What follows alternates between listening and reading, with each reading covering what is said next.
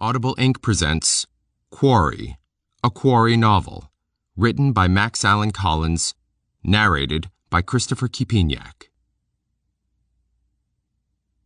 Violence is as American as cherry pie. H. Rap Brown. I had gotten a taste of death and found it palatable to the extent that I could never again eat the fruits of a normal civilization. Mickey Spillane. 1. I closed my eyes and saw the face of the man I would kill. Back at the Howard Johnsons, in the restroom, the broker had showed me the photograph and asked me if I wanted to take it with me. I said no, just let me look at it for a minute. Now, 10 minutes later, I thought of the face. A soft, fleshy oval with a fat Jewish nose sticking out of it. I opened my eyes and saw the complex of brown brick buildings up ahead. The main building was a pair of long 2 stories that joined a central tower. From where I was walking, I could just make out the words Quad City Airport on the tower. The afternoon was just trailing into dusk, and they hadn't turned on the lights yet. Before I'd started across the grassy field between the Howard Johnsons and the airport, the group of buildings with the several hangars looked good size. No O'Hare, but good size. By the time I approached the parking lot, the place looked smaller, as if I'd been walking toward a scale model. Tiny gardens of red and white and purple flowers were stuck here and there around the parking lot. Lip service paid to nature in the midst of bricks and cement and jet fumes. The flowers didn't belong here, and neither did I. I wanted to be in a t-shirt instead of a suit, and I wanted to be relaxing in the sun somewhere instead of on a job. Especially this job. This pain-in-the-ass job. Going in, I almost got my briefcase knocked out of my hand as 2 guys in dark suits came rushing out the front door like their luggage had bombs inside, and they were the bomb squad. Which was airport typical. Half the people in a hurry rushing around acting important. Half the people in no hurry strolling around acting important. Assholes. Inside was wine-color marble and blue-green plaster. There was a sweep in the way the building was put together that probably seemed futuristic in 1950. Now it was a fucking dinosaur. Like that elevator stuck in the middle of everything, housed in a cylinder with a staircase curved around, the cylinder covered in garish red plastic that had bubbled in places. The first thing I did was check the downstairs cans. They were all pretty big. 4 stalls, 3 pay and a free. But even with the airport in a kind of lull right now, it was clear none of them would do. Then I climbed the staircase that circled the elevator, and before I got started in on the upstairs cans, I saw him. There was a priest and a young couple in their 20s, and a soldier and a sailor, and 2 old ladies and a businessman, all sitting around the indoor observation deck on the black cushioned seats, looking out the big picture window at the runway. He was the priest. All in black, of course, except for the white clerical collar, and a gray putty face, gray except for where some burst veins road-mapped his nose. He was wearing a black toupee that looked like one. He had on dark sunglasses. A priest. With that Jewish nose and sunglasses at dusk, no less. He's going to pass for a priest. With some guys, you might just as well stand to the side and wait for them to kill themselves. They're that stupid. He didn't catch me looking at him, so I went on ahead and checked out the cans on this floor. I took in both halls that branched off the central tower building and found a can apiece and a lot of empty offices. One hall had activity in the end office, so I settled for the can down the other, completely deserted hall. That was fine, because it was the best in the building. The other one on this floor being like the downstairs Johns, big and designed with airport cattle in mind. Mine was for the paid help, with a single free 1-seater, but lots of room to stand and smoke.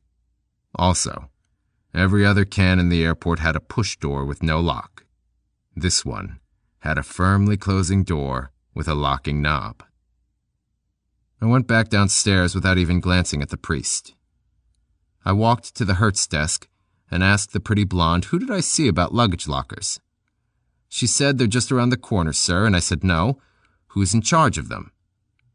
She smiled and picked up her phone and dialed, and a moment later a young guy in a blue blazer asked if he could help, and I told him what I wanted, and he said fine and took some money from me. We went to where two walls of bright steel luggage lockers faced each other tight, and I put my briefcase in one of the compartments, and he marked down the locker number and asked for a name, and I gave him one. He said thanks, and I said thanks, and he went away. With him gone, I reopened the locker, snapped the briefcase open, and got out the pair of gray gloves and slipped them on. From the briefcase, I took my folded raincoat, which I draped over my arm, and the 9mm silenced automatic, which I gripped in my right hand, the draped raincoat covering my whole right forearm and hand. I shut the briefcase and sealed it back up in the locker. Upstairs, I walked over to the priest and sat next to him. He was looking out at the big silver jet, a 737 trimmed in United Airlines red, white, and blue. The sky was slate color, with big brushstrokes of orange cloud. I wondered if he could see all that in those goddamn sunglasses. "Father," I said. The priest turned and looked at me. He got a little smile going, and nodded and looked away. Oh, he was nobody's dummy, this one. A real college graduate. He was well aware that his role as priest called for acknowledging the respects of the faithful. Brother. "Father," I said, and I let him see I was wearing gloves in August. His eyes figured it out. "Oh, God," he said, prayer soft. "Let's go to the can." "Oh, God." "All I want's what you have. Nothing else is going to happen." "Oh, God." "Stay calm now. Don't say anything. Okay?" "Okay." "You settled down?" He shivered once, then he nodded. "Okay," I said. "We'll walk to the can, and we'll talk about it. Now get up. Now." He stood, and I took his arm.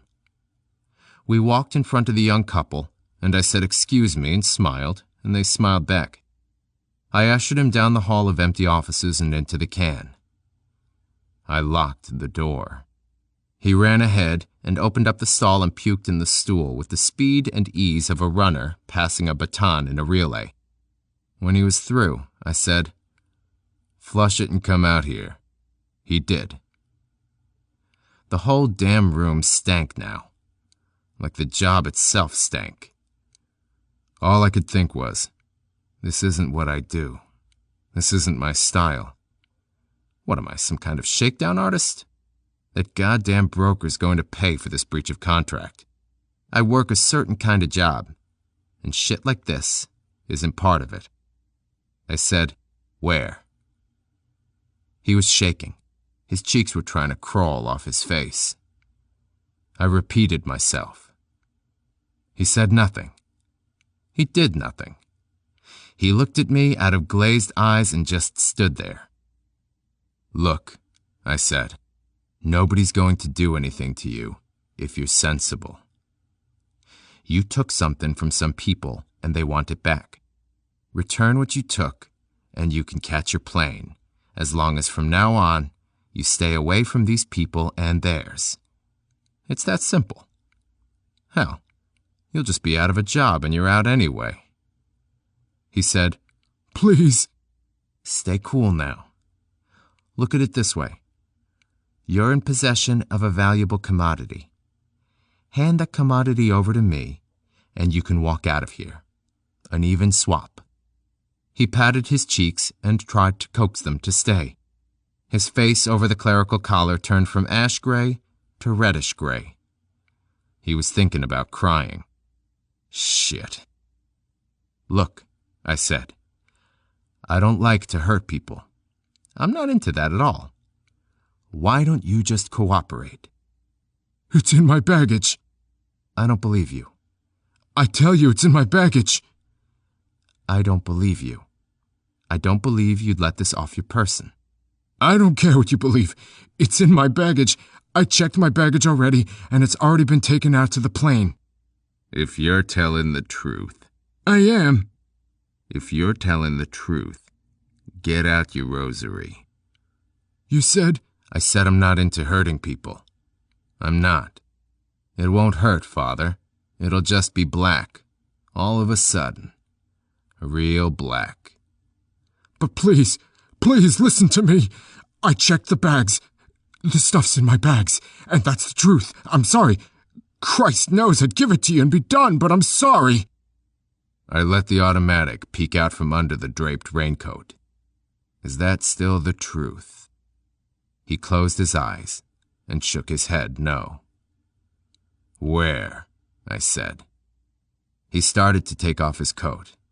I brought the gun up and said, "Watch it, Father." No, wait!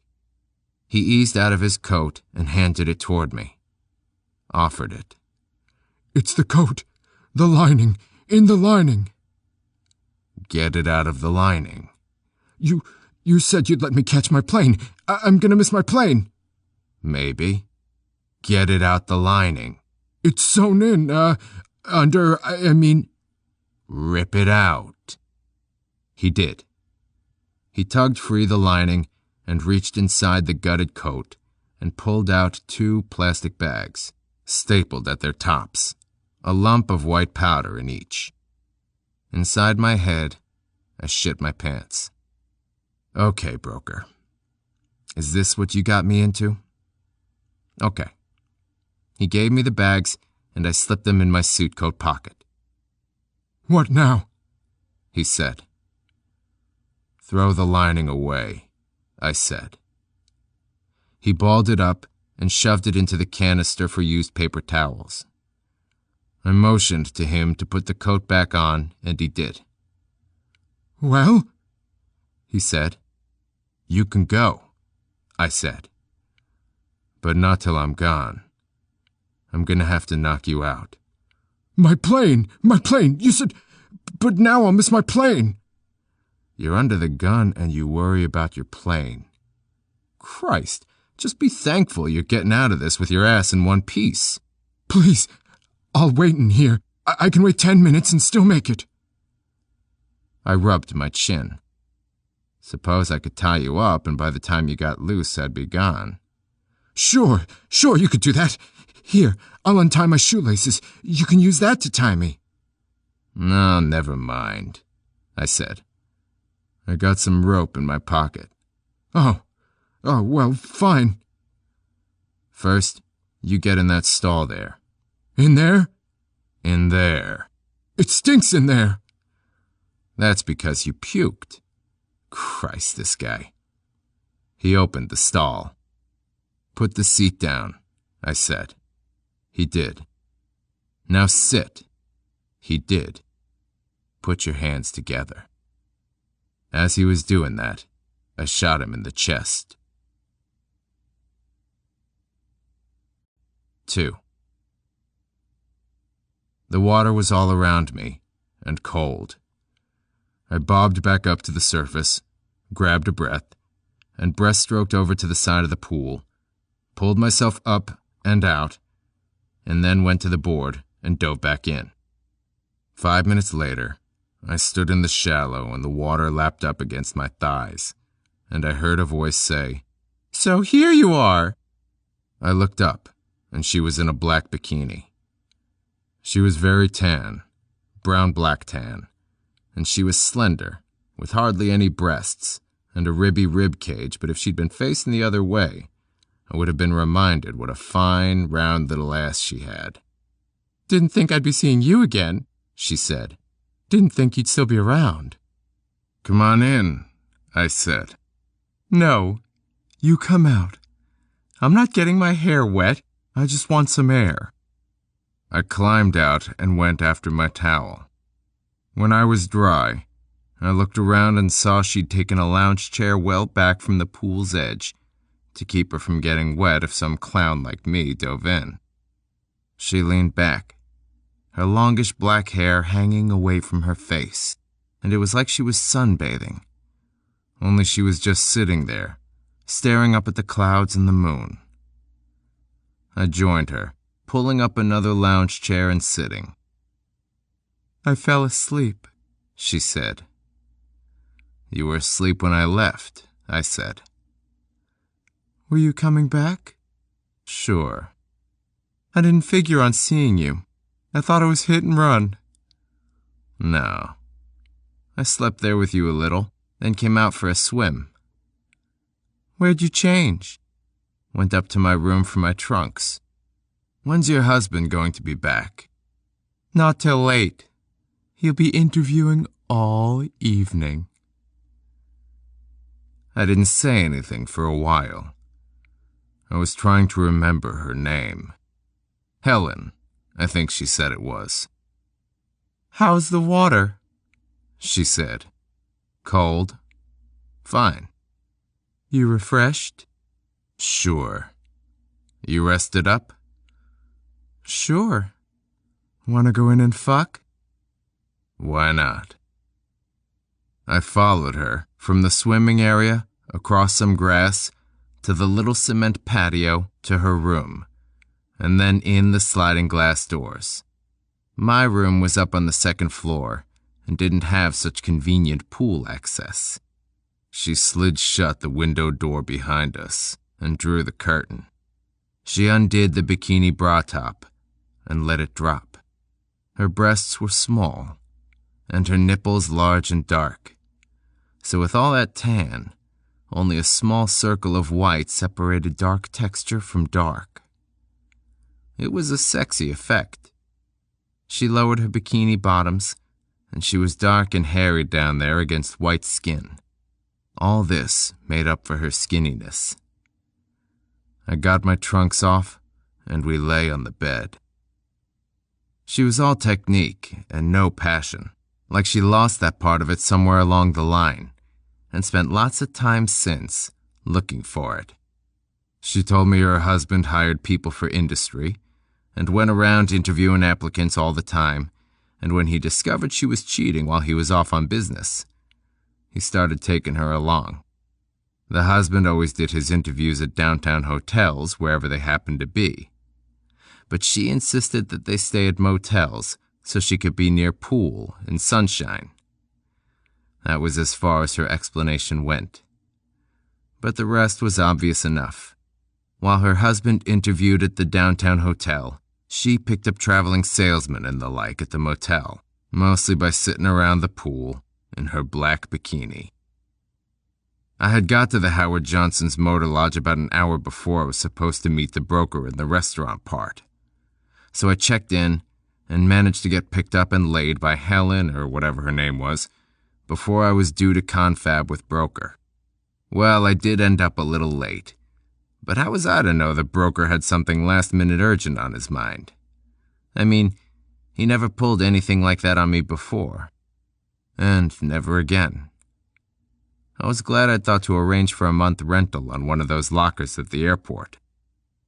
I figured broker might be putting me onto something big, and maybe I'd want to cash some or all of whatever it was for myself. So one of the lockers, which was good for only 2 days, had one of the little plastic bags of white powder in it, and another locker, good for a whole month, had the other. And I had both keys, and broker by the balls. Of course, this thing with Helen or whoever had worked out pretty nice, since the bitch provided me an alibi of sorts. Not that I'd use it. As far as she knew, I'd screwed her, slept a while, then gone out for a swim. She didn't know I stepped out to give last rites to a priest. She sat up in bed, leaned back against the headboard, and got a cigarette going. Her breasts were droopy and didn't look so sexy anymore. And I saw she had some lines in her face.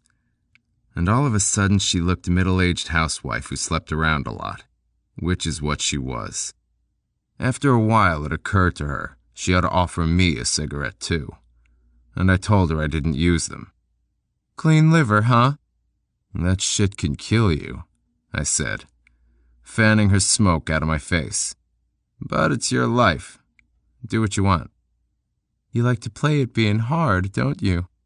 You don't seem to mind me hard. She grinned and reached a hand down and played with me, but neither it nor I was having any. So she gave up, and a few seconds went by and she said, I got some booze. You thirsty? I was thinking that one over when outside, sirens cut the air. What the hell was that? She said. Sirens. Yeah, that's what I thought it was. Sounded like they went by here. Something happened at the airport, you suppose? Somebody had a heart attack, maybe. Yeah, ambulance then, not police. Who knows? Yeah. Hey, should I build us some drinks or not? I don't think so. Come on. Look, I said. This has been pleasant, but I got no desire to do a number with your husband should he come back early or something. I'll just put my trunks on and go swimming again, okay? Aw, stick around. No thanks. Prick. I shrugged and got my trunks on and slid the glass door open. I strolled out to the pool and walked over to the diving board. Up on the board, I bounced and looked across the grassy field toward the airport. It was all lit up, but no more than usual. And I couldn't make out whether there were any ambulance or cop car lights up there. Not that it mattered. I dove in. The water was cold. 3.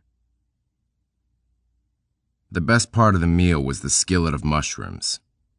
The Chablis was okay, but I don't know enough about wine to tell good from bad. But I do know mushrooms. I've gone picking them before, and know enough to take the sponge and leave the button top be.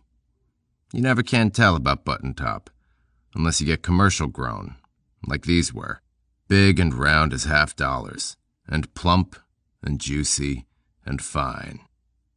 The steak was just fair, being grainy like maybe it was injected with something to make it tender while it was still a cow. But you gotta remember too that I was full on bread and salad and mushrooms before I even got to the steak. Finishing the wine seemed a good top priority, and the last of it was just trickling down my throat when the broker and his wife walked past my table, neither one of them showing a trace of recognition. Which made sense with the wife, since she never saw me before.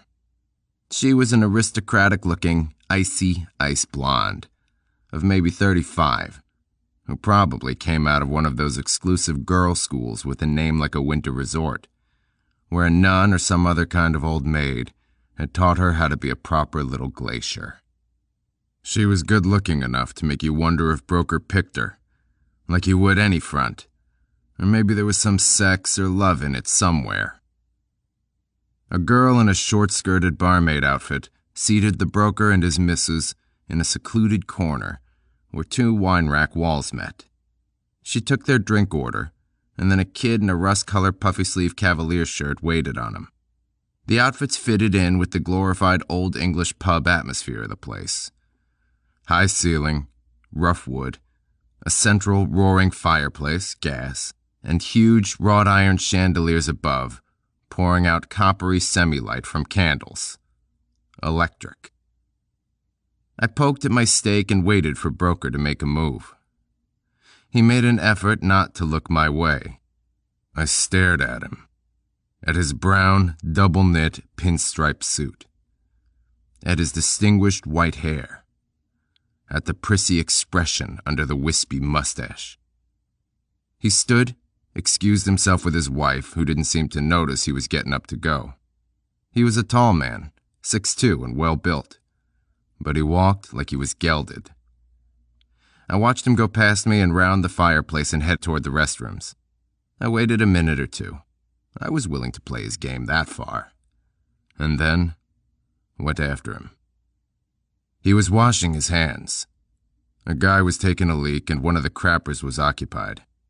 I walked over to one of the urinals and got busy. After a while, everybody left, except Broker and me, and I joined him at the sinks. Broker stopped washing his hands, but he kept the water running. Well? He said. Don't ever try pulling anything like this on me again, Broker. How did it go? It went. Did you get what he had? I looked at the broker's double-knit brown suit. He was wearing a blue shirt and a white tie, and his cheeks were rosy. He was 50, and he looked 40, and his face was long and fleshy without many lines. I got it, I said. Somebody came in, and Broker started washing his hands again. I joined him. The guy did what he had to and left. Seems like when I work with you, I said. All my time spent in toilets. Is that where you took care of him? In a restroom? No. I walked him out to the runway and threw him in front of a Boeing.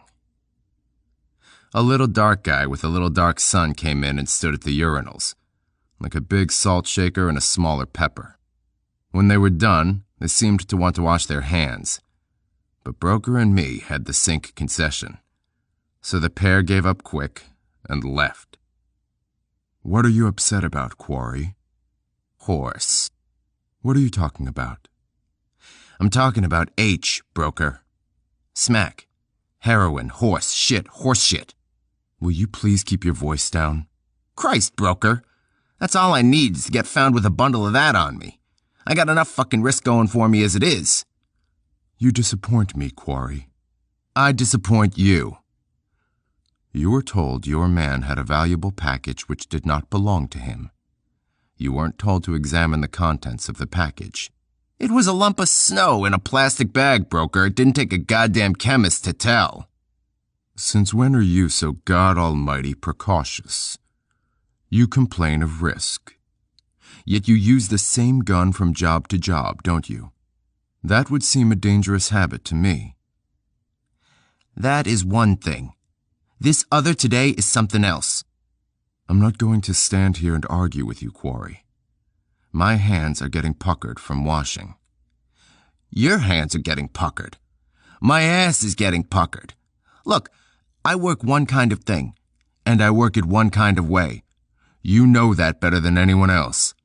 But what do? You bring me in for a half-assed deal like this one. This was last minute, Quarry. I called you in for something else entirely, and I don't like getting brought to town for one job and doing another. I don't like playing courier with a load of H. You want to play with smack, get a pusher. And this humiliating people, I got no stomach for that. You got somebody who's going to die? Fine.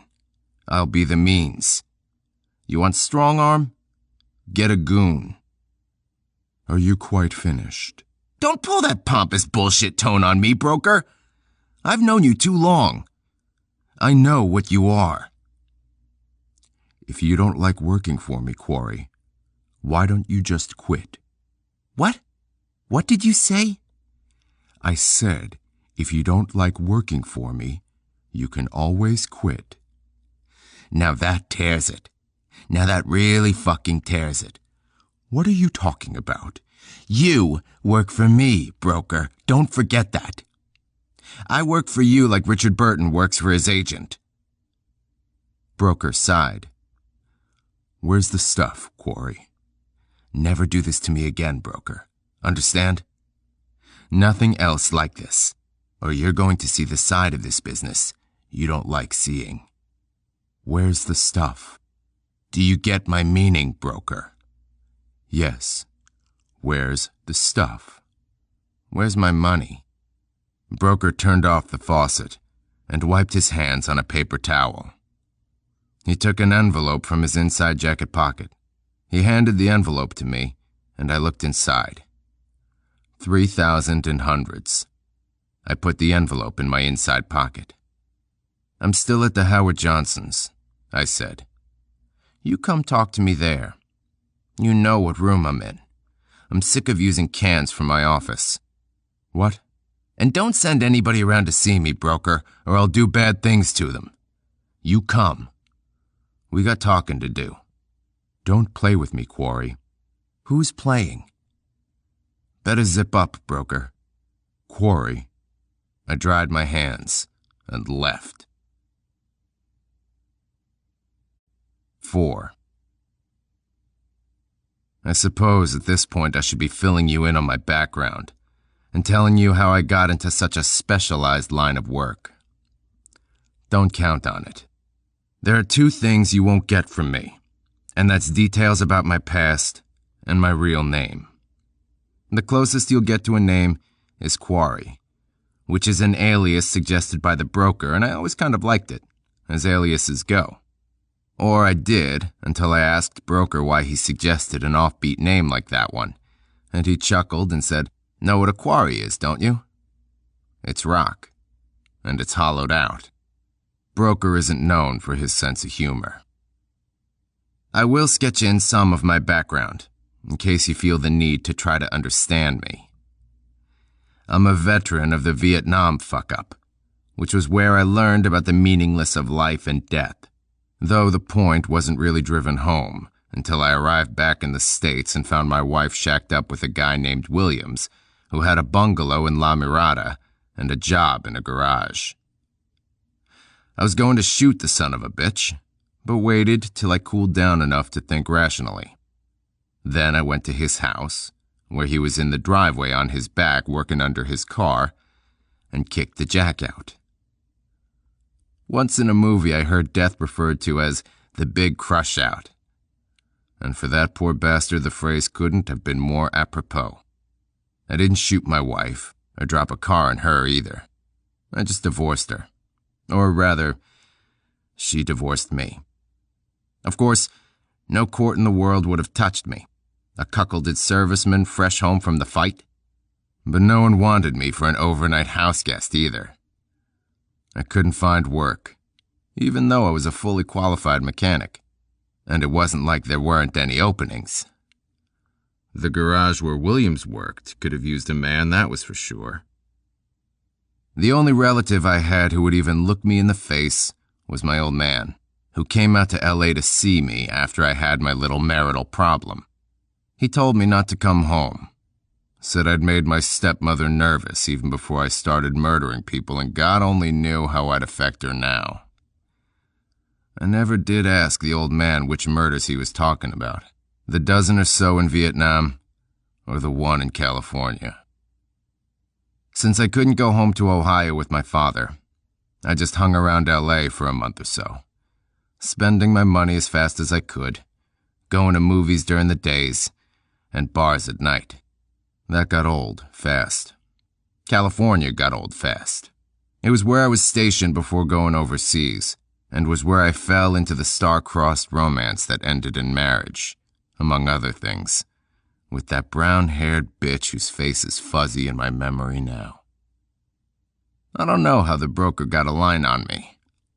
Maybe it's like pro football teams recruiting players. Maybe broker sends scouts around to bars to look for guys with faces full of no morality. Or maybe broker and his people pay attention to certain of us who get back from service and have problems. I know mine was in the papers and got enough publicity to keep me from getting jobs when I applied. You know, I never did figure out how everybody could be so goddamn back-patting sympathetic and still not be willing to risk giving me a job. Everybody but broker. He had a job for me. I don't remember the conversation. I know it was elliptical. You don't come right out and ask somebody if he'd like to kill people for money. Even Uncle Sugar's more subtle than that. Anyway, broker showed up one day at what could best be described as my flea-bag one-room apartment in LA, and somehow or other got across to me what he was talking about.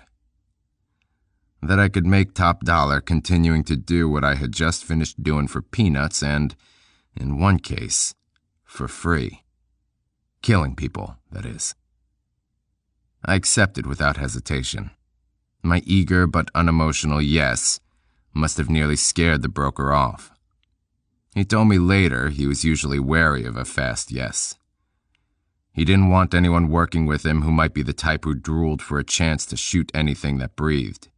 Madmen don't make the world's most reliable, efficient employees. But my lack of emotion counterbalanced any such fear Broker might have harbored, especially on top of the thorough researching he'd had done on me. Why did I say yes? Why did I say yes so quickly?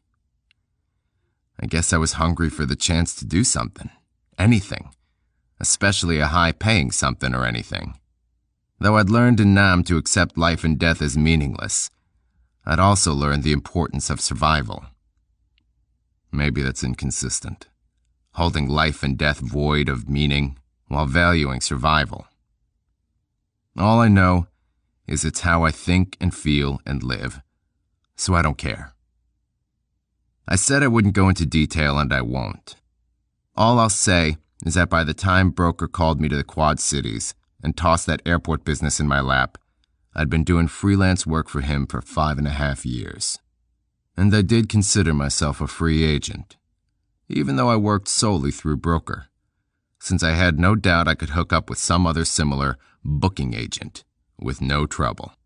There were other brokers around, though I didn't know them by name. But, like Broker, they would crawl out of the plush woodwork somewhere and contact me, if I wanted them to. Some of what I did for Broker was undoubtedly mob-related, but only some of it. To the best of my knowledge, Broker was not in the direct employ of the family, or outfit or mafia or whatever, and did only piecework for them, assignments that were in some way inconvenient for handling through conventional family channels. Only rarely would a hit of mine in one of the larger cities, like Chicago or Milwaukee, be mob-related, as the family had enough help on the local payroll to handle practically anything. With the smaller-scale family operations, in cities of less than 500,000, outside help through the broker or someone like him might be called upon. Other than that, the person who came to Broker was your run-of-the-mill, everyday average citizen who has $3,000 to $7,000 handy to pay for killing someone he doesn't like. I had built up no particular philosophy about my work, but then I had no particular problem living with myself, so I didn't really need one. I guess I did develop my own little handful of rationalizations to fall back on, should I need them some rainy day.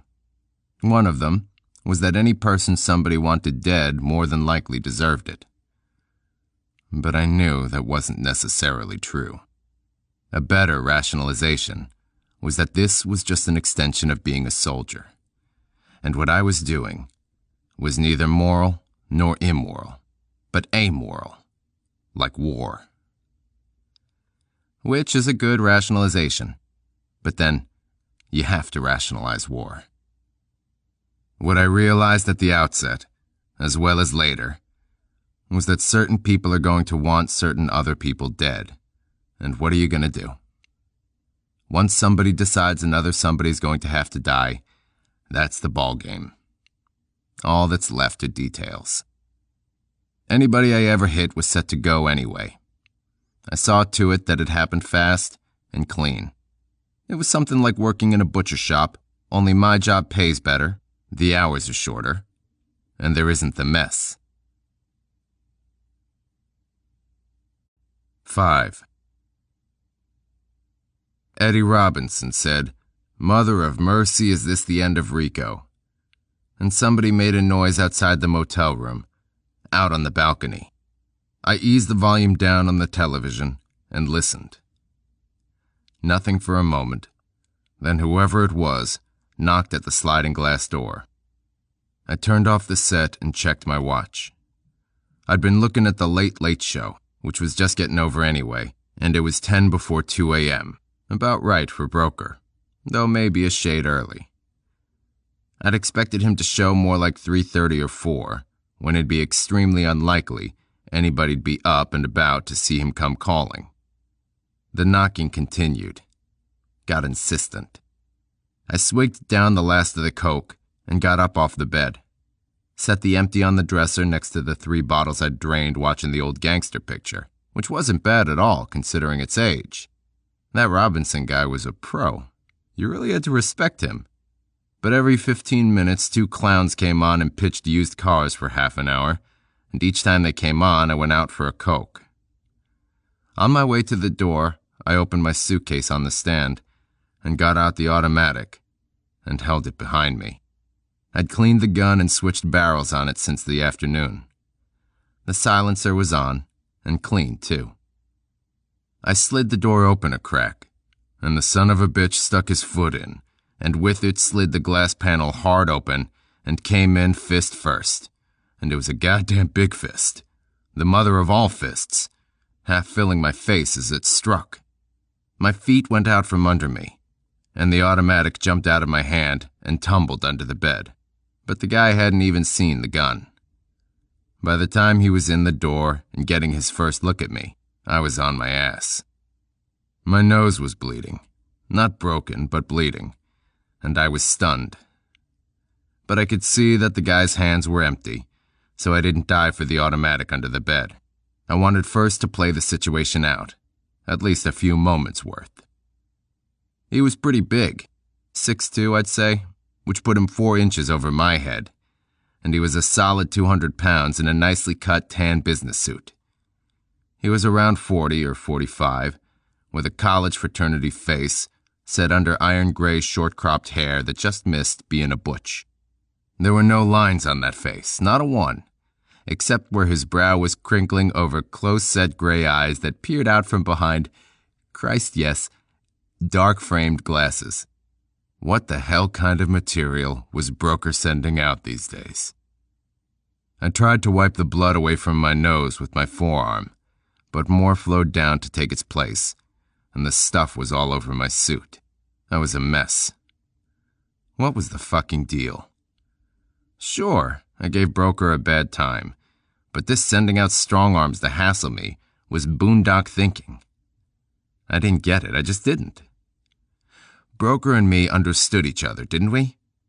He knew that hard time I gave him back at the restaurant was to let him know I wouldn't be pushed, didn't he? Then I realized I'd been on the floor 5 or 10 seconds, and the guy with glasses hadn't done a damn thing. He was just standing there, brow crinkled, teeth bared, crouching like Tarzan or somebody waiting for his opponent to get up and fight like a man. Good God, was that what he was waiting for? Well, fuck him. He could come to me. I'm no wrestler. I'm no boxer. I weigh 155 and I'm in good shape, but nothing spectacular. I never liked hand-to-hand combat, and I've never mastered any of its subtleties. And I don't have a belt of any color in karate or anything else. But I have an advantage over a lot of guys bigger and stronger than me when it comes down to a fight. And that's my total lack of principles. When he came over to me thinking the fight was over before it started, I kicked his balls up inside him. He started in rolling around on the floor, hands between his legs. I pulled his coat down around his shoulders and knocked him cold on the first try. I gave him a fast, thorough frisk. He was unarmed. His billfold had driver's license, credit cards, and other identification, all in the name George Swanson, supposedly from St. Paul, Minnesota. What shit was this? The phone rang while I was trying to figure it out. I picked up the receiver and a voice said, "George?" And I recognized the voice and figured it out and started to laugh. When I got through laughing, I set the receiver down on the nightstand, the voice squeaking, "George? George?" and hauled George Swanson out into the deserted hall, dumping him down a good ways from my door. Then I went back to the room and picked up the receiver and said, "After what I did to your husband, I don't think he'll be of much use to you for a day or two." I heard her take air in through her teeth, an angry hissing. A pissed-off snake. In my mind's eye, I could see Helen Swanson and her thin, dark, naked body as she said, "Bastard! Jesus Christ, prick bastard!" Now. You... She sputtered on like that for a while, and there was a strange tone to her voice. Confusion? Fear? Arousal? What'd I do? Piss you off this afternoon somehow? I asked the phone. Or do you do this to all of us? Sit out in your black bikini and sucker us in, and then later tell old George about it, so he can play defender of womanhood. I only tell him sometimes. Now there was a smile in her voice. It was soft. She was trying to be sexy. I just tell him when somebody I like doesn't appreciate me. Hey, lady, I appreciate you, I really do. You're something else. I hope he didn't hurt you. No, not at all. I enjoy getting punched in the nose. I just told him you made a pass. I didn't know he'd get rough. You knew he'd get rough, I said. That's what he always does, isn't it? Tell me, what's he like when he comes back fresh from beating the hell out of one of your ex-sweeties? He's beautiful, she said. I could almost see the big, fat, self-indulgent grin she'd have going. He's mean and he's beautiful. It's the only time I can stand him in bed. Well, don't expect much from him tonight. Somebody was making noise in the background. Someone's at the door, she whispered, in a quick into-the-closet sort of voice. I wonder who it could be, I said.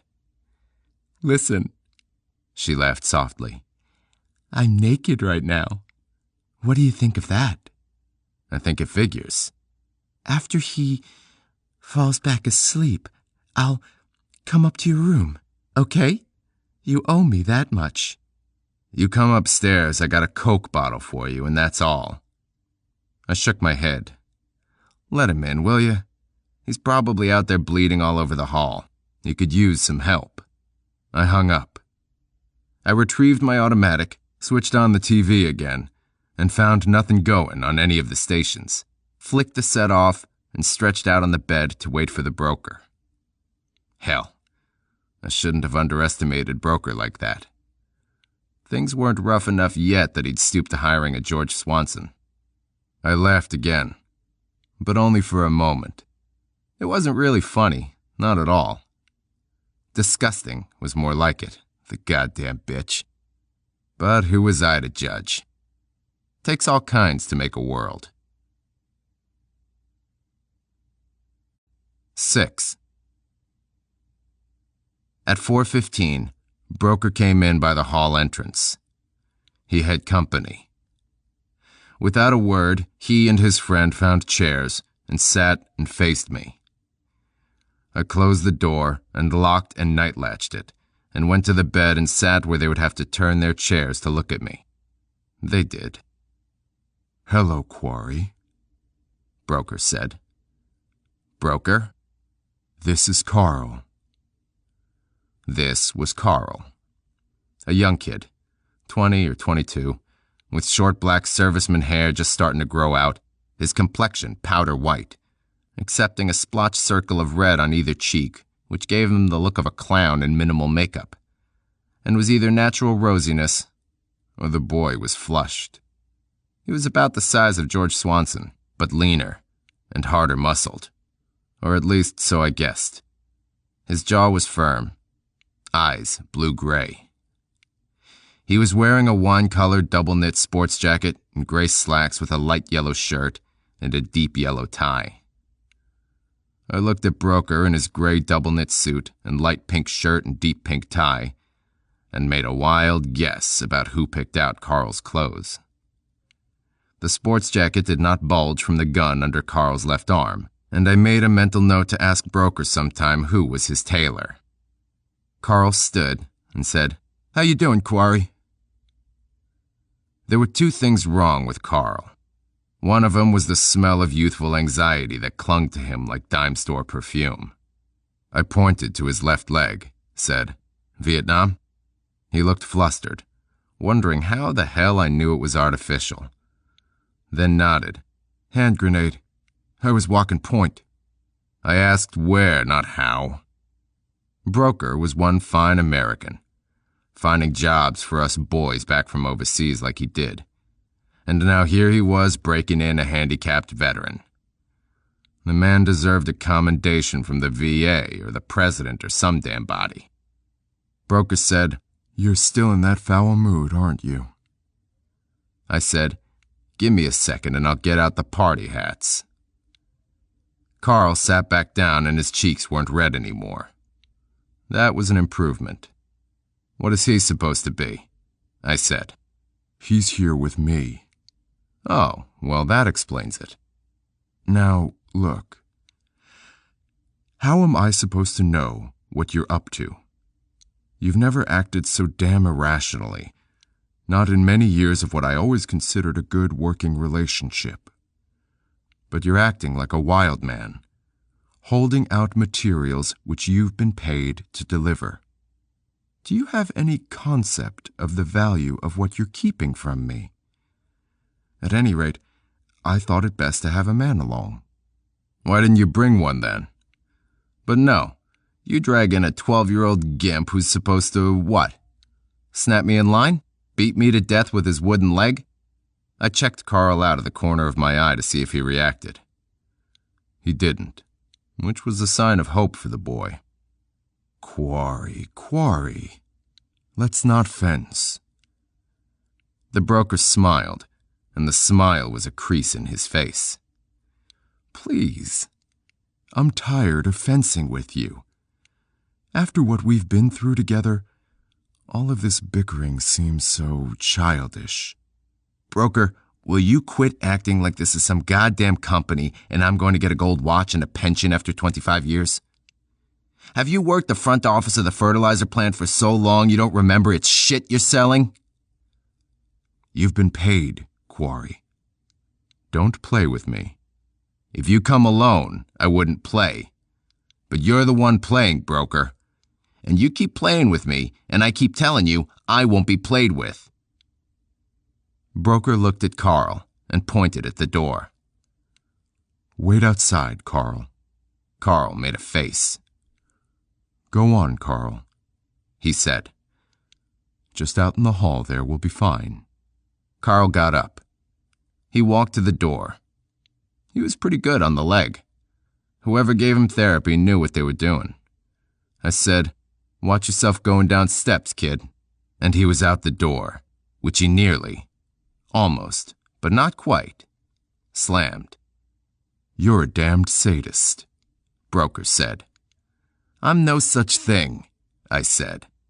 "Riding a kid with one leg, my sweet God." "You're the sadist," I said. "Hiring a kid with one leg, what's the idea? Don't forget, hire the vet." "You saw him on it. He's doing an outstanding job. He's better on that artificial limb than most men are with what nature gave them. And he's in tip-top shape otherwise. And he's hard-nosed and handy with firearms. He'll be a good man." "Doing what? What I do?" "I don't know yet. I'm grooming him. He's one of the men I keep on the payroll here in town.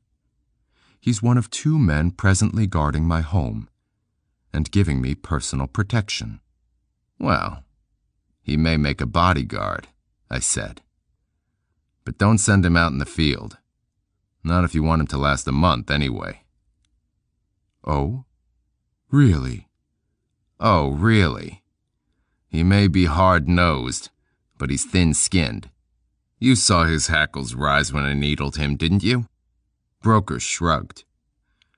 "Perhaps you have a point. I don't know. I'll watch him. But I still think he has promise." "You really think you're doing the kid a favor?" I said. "Giving him a job?" "You don't seem to think there's anything wrong with this business." "There isn't. Not for me. I didn't get into the trade because I lost a leg either." "You lost a wife. Is that so different?" "Yes. You can grow a new wife." "You haven't." I didn't say anything. It was time for getting things out of the way. I dug into my pocket and tossed him an envelope. The key to the locker was in it. Of course, the key to the other locker was elsewhere, tucked safely away for my own later use. "What's this?" Broker said. I told him what it was and what was in the locker the key opened. "Christ almighty, you mean to tell me you left the stuff right there in the airport?" Right there, in the airport. Broker got angry for a moment, said, "What if the police searched the lockers for some reason? After the body was discovered, for example. Or in the case of a bomb threat." Why? You thinking of calling one in? Broker wanted to stay mad, but saw it wouldn't do any good. "I don't know about you, Quarry," he said, like a father disappointed with Junior's grades. I said, "You going to send Carl after the stuff? You and I can wait here." "I'll have to go myself." Yourself? You're full of balls in your old age, Broker. What's got into you? I can trust myself. And you can't trust Carl? Broker, I'm ashamed of you. Talking that way about a disabled veteran. Go to hell, Quarry. I'm sending Carl up to keep you company. Any objections? Why bother? No, I said. So Broker went out and Carl came in. He got settled back in his chair and sat there and gave me a hard look, which he'd no doubt been practicing outside while he thought about me and the remarks I'd made about him and his leg, or lack of same. Finally, he let it out. He said, "What the hell you got against one-legged guys anyway?" 4 of them got together and gangbanged my sister. Oh, eat shit, Quarry. Can't you answer straight just once? I got nothing against one-legged guys, I said. It's just you I can't stand. Oh really? And what's wrong with me? Don't ask for reasons. Don't ever ask me for reasons. I don't think I ever met any bigger bastard than you, Quarry. You're one big fucking bastard. Army teach you to talk that way? Really foul stuff like that? Shocking. You just shut up. What? You shut up, I said. Didn't Broker tell you what I am? He told me. Then you ought to know better than to tell me to shut up. I'll tell you again. You tell me again, and I'll come over there and feed you that wooden leg. His eyes got big. It's not wooden. It's not a wooden leg. What the hell would you call it? A prosthesis. Whatever. What the hell makes you hate me? I didn't say I hated you. Oh? What then? I said I couldn't stand you. There's a difference? Yeah. Such as? Such as I don't waste energy hating you. But I can't stand to look at you because you're an asshole, and I don't like looking at assholes. Now that's all the explanation you're going to get, so leave it alone. He did. He got quiet and folded his hands in his lap and sat there thinking, trying to understand what it was he did that made me want to give him so bad a time. I didn't know why myself. I just knew this kid was going to die. And somewhere in the back of my head, somewhere, it seemed vaguely a waste. But die he would. Like anybody who goes into it for any other reason than to make money. There's no room for revenge. No leeway for crusades. You can't kill people because you hated your daddy, or because you saw Mammy screwing the milkman when you were 5, or because when you were 6 a bully took your wagon away from you, or because you want back the leg some other mindless idiot blew off for some mindless, idiotic non-reason. You last only if you don't care. If you care. If you have to care about something, care about money. Money and your ass. 7. Dawn was poking at the sky. I was standing at the glass door to the balcony, drawing back the curtain and watching the colors of the sky change and reflect and shimmer on the water of the pool below. I hoped I'd be able to get in another swim before I left. An hour or so had passed, and Carl and I had stopped trying to make conversation. It got to the point where either we'd have to get friendly or keep quiet. And I wasn't about to get friendly. The air was so heavy with mutual hostility, I was almost relieved when the single, soft knock came at the hall entrance. I went to the dresser and got open the drawer where I'd stashed the 9mm automatic and took it out, and Carl's eyes flickered. I walked to the door, the gun behind me. Broker came in, and with one quick motion dismissed Carl, who was only too glad to go. I put the automatic away and sat on the bed. Broker selected a chair and brought it up close to where I sat. He took off his suit coat and folded it across his lap, folded his hands. He looked at me. He looked at me hard, his eyes moving toward the center of his face, all but crossing. Well, Quarry? Well, Broker? That was all. You asking or telling or what? The one bag. Was that all? Of course it was all. There should have been more. Is that right? That's right. How much more should there have been, Broker? Another bag. Oh? Another bag of the same size. There was only the one. Are you sure? Yes. Positive. How many times do I have to answer the same question, Broker? Until I believe you, Quarry. There was one bag. One bag, Broker. I won't fool with that stuff. You know that, don't you? I thought I did. Where did he keep it? Well, I had to search him. He claimed he shipped the stuff out by some other route. Said he didn't have any of it on him. But I shook him down and found that bag in the lining of his coat. Some other route. Did he say what route? No. When he said that, I didn't pursue it. I thought he was bullshitting. And when I found the bag on him, I was convinced. Do you remember what it was he said? No. What did he say exactly? I don't remember exactly. Quarry, are you being straight with me?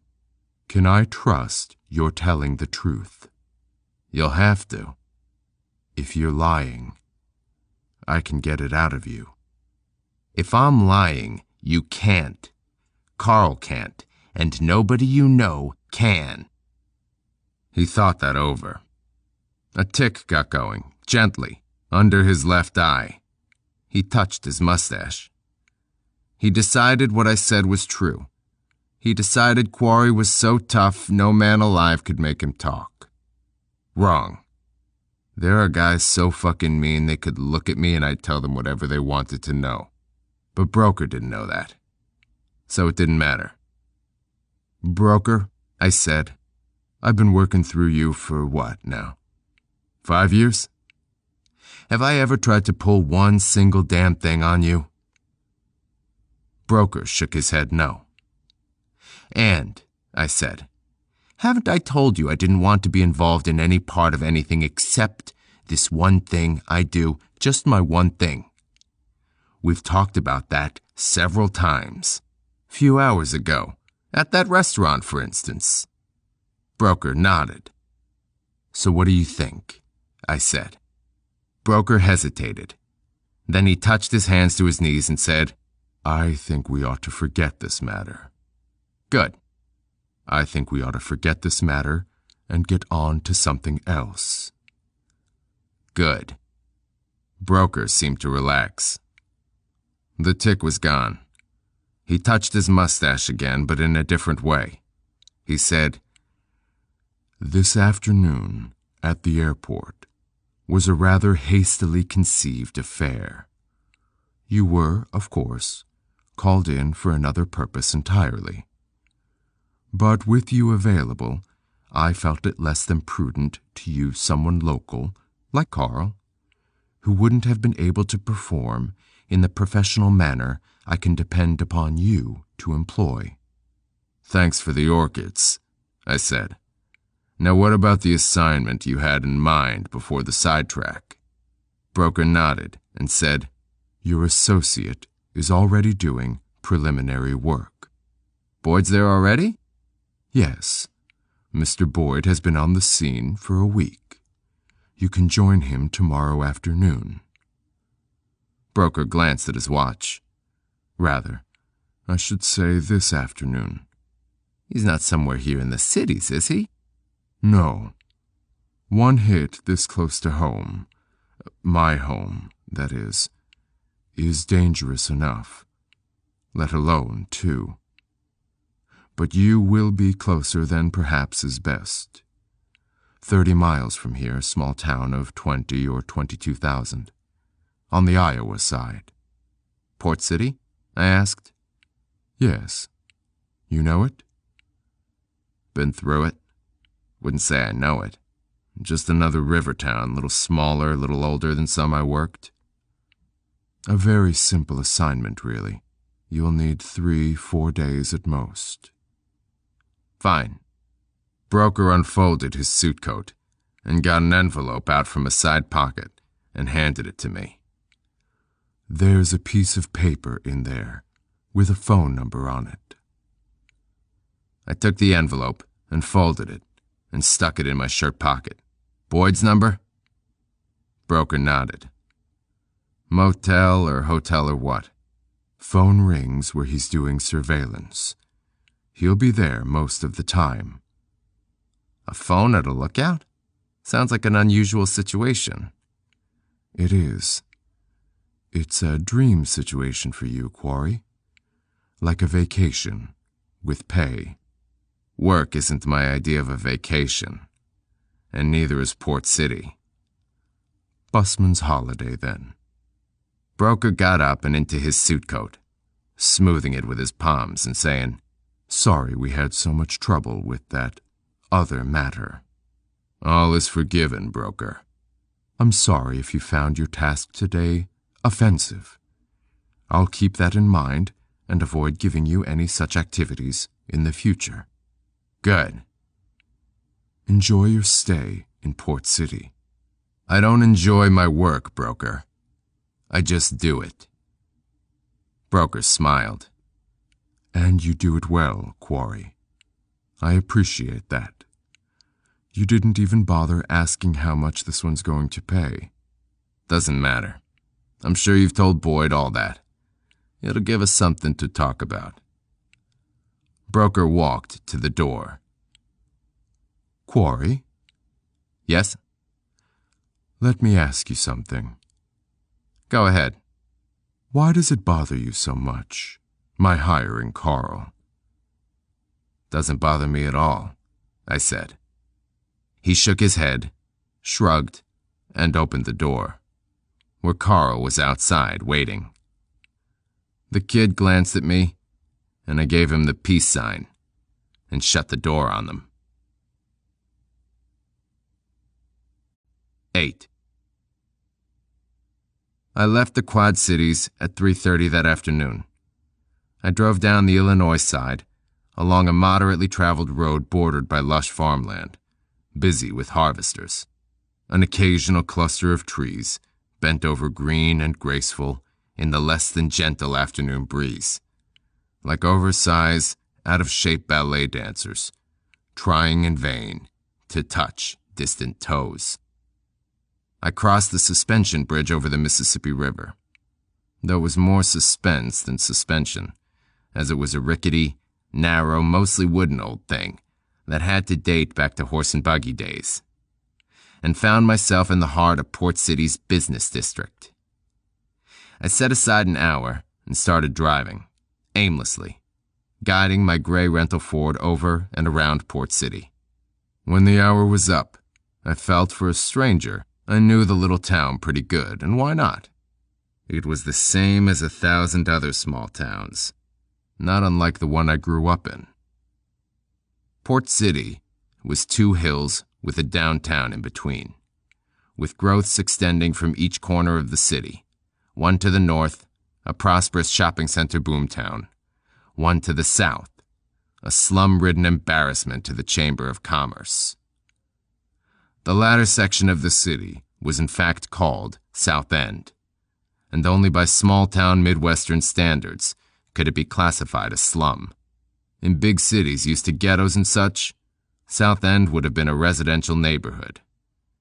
From a Port City point of view, it was a clabbered eyesore, saved only by the beginnings of commercial growth at the town's southernmost tip. East Hill ran mostly to aging but still distinguished-looking brick and or wooden two-stories, and was very much middle class, while West Hill had apparently once been the home of the elite, and no doubt still was to some extent. While the young rich might choose to move into one of the classier of the housing additions dotting the northwest edge of town, the older guard would probably be content to remain in the elegant near mansions of West Hill. Old 19th century beauties full of character, many of the best ones overlooking the bend of the river Port City was situated along. The downtown, in the valley of the two hills, bordered on either side by factories, was more death rattle than business district.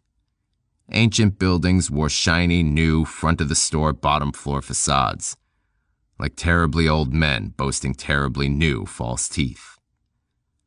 This collective facelift was undoubtedly inspired by the shopping mall on the north end of town, where East Hill exploded into franchise restaurants and gas stations and motels and auto dealerships.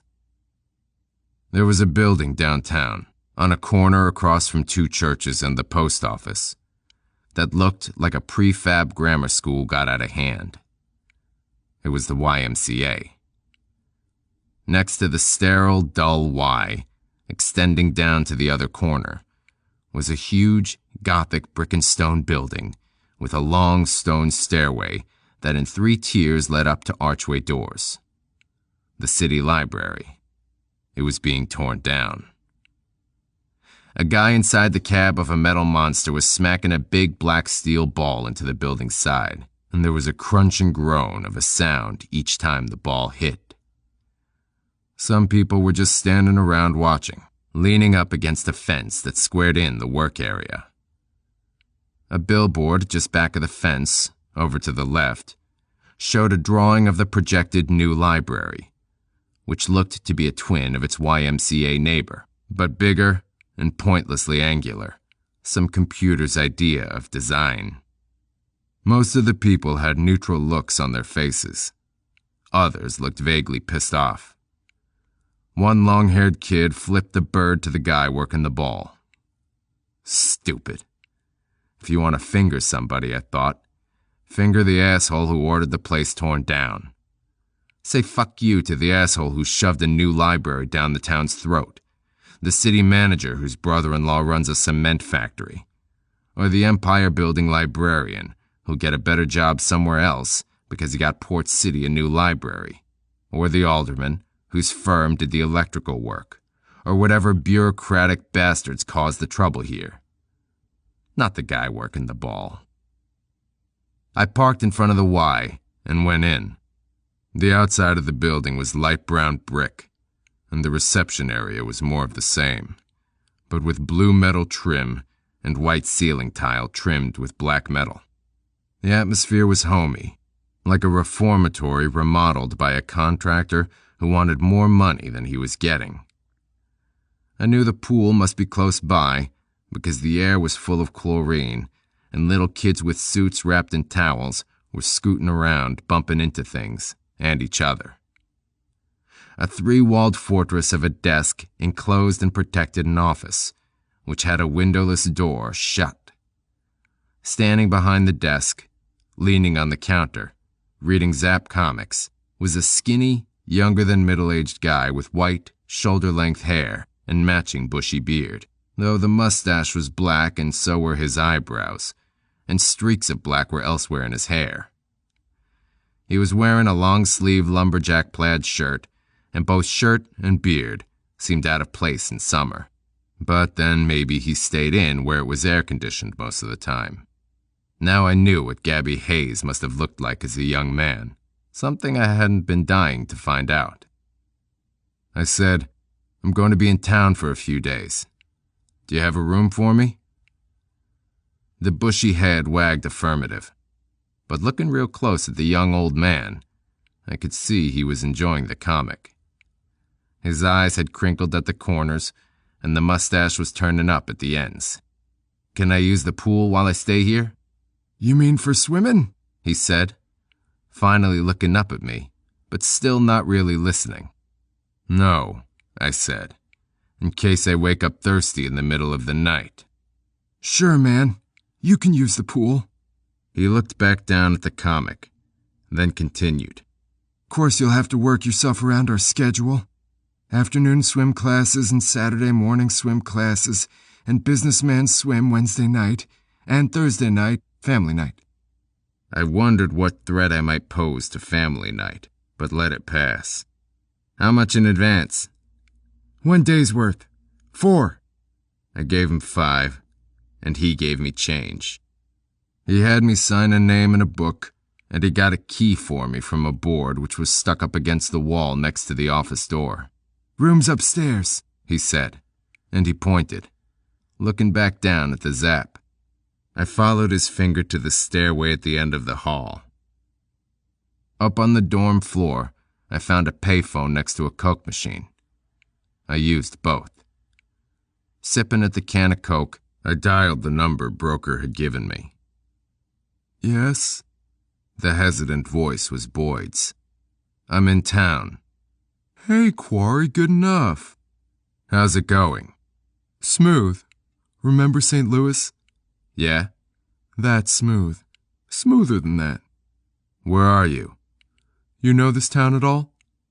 I drove around a while. Remember seeing a dump called Benelli's? A cigar store? Yeah, with a bar in it. Taco joint across the street? That's the one. It's the building next to Benelli's, and old Cairo's got an office on the bottom floor. I'm up on the 3rd. Front or back entrance? There's a front way in, but come around the alleyway. There's a wooden stairway comes right up to the back door. You need me immediately or anything? Not really. Let me get settled then. Maybe catch an hour or 2 of sleep. Look for me around 7, okay? Okay. Hey, Quarry. What? You like tacos? Not especially. Pick some up before you come up. Oh, Christ. Oh, come on. I've been smelling that taco smell till I could go crazy. Come on and pick up a couple orders, goddammit. I'm sick of eating my own cooking. You got a place to cook there? Sure. I'm staying right here, too. There's room for you, Quarry. I suppose you're staying at the Y. Jesus. What are you doing, sleeping on the floor? You know me better than that. There's twin beds here. Twin beds? And you're cooking? What the hell kind of lookout is that? Come see. Okay. 7. 7. Tacos, Quarry? We'll see. I hung up and finished off the can of Coke and dumped it in a trash can. Then I went down to my room, which was small and clean and new, but about the size of a closet.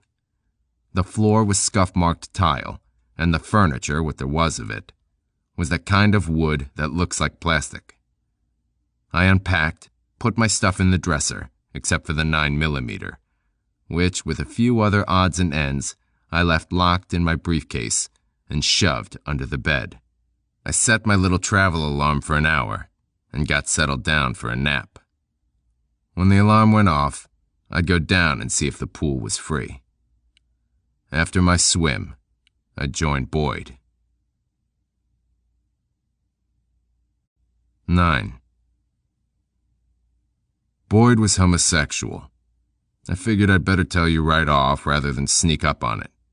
Queer as a $3 bill, but he never tried anything with me, so I didn't give a damn. His life was his. I couldn't help but wonder whether or not Broker knew about Boyd's sex leaning when he teamed him up with me.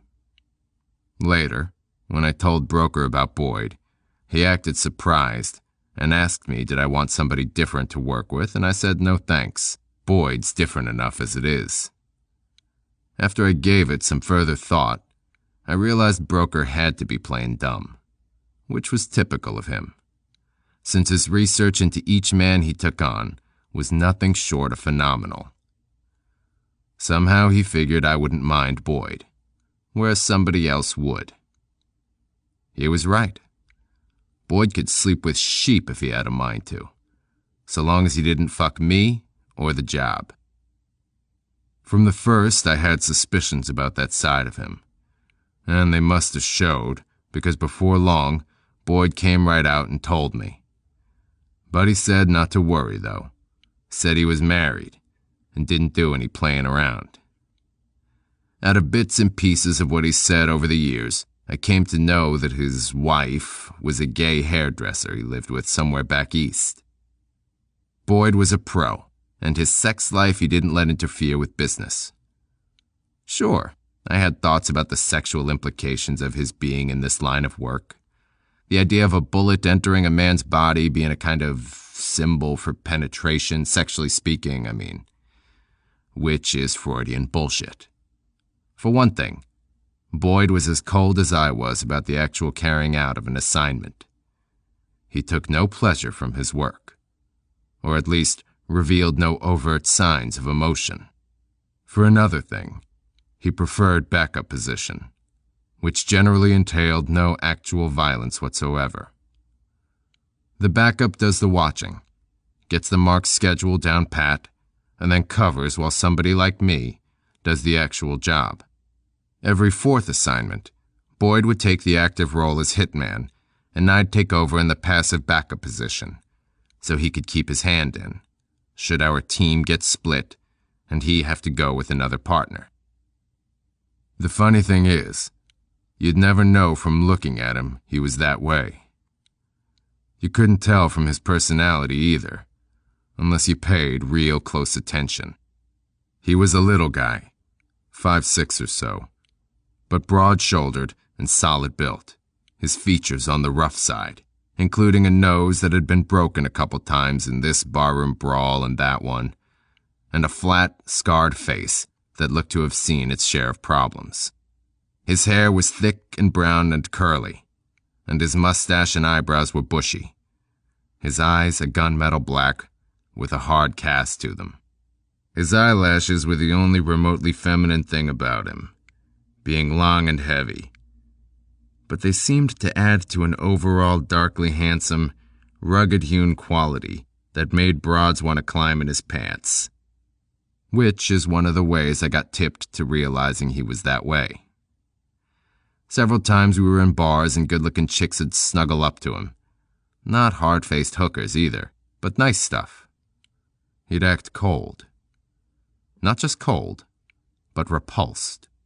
And this was back when Broker first got the two of us together, so we could talk and get to know each other and discuss how we'd handle the team up, should we agree to it. So these were almost social occasions when he was turning his nose up at this playmate material. Had he acted that way later on the job, I'd have thought nothing of it. Some guys could very naturally want to stay away from sex on a job. I'm not one of them, but I can understand it. Boxers have been known to make like priests for a month or two before a big fight. Personally, I find a piece of ass while I'm waiting in some town to do my number helps drain off some of the tension that builds up in me below the surface. Boyd and I got along well. He was easy to get along with, very undemanding. Really was kind of a bland guy, ordinary in every way. The kind of guy who follows his favorite team and gets upset when they lose a game. The kind of guy who always asks for Budweiser. The kind of guy who wears a lumpy brown suit from off the rack and then tries to jazz it up a little with a colorful tie. In last year's width. But I respected him because he did his job well. He felt the same about me. He was a very good lookout because he seemed to have a natural streak of peeping Tom in him that I just don't have. I get bored in the backup position. Stakeout shit puts me to sleep, and consequently I tend to miss things, which is dangerous. And Boyd could tail a man, even in a small town like Port City, without having his presence felt one iota. I guess it's his size, since his looks would seem distinctive enough to attract attention. Of course, I'm not particularly big either, but then, tailing somebody is a job for a sneak, which I'm not, and a patient man, which I'm also not. Boyd was not only patient, but a born sneak. It was a pleasure working with him. However, on our last job a couple months back, he'd been way below par. I had a hunch his marriage was on the rocks, from little between-the-line things I could read in what he said. He drank while on lookout, for one thing. He didn't get plastered or anything. But even sipping along a beer, especially beer after beer, can dull your senses. And your senses gotta be keen when you're working backup, for Christ's sake. I didn't like it. I wasn't afraid he was going to make a pass at me or something. It wasn't that. I was afraid he was going to make a mistake. Some half-assed mistake that would kill us both. When I came up to my room after my swim and got dressed, I was thinking about Boyd and how he'd been acting. He sounded normal enough on the phone, but that half-ass edge was in his voice. Somehow I knew this would have to be my last job with Boyd. But first, I'd have to get this job, whatever the hell it was, out of the way. And right now, I had to go out and pick up some fucking tacos.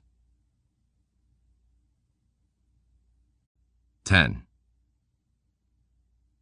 I climbed the wooden steps and stopped on the second-floor landing to glance inside. Nothing. The apartment below Boyd was vacant. That was good. I went on up to the next landing and tried Boyd's door. Unlocked. That was not so good. I locked the door behind me and walked easily, quietly, through the dark apartment, which was 3 large rooms laid out in a row, like a boxcar. Kitchen, bedroom, living room. The place was furnished modestly but well, with a distinctly feminine flair in the colors and even the faintly perfumey smell everything had, especially the bedroom. The walls were pink stucco, and the floors were carpeted. A nice, well-above-average apartment that looked lived in.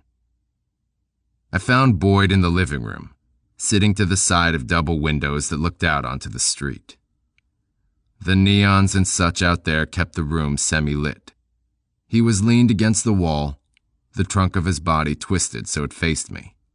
His head turned so he could peer from out of the corner of the window. If I sat that way, I'd get a crick in my neck that would take the Cairo downstairs a month to rid me of. But Boyd always sat that way when he was watching. One pillow between his back and the wall, another snuggled under his butt. At his feet was a paperback folded open, cover side up, next to a can of beer. The paperback was called Twilight Love, and the beer was Budweiser. He was wearing floppy brown slacks and a yellow short-sleeved shirt with a green tie, and he needed a haircut. I tossed the sack of tacos at him. He jumped. He couldn't have jumped higher if I goosed him, which was something I wasn't about to do, considering how he was liable to take it. "Shit, he said. "Quarry." "You dumb asshole," I said. "What in the hell was that back door doing unlocked?" His face got squinched up, but before irritation could climb out of him, his nose got scent of the tacos, and he smiled. He reached down and picked up the bag and opened it and peeked in and said, "Hey, Quarry, you're all right. You brought the tacos, hey." "Hey, I brought the tacos. Now what about the damn door?" He made a farting sound with his lips. "Who else is going to show but you, Quarry? I just unlocked the door about 5 minutes ago, no sweat." I'm worried about you, Boyd. Aw, can it? Aren't you supposed to be watching out that window? Hey, who appointed you foreman all of the goddamn sudden? Don't push me, Boyd. The irritation came back and got out. Bullshit! I've been cooped up watching a whole goddamn week. You break your ass watching for a while. So that's your trick. You watch with your ass. Oh, fuck you. I'm going out to the kitchen and eat my tacos. Do that. I will. But before you do, maybe you might tell me who I'm supposed to be watching. Oh, sure. Little ginky guy, about 5'8". 3 inches taller than you mean. God, you're a fucker. Never mind that. Tell me some more about him. What more? That's it, just a gink. And a blind gink at that, always wears tinted glasses. Usually wears gray slacks and a cardigan sweater. A cardigan sweater? In the summer? Yeah, it's got those diamond-shaped type of patterns on it in shades of gray. Damn thing looks like a big Argyle sock. Boyd snickered. Shit. It's 80 degrees out there. Nah, it's cool tonight. But this guy leaves the sweater on even when it's hot. It was up to 90 2 days ago, and he still had the sweater on. Sounds like an oddball. Believe me, we're doing the world a favor on this one. Is it his apartment you're watching, or what? Yeah, the building right across from us, but down a floor. There's a do-it-yourself laundry below him and another apartment, empty, above him. I went over to the window, standing to the side against the wall. I looked out. This was a weird commercial district, kind of off to one side of the downtown, on one of the streets running perpendicular to the river, and just on the border of a dip where factories and plants took over down to the edge of the slope of East Hill. On the corner, to the right, was a fancy drugstore, taking up a quarter of the block. Its tall display windows full of expensive gift shop-type items. Next to it was an incongruously sleazy bar, and then the VFW hall, and another bar, and the taco joint, and the laundry, and a coin wash. I said, "The second floor there, where the light is on and kind of yellowish?" Yeah, his eyes are bad. Wears tinted glasses, remember? And near as I can tell, all the light bulbs in his apartment are yellow like that. You feel you got his pattern down pretty good? Boyd nodded, confident. He won't be coming out again tonight until 8:45. Then he walks down to that drugstore and has a soda at their fountain.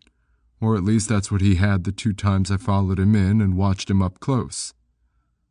A soda? Yeah. Thank God I got a refrigerator full of beer here. I'd go nuts walking by a bar to go into a drugstore for a soda. Thinking of it, Boyd came over and leaned down and got his can of Bud. Then, as an afterthought, picked up his paperback as well. He said, "You go ahead and watch a while. Yell if he starts to leave or something." I sat down. No need to play contortionist like Boyd.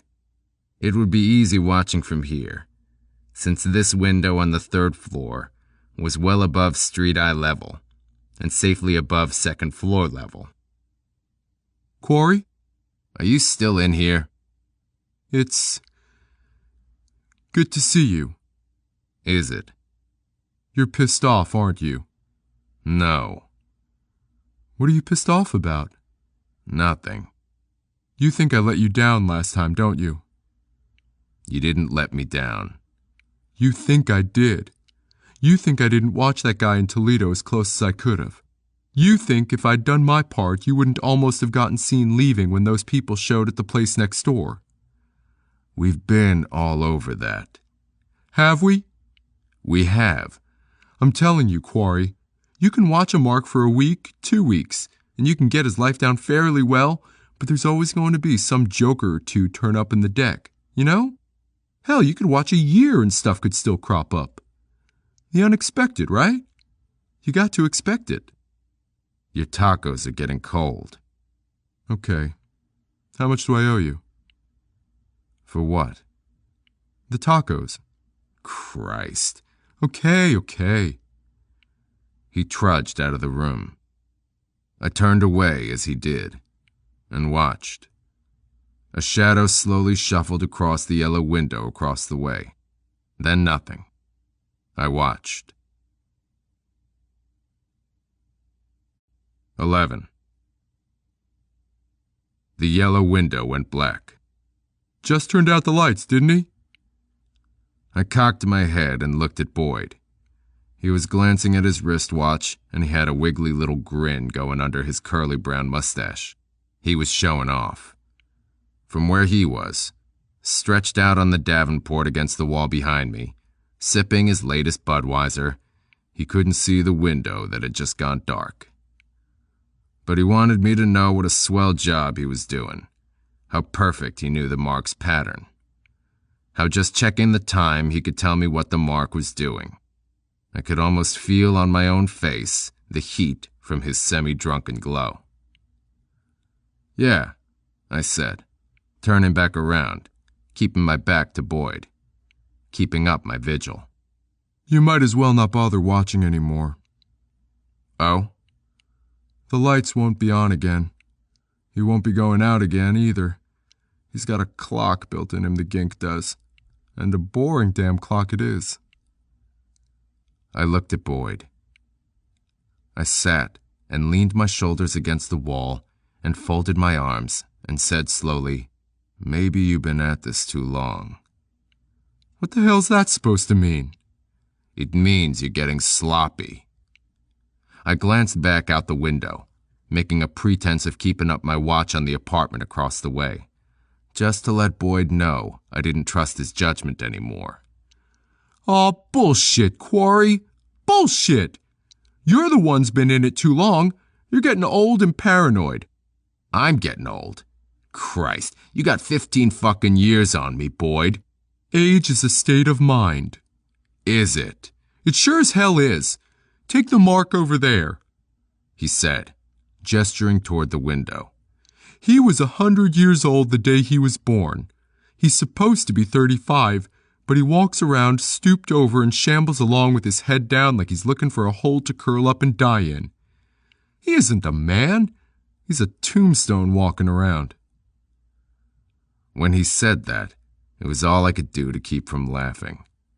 Because as he spoke, he was sprawled out on the Davenport, hanging loosely over its edge. Like a cadaver somebody was playing a morbid ventriloquist's joke with. I said, Maybe it's time you told me something about him. Boyd nodded, sat up a little. He's 35 or so, like I said. No wife, no friends I've seen so far. No social life, whatever. Works ungodly hours about half-time at a plant in the part of this town they call South End. What kind of plant? Something to do with food. He goes there at 5 in the morning and gets out around 10. He spends the rest of his day walking around the downtown. Every day? Yeah. And don't think I've enjoyed getting up at 4:30 a.m. like that gink over there. Shit. What does he do in the afternoon? Exactly. When he walks around downtown.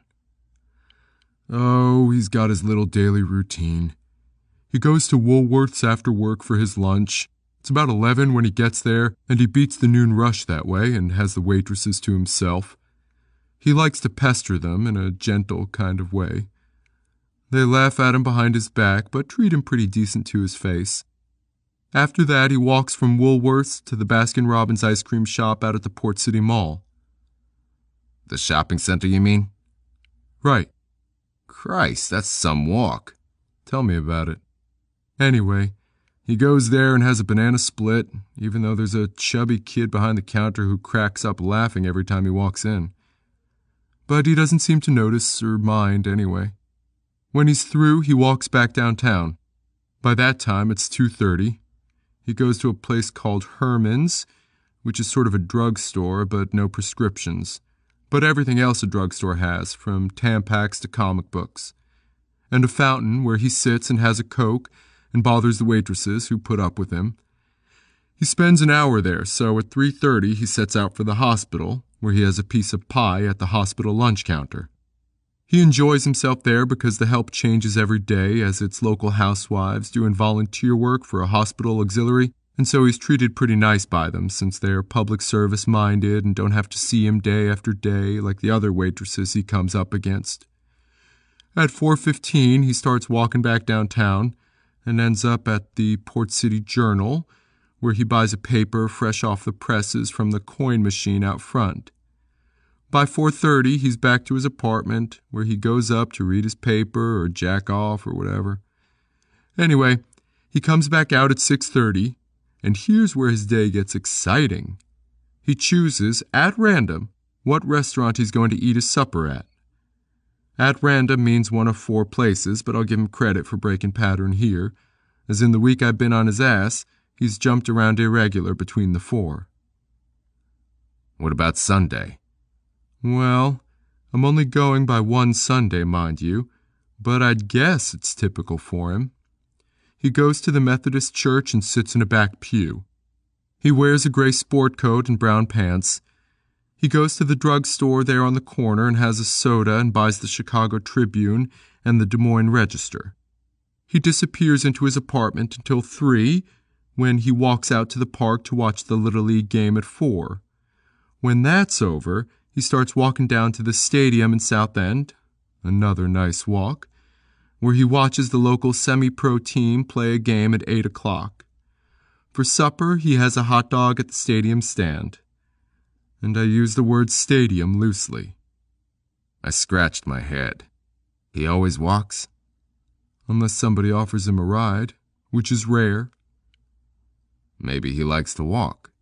Maybe. Anyway, he doesn't own a car. What do you suppose he does at that plant? Not sure, but it's something in the line of janitorial work or cleanup or something. He's there in between shifts. A group works till 5 when he shows, and another comes in at 10 when he leaves. Since it's food preparation, maybe he cleans the big basins or whatever. I didn't find a way to check the place out too close. Is that a big plant he works at? Not particularly. 1-story building, kind of medium size. About 20 on each shift, by the way. I don't get this. Neither do I. Who'd want to kill a nothing like this guy? Why a race is 0? Ours is not to reason why. That was the first sensible thing Boyd had said lately, and almost restored my faith in him. Almost. I said, "You're right. It's none of our business who hired us and why. Maybe all the waitresses this guy bugs got together and put out a contract on him. Who knows? It's not our concern. But this whole setup is fucked over. Like this place. What are you doing at a lookout where you're cooking meals and sleeping? What are you doing inside a furnished apartment obviously lived in like this one? Who knows? Who cares? All I know is broker gave me the address and a key to the back door. He didn't give me any explanation except that it was entirely safe. He said I was to say I was subletting the apartment from... He thought. Well, I don't remember the name offhand, but I got it written down somewhere. Carol something, I think it was. Bad. Christ, Boyd was getting bad. Anyway, broker said the owner of the building and the broad I'm supposedly subletting it from would cover for me should anybody official ask. In the meantime, naturally, I'd leave town at once and we'd scratch the hit. Does anybody know you're here? Not really.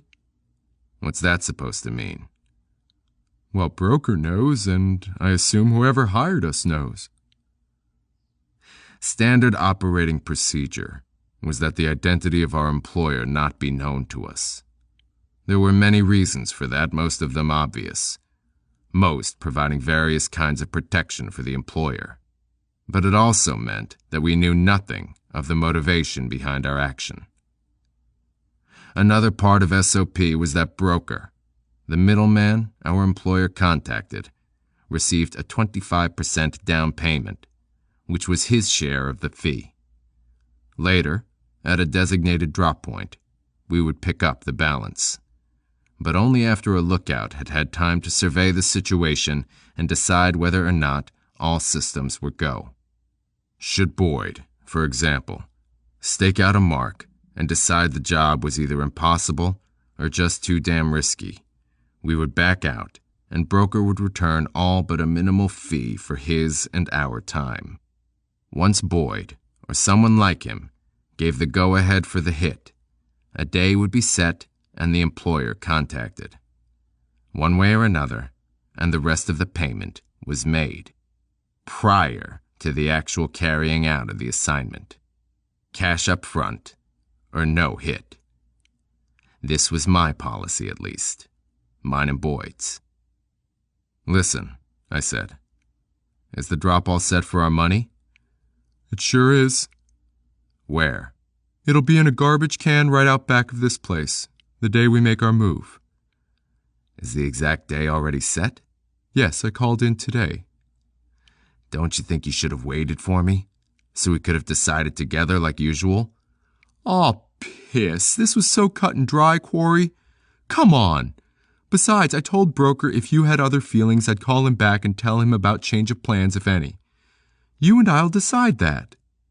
"All right," I said. "But somehow I don't like the smell of this thing, or the feel of it or something." "You're paranoid." He looked very young right then. The curly head of hair and eyebrows and mustache pasted on, like a kid dressing up like an adult for Halloween.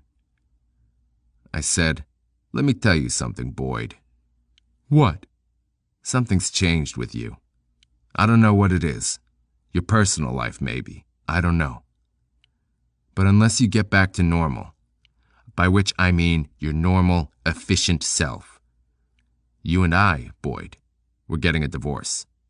Boyd sat up.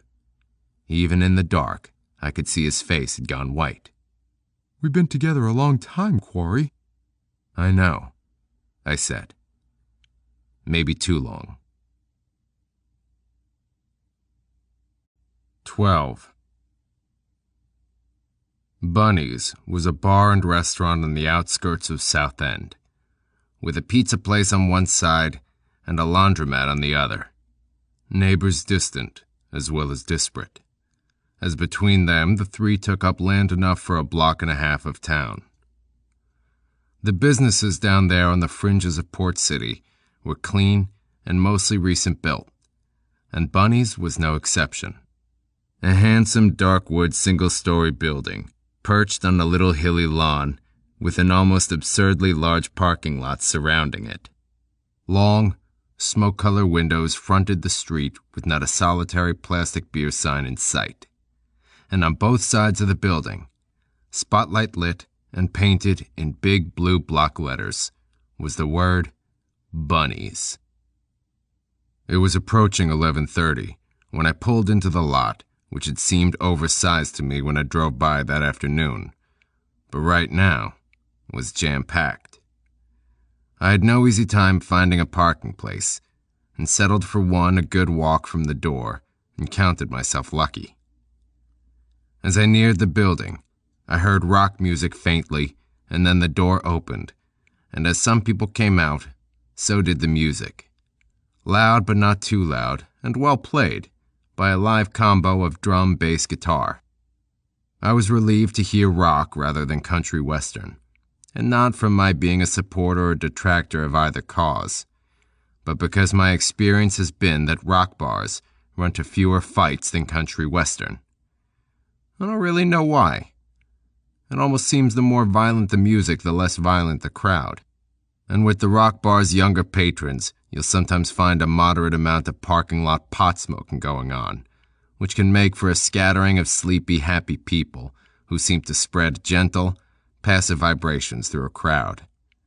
In a country bar, a similar scattering of drunken, unhappy people can send a wave of irritation through a crowd that can result in anything from a scuffle to a brawl. Which was why, when I'd driven around town this afternoon, I kept my eyes open for a place like Bunny's. A place where I could sit and drink and get quietly drunk, and maybe pick up some broad who didn't have hair sprayed into a style that died in 1961 everywhere else but Iowa. Wouldn't have done to choose too high-class a bar either, like the Hotel Cocktail Lounge or something of that sort. Too much chance I could get cornered by some Port City VIP who might get friendly about why you in town and what business you in, or worse yet, some Chamber of Commerce smiler full of talk shit. None of that would do. I wanted to be invisible. Like my mark was invisible. Like Albert Leroy. That was his name, the mark. Albert Leroy. The man who wore a gray sweater in the summer and got his rocks off watching a Little League ball game at the park and drinking a soda at the drugstore. It didn't make sense. It didn't make fucking sense. Invisible people nobody wants to kill. Sometimes, like in my case, you get invisible because you want nobody to notice you. But other guys are born that way.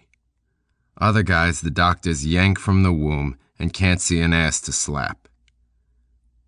This was working on my mind as I walked into Bunny's. This and the way Boyd was acting. The little things out on the edges of the way Boyd was behaving. The little things out on the borders of the job that made no logical sense.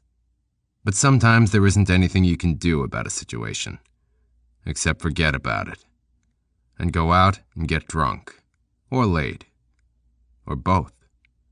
And hopefully, that was what I'd get done at Bunny's. Bunny's was two establishments masquerading as one.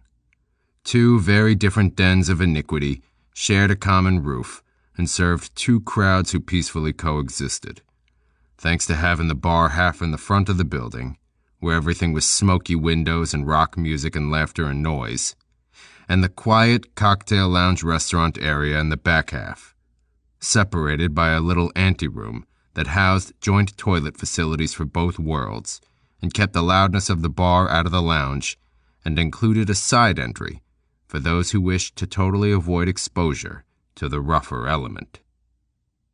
But my first impression was of the bar section, which served that younger, wilder set, with the rock band playing against the wall to my left, on a postage stamp platform in front of a postage stamp dance floor that was full of moving bodies, with chairs and tiny tables, and people all bunched close in listening to the combo and swilling down beer. Everyone was dressed casually, almost sloppy, in a careless campus sort of way. Blue jeans everywhere you looked, and the only person in the room who didn't fit the college-age college look was the blonde. The blonde was sitting in the corner, with a table to herself next to the stage, her eyes on the drummer of the rock combo. She'd been given more breathing room than anyone else around, perhaps out of respect to her beauty. Turned-up nose, flashing white teeth, long-lashed, big blue eyes. Hair white blonde and patently unreal, but beautiful, in a plastic sort of way. Stacked, but petite. The best overall one-word description for her was cute, but she bore her cuteness in an aloof, almost disdainful way.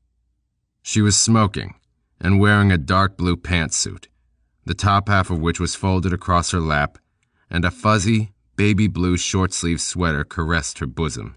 That she wasn't wearing a bra was obvious, as her nipples were showing through, and it was like her breasts were thumbing their noses at all the men in the room. She had a worldliness about her, a subtle hardness in the unlined face that let you know she was older than she had first appeared, that she was a broad over 30, stuck with a lovely but incongruous 16-year-old Lolita of a face. I wanted her. But then, so did every other man in the place, and some of the women too, I supposed. I shrugged to myself and looked around and saw the sign over the double-push doors to the left of the bar saying, "To Bunny's Lounge." I walked through the doors and into the anteroom and on to the lounge, and it was like walking into another dimension. The lounge was all reds and browns, the lights low and red-tinted, the walls brown-paneled wood, the carpet a lush, soft red, soft to look at, soft to walk on.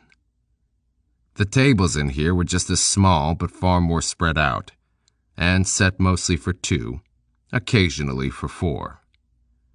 An intimate room, for couples who wanted to be by themselves, maybe eat a quiet meal, sip a few drinks, before slinking off to bed somewhere. There were a couple of couples going through such preliminaries right now. Otherwise, I had the place to myself. The kitchen was off to the back, and was probably nothing lavish. Anyway, the menu wasn't. Just a modest assortment of steaks, a few seafoods, a few sandwiches, all priced medium to medium high. The hostess, a pretty brunette in a dark pantsuit, informed me when she seated me that it was too late in the evening to get a dinner, and nothing was now being served but sandwiches and, of course, cocktails. I ordered an open-faced steak sandwich that came with French fries and iced tea, and also ordered a gimlet. I took my time with the food, enjoying the music that was being piped in, Ramsey Lewis-type low-key jazzy music, and only faintly could I hear the pulse of the rock going on in the other room. I sipped my gimlet, and then sipped 3 more, and I was feeling good when I left. Back in the anteroom, I stood in my happy glow and happened to notice the wall facing me. I hadn't seen it when I first came through, as it had been to my back, but the wall was covered by framed pictures. I studied them and realized why the place was called Bunny's. The pictures were of a pretty, well-built blonde greeting people at the door of one of the Playboy clubs, with one double frame showing off 2 pages from an old Playboy, from one of their Bunnies of Chicago spreads. The pretty blonde was in 2 pictures at the bottom of the double-page spread, one of them in her bunny threads greeting, another, a discreet nude pose, with the girl in bed, mostly covered and wrapped in pink sheets, though one exposed breast, also pink, peeked out at the side. The write-up between the pictures described the blonde as Pert Peg Baker, corn-fed gal from Port City, a dot on the Iowa map, and went on to say that the 20-year-old girl had gone to high school and junior college in her hometown, then trekked to the big city for fame and fortune. The spread came from a Playboy of at least a decade ago, and I vaguely remembered seeing it then. The blonde in the picture was, as you've guessed, that same blonde who was sitting aloof in the bar, and was no doubt the exception to the you can't go home again rule, as this ex-bunny had made something out of her small potatoes Playboy fame and fortune. So I went out to take another long look at her, where she still sat in the corner, watching the combo drummer. I found a stool at the bar and kept watching. I was working a beer down in there among the gimlets, and a voice said, "She's something, isn't she?" I looked at him. He was around 30, kind of bland looking. Short hair, sport coat. Like me, he was one of the few business types in the crowd. I said, "Huh?"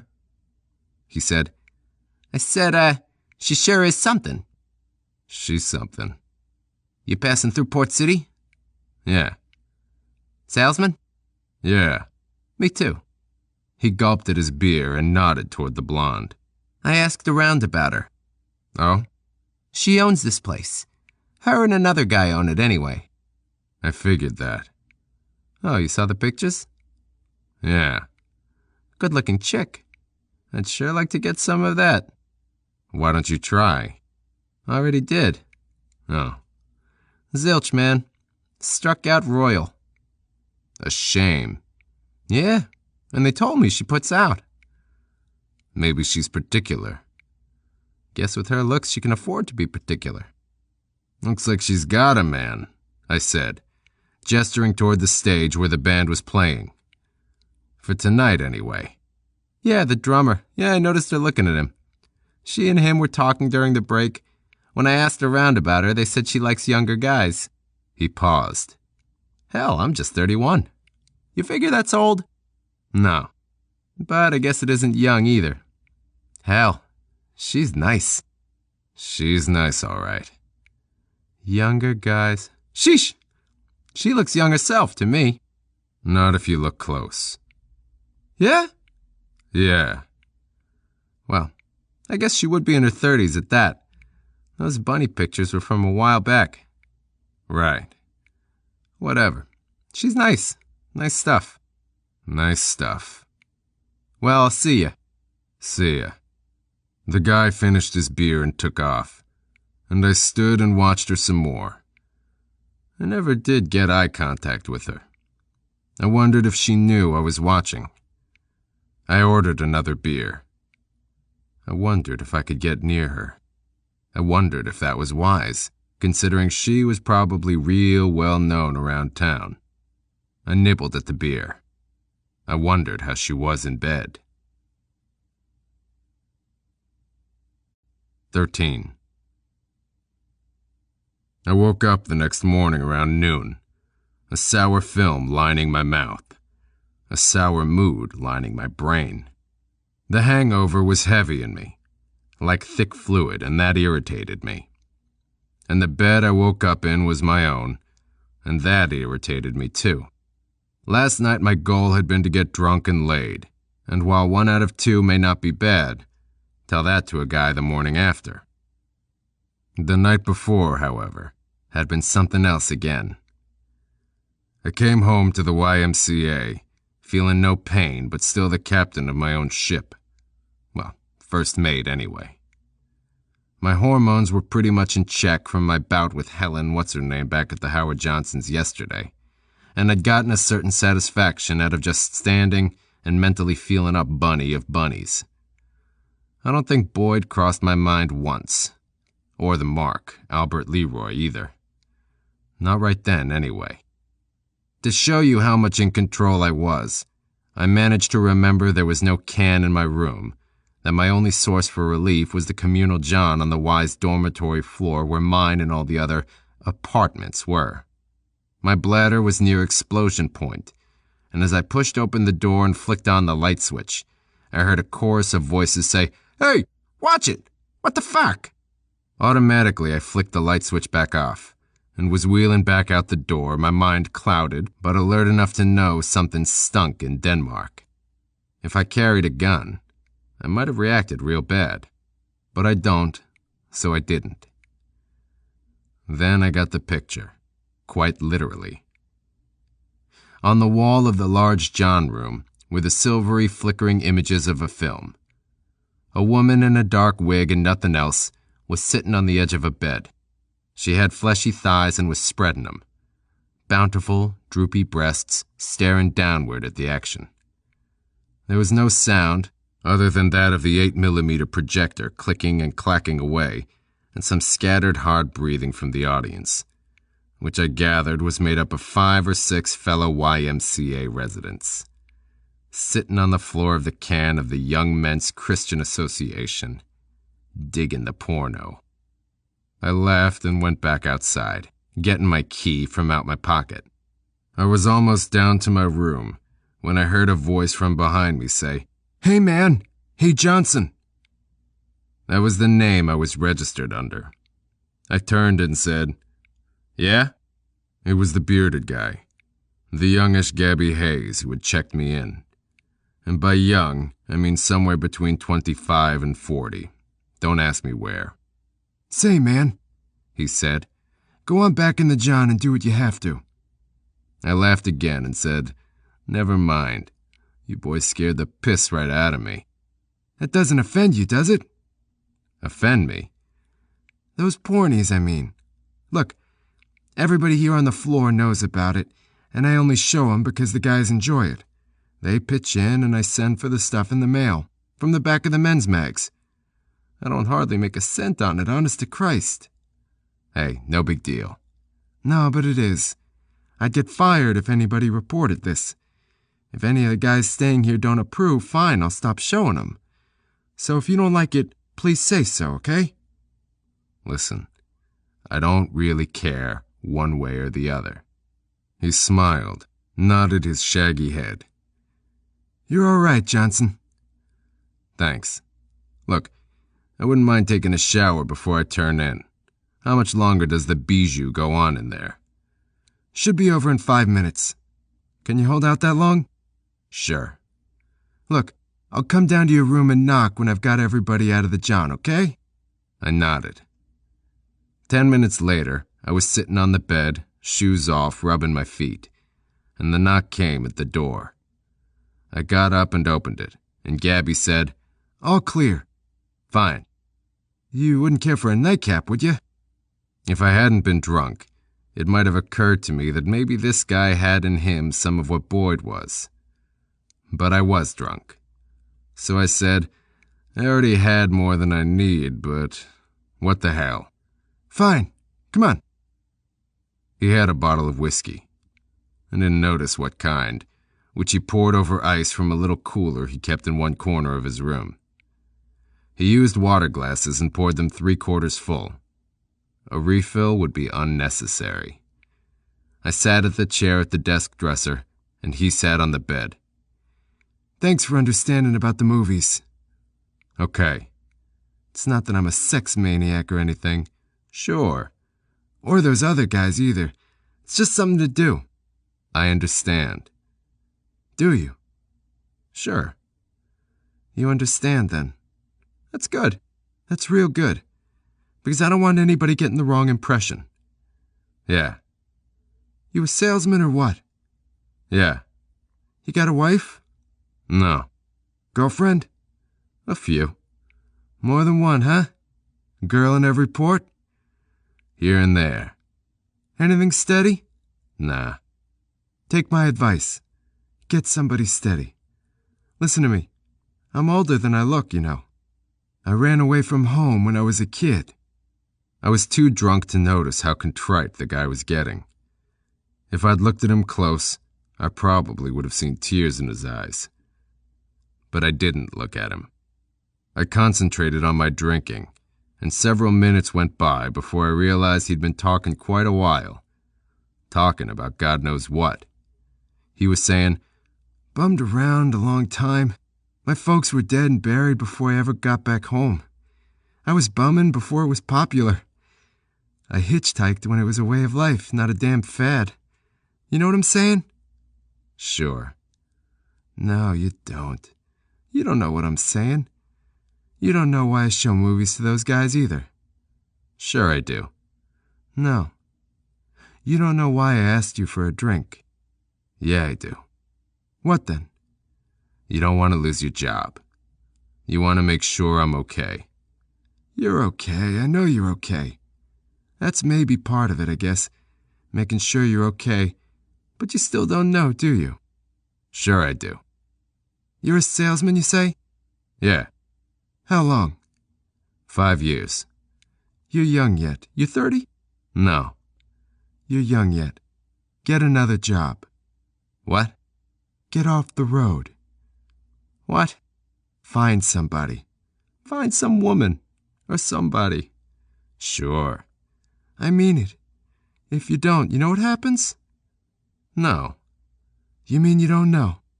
Tell me. "You wake up old." Is that right? "That's right. And you find yourself old and alone and in a room. And you die that way." I looked at him. For a moment, he was Albert Leroy, sitting on that bed and wearing a gray sweater with diamond shapes on it. For an icy instant, he was my mark. I blinked. Hard. And I looked again, and he was a young Gabby Hayes. Only he didn't seem so young anymore. And I didn't feel so drunk anymore. I thanked him for the whiskey and left the room. So I went to bed depressed and woke up with a sour film in my mouth and a sour mood in my mind, and I climbed out of bed and took the shower I never got around to the night before and went down for a long, cold swim. I had to see Boyd today. Had to. Today was Wednesday, and Thursday was the day. 14. The pool was long and narrow. The water was green to look at and cool to swim in. Cool was good. I hate it when the water's overheated. It puts me off. It's closer to soaking in a big hot bath than swimming in a pool. For a long time, I swam, somewhere between 1 hour and 2. A good half hour of that was spent floating on my back and staring at the ceiling and thinking. It wasn't good to think. Not on a job. Not when your mind should be uncluttered. But if thinking couldn't be helped, best to do so in a relaxed way like this. I loved the water. Its coolness, its gentle, lazy movement. The water made me think of Wisconsin, even though this water was full of chlorine, and in Wisconsin the water was clear and fresh. I thought of Wisconsin and the lake and the nice moments my life had its share of. My life. I thought about it, defined it. I live in a small A-frame, a prefab on a lake in Wisconsin. Alone. I'm within an easy drive of Lake Geneva, where I belong to the Playboy Club, where I spend a night or two a week when I'm not working. One night a week I play cards with some friends of mine down at Twin Lakes. Mostly old guys who've retired, doctors and dentists and lawyers who stay the year round, though the crowd changes during the summer and the winter skiing months, when some men close to my age drift into the penny ante game. Once a year I go into Las Vegas and gamble and do my best to screw some pretty girls. Sometimes I win. Once a year, in the winter, I go to Fort Lauderdale and soak up some sun. When I'm at the lake, in summer months, I swim and sun and water ski when I can find a knowledgeable female assistant to help me with my boat. There are many nice outdoor things to do around there in the fall, and the spring too, but in the winter I stay inside and listen to my stereo and watch television and read an occasional paperback western when I'm not working. A nice life. Comfortable. Better than comfortable. I work 6, maybe 7 jobs a year for varying fees. My yearly income averages between $15,000 and $20,000. A lot for a man alone, though I manage to spend every cent every year. I pay taxes on an income of $7,000 or $8,000 under my salesman cover. Broker fills out the IRS forms for me. My cover is something of a joke. Door-to-door salesman of women's personal wear, meaning hosiery and lingerie and the like. I still take along a sample case and credentials, but first year or so I took the case door-to-door some, establishing myself in whatever town the hit was in as a salesman, while Boyd was doing his lookout thing. Later I decided that was stupid. It was better to be invisible, and the cover was useless as far as cops were concerned anyway. After all, cops wouldn't ask questions till you did something. And the only thing you would do is kill some guy, immediately after which you'd be the hell out of town. And if they did happen to catch you in the act or something, a fuck of a lot of good a damn sample case of underwear is going to do you. You mind if we join you, son? I got off my back to tread water and looked down toward the shallow section of the pool, where a short, fat-bellied guy in his 50s, who was the one who'd spoken, and a short but skinny guy with white hair all over his chest and none on his head, who was also in his 50s, were sloshing their way into the water. I stroked over to the side and climbed out. I said, "All yours, gentlemen. I was just getting out." The fat one nodded and grinned, and the 2 men lolled around in the shallow end like a couple overage water babies. There was an exercise room downstairs. I found it empty, which was the way I hoped to find it. Empty of people, that is. The room had plenty of equipment, such as barbells and wall pulleys and chinning bar and rowing machine. I spent a long time in there. Sweat rolled off my body and got the bad things in me out. I exercised mechanically, with speed and concentration, with a pleasant mindlessness that was just what I needed right then. But when I started to get tired, the thinking hit me again. I was on the rowing machine And I got to thinking about Boyd and Broker and my job, and how long was it all going to last anyway? I was spoiled, maybe, from 5 years of smooth runs. 5 years of nothing goes wrong, and then all of a sudden Boyd loses his edge and almost gets me killed last job. Then Broker pulls that half-assed last-minute airport deal on me, where it's not enough I off the guy, I gotta play strong-arm and delivery boy too. By that, Broker betrayed the trust I had in him and our working arrangement. Your mind works things out sometimes. Your subconscious, I mean. In my mind, somewhere I knew that if I ever wanted to quit doing what I was, I ought to have some money laid aside to fall back on. But I didn't. I had spent every nickel, and that was something I never faced. But my subconscious did. My subconscious made me hold on to half that load of heroin. My subconscious was responsible for me having that little key to that little locker 40 miles away at the Quad City airport. A locker that had a bag of stuff in it that was my nest egg. My ticket out of Broker's loving arms. My everything. Till I found something else, at least. My subconscious had made a decision. Get the hell out. I've lost faith in Broker. And Boyd. This is it for me. Just this one damn dipshit little job. Just wipe out this one poor mark, this Albert Leroy who's dead on his feet anyway, and quit or disappear or whatever, but get the hell out. No more Boyd, no more Broker, maybe quit the racket altogether. Maybe not. It isn't the killing. It's working with people I got no trust in is killing me. I got up off the rowing machine. In the corner was a punching bag. I went over to it and started hitting it, pretending it was Boyd. And suddenly I wasn't tired anymore, and I hit it for a long while. I took out a lot of frustration on that bag, and when I was done, I was tired again, but refreshed. To take the coat of sweat off, I went back up to the pool, which was again empty of people, and swam for another half hour. I was alone the whole time. It was wonderful. By the time I got back to my room, it was 5 o'clock. On my way up to the room, I'd stuck my head out of the air-conditioned Y and found that one of those late summer scorchers had come out of nowhere and descended on Port City. So I said to hell with the sport coat and tie business and got myself a short-sleeve mock turtleneck bandolon and a pair of denim slacks from my suitcase and put them on. I felt like a human being again. Down the street, near the waterfront, I found a restaurant that would feed me breakfast. I consumed several omelets and a lot of toast and bacon, and I felt good by the time I got back to the Y. It takes a long while to get dark in the Midwest, thanks to daylight savings time. So I sat downstairs in the small television room of the Y and watched a made-for-TV movie.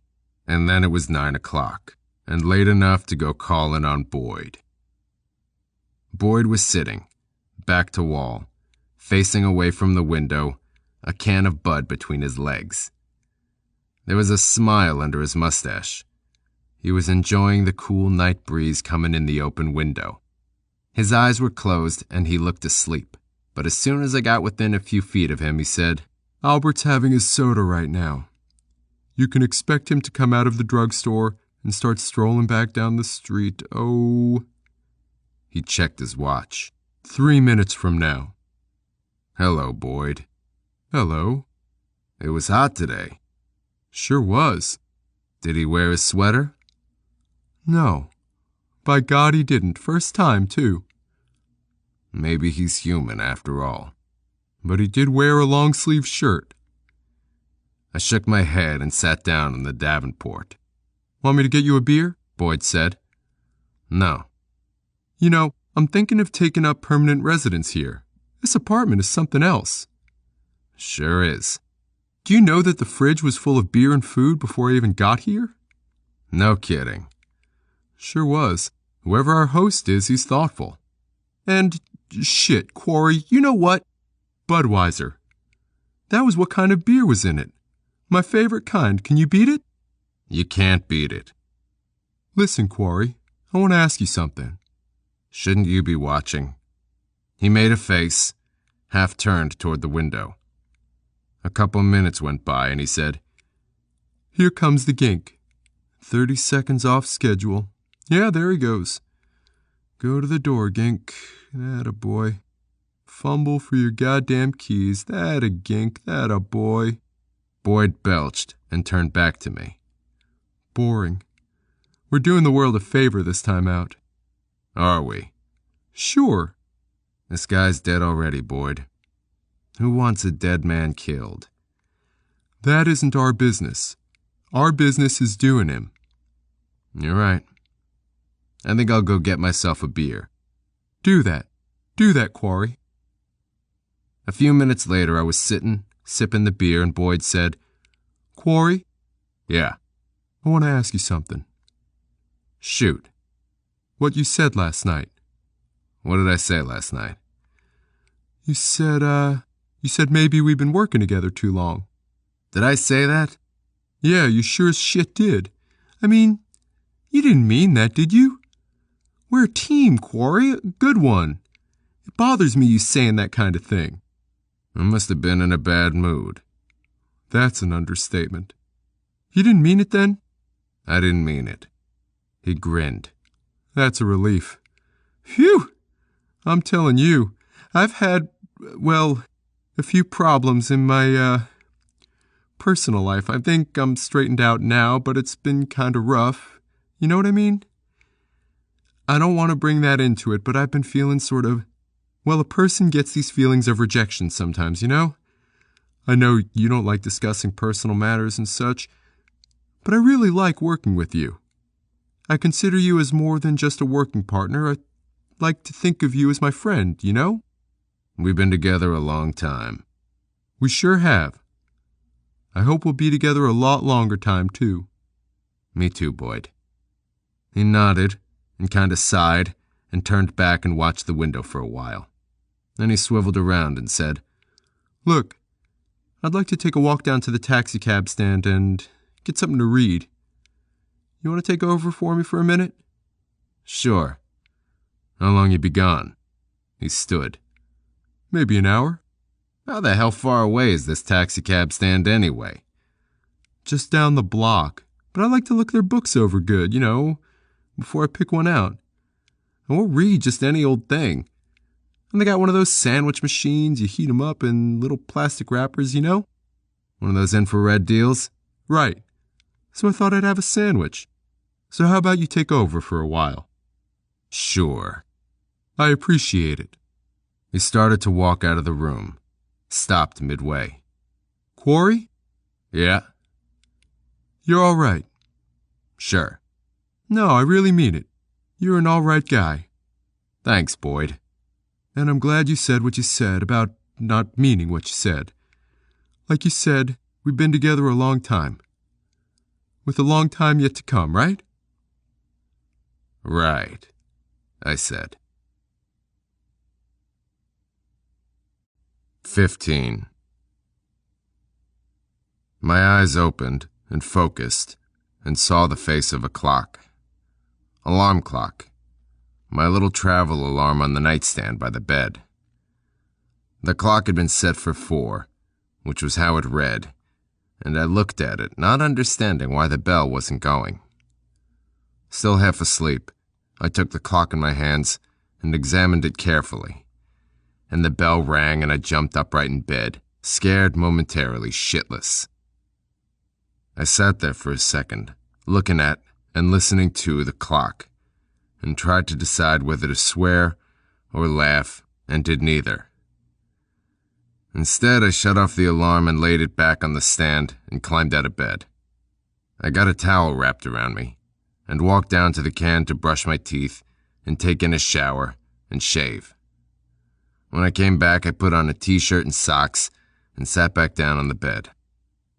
From under the bed, I pulled out the suitcase and briefcase and laid them open beside me.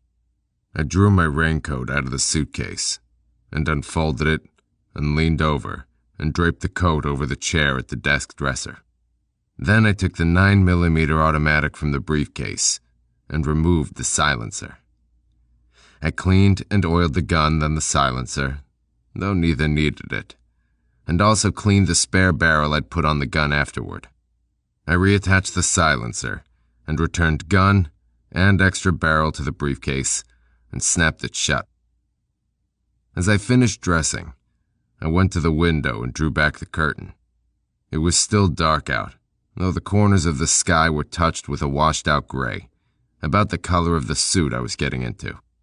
When I was dressed, I looked at myself in the mirror, in my gray suit and black tie, and I could have been a businessman, a salesman maybe, like my cover, or a pallbearer. It was still dark when I got to Boyd's. I parked the Ford in front, 3 blocks down on the same street as Boyd and Leroy, leaving my briefcase and suitcase in the trunk. I had my raincoat over my right arm, the 9mm stuck down in my belt. I walked around behind the building and used the stairs and found the door unlocked. Boyd was eating a grapefruit in the kitchen. Morning, Quarry. Morning. Want some neat? I don't eat before a job. Oh yeah, that's right. How do you feel? Okay. Good. Fine. Boyd got up from the table. He was in his t-shirt and boxer shorts. Give me a second to get my clothes on. Hurry up. I will.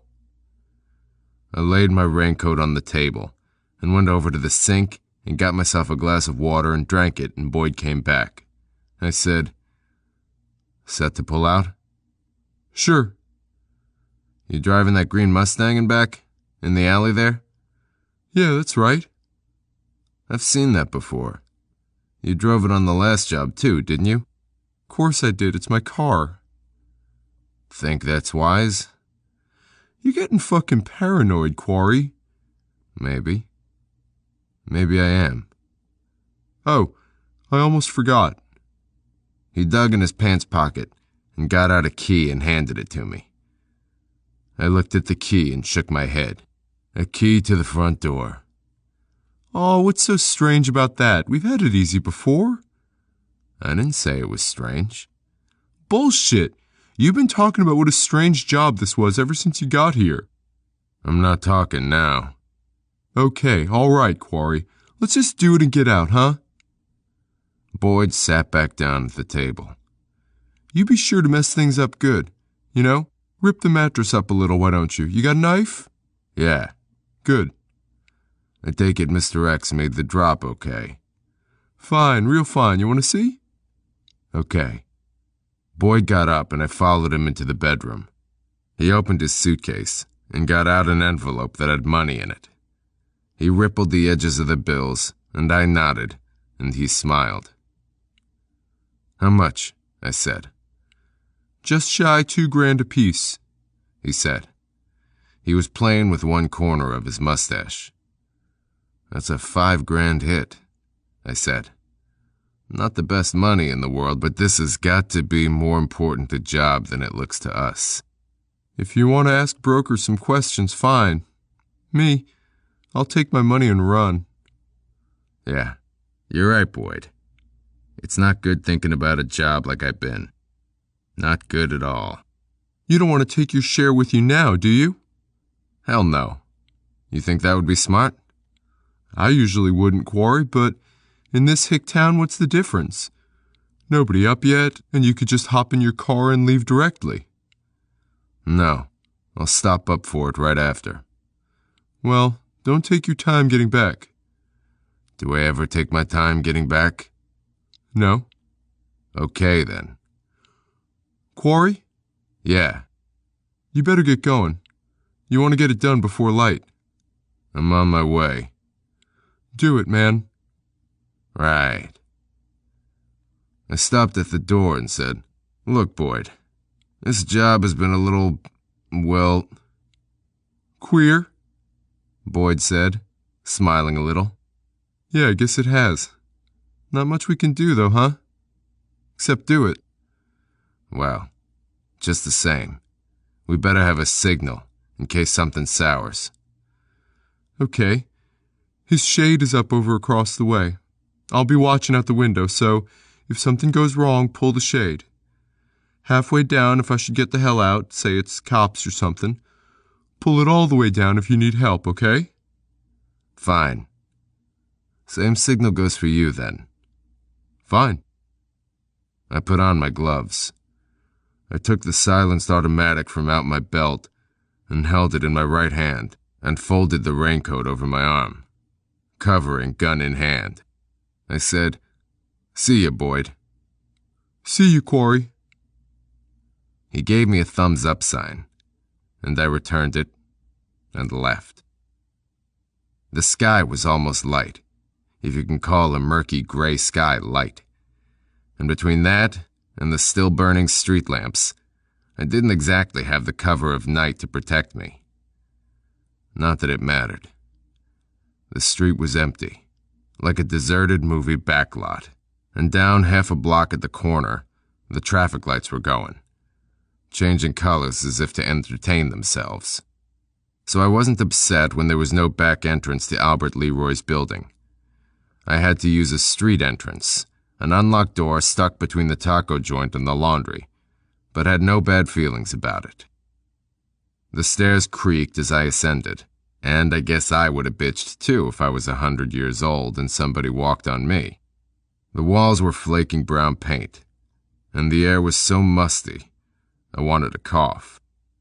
When I got to the tiny landing, I found 2 doors, one of them obviously leading up to the vacant apartment on the upper floor, the other bearing a slot with a yellowed card in it reading, Albert Leroy. I worked the key in the lock. The door opened in the kitchen. The ceiling was high, the walls a yellowing white, the stained wooden cabinets a darkening yellow.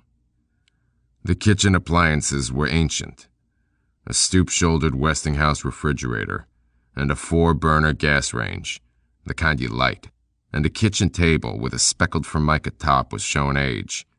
Its plastic-covered chairs haven't seen better days, and the linoleum on the floor was cracked here and there and was rolling up at the edges.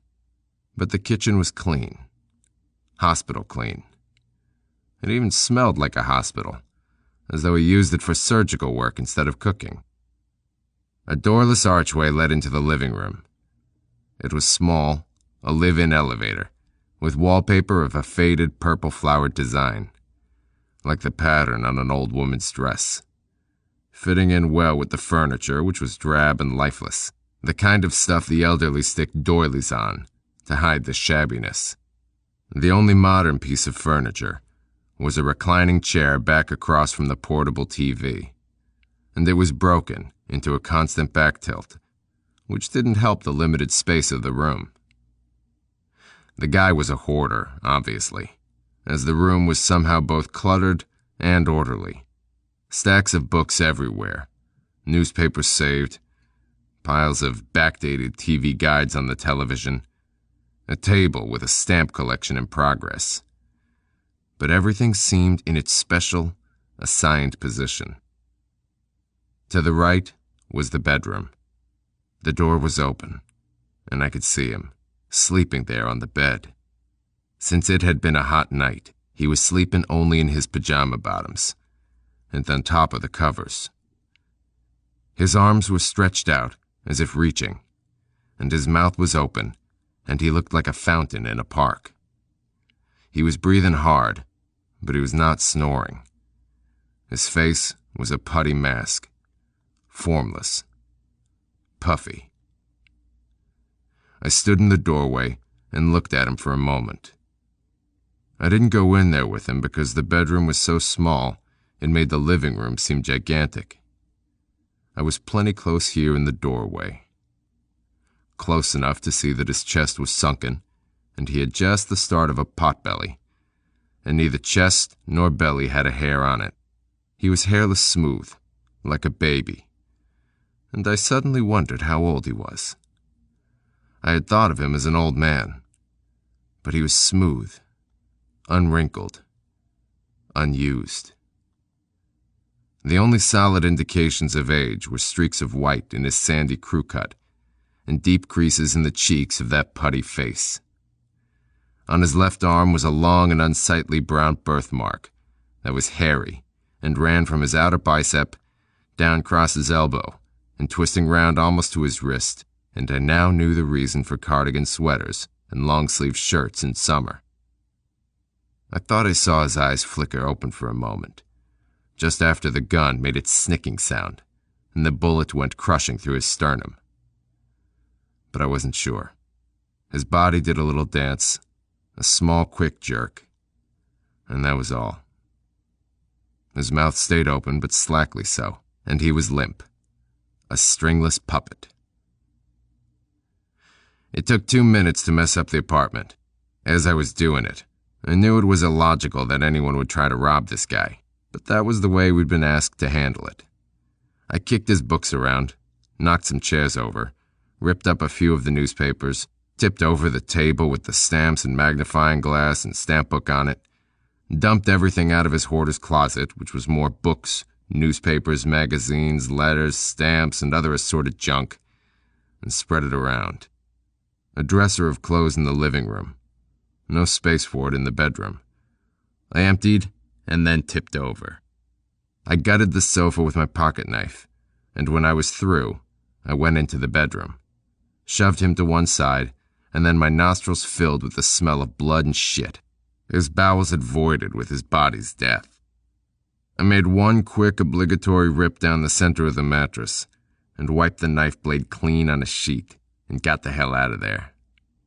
I shut the bedroom door behind me to keep the stink from crawling into the living room, and I took a long breath of fresh air, sucking it into my lungs as it rolled in the open window. I took my raincoat from where I'd slung it over a chair, then set the chair down on its side to help the ransack effect. I folded the coat over my arm and glanced out the window. Light out there now, I noticed. It was dawn. Then I noticed something else. Across the way, the shade was drawn. 16. Boyd's door was locked. I got out a key and used it. I turned the knob and eased the door forward, just enough to see if it was night-latched. It wasn't. Good. I wouldn't have to break it open. I could go in quiet. Slow. Careful. I did. I stood there in the kitchen, closing the door soundlessly behind me, getting my eyes accustomed to the blackness of the apartment. I never realized how very dark this apartment could be. This long boxcar of an apartment, with its only source of natural light being windows on either end. Every electric light in the place was switched off, and the shade was drawn in the kitchen, as was the shade in the living room, of course. A full minute passed, and night vision gradually came to me, and I got my bearings. The door from the kitchen to the bedroom was open, and so was the door from bedroom to living room, and I could see Boyd down there by the shaded window, but just barely. Just his outline, just a quiet mass of something sitting way down there at the end of the boxcar. I listened. I listened and tried to hear a sound. Any sound. Any indication that someone else was in this damn apartment besides me, Boyd, and silence. And heard nothing. I didn't know what had gone wrong, but I knew it wasn't likely to be law. If cops had somehow got wind of us and come barging in, which was goddamn unlikely in Port City, Boyd would have pulled the shade halfway down, rather than down full, to signal me to get the hell away. If it was cops, he wouldn't signal help. Or he shouldn't, anyway. Most likely it was something else. I didn't know what, but it was someone else. I didn't waste time thinking about who. A joker had turned up in the game, and nobody mentioned anything about wild cards, but I had to play the hand anyway. So, I went carefully forward, holding my gun arm tight against my rib cage, my wrist bent into a 90-degree angle, so that the 9mm was pointing straight out, ready to blast anything, any damn thing that moved. Nothing moved. At least nothing moved here in the kitchen. And there was no good place to hide in here, really, other than in the closet that housed the furnace, and that afforded only a narrow cubby hole barely large enough for a child to squeeze into. I got close enough to see that the door to the furnace closet was open, and the cubby hole empty, and I moved on. The living room, I remembered, had no good hiding places either. No furniture in corners that could shelter a hiding man, except possibly if someone should hide down behind the far end of the davenport that was against the wall on the right, near that window where Boyd was silently sitting. But the davenport sat so low to the ground that a man would have to curl in a ball to hide, which doesn't make for the best of ambush techniques. And, two, if Boyd was alive, quietly waiting to make a stand, the intruder wouldn't be anywhere near him. Likewise, if Boyd was dead, the intruder wouldn't want to be close at hand. Even a pro, if this was a pro, doesn't like being next door to a corpse. Not for long, anyway. The living room I ruled tentatively out, though admittedly that was where the front entrance was, the door being over on the left near the back corner, and someone could be behind that door, waiting out on the landing. But I doubted that. I figured once the intruder got that far, got out the door and close to freedom, he'd most likely take off. Unless his express purpose was to kill Boyd and me. And since I didn't know the intruder's motives yet, I had to count that as a possibility. But not the best one. The best possibility was the bedroom, which had two excellent vantage points for surprise attack. A large closet with sliding double doors, and room enough for 5 men to hide, and a bathroom in the left corner on the left side. A small bathroom, but one with a shower curtain tub. The odds were good, very good, that I'd find my intruder either in the bedroom or in the bathroom that led off from it. I unfolded my raincoat, took it by the collar and shook it gently, and held it in front of me, and it was like a man was looking back at me. I walked slowly over to the open door to the bedroom, and eased my hand around the corner to flick on the light switch, flooding the room with light, and tossed in the coat. No reaction. Well, I moved into the room in a low crouch, fanning the gun around, looking. Empty. The fucking room was empty. The double doors on the closet had been slid down to one end, and a lot of hangers were staring me in the face. I walked over slow, staying low, and slid the doors back the other way fast, and saw more hangers. Okay. The bathroom, then. If the bathroom was empty, then whoever had caused Boyd's trouble, whatever it was, had gotten away before I got there, or was waiting in the living room. I couldn't forget that. If the bathroom was empty, I still wasn't home free. I stood in the doorway of the can and tried to flick on the light, but the switch clicked forth and back impotently. The bulb evidently burned out. I turned to the tub with its shower curtain and reached out and began tentatively to draw back the curtain, and something lashed out. Something solid. Something much more solid than a fist. Doubled me over, something metal, had creased my belly and folded me in half like a slice of bread, and I looked through burning eyes as a dark mass rose from the bottom of the tub, looked with red eyes into the black t-shirt of the man who'd hit me, who was now on his feet in the tub, and I saw and heard a swishing object as it came down.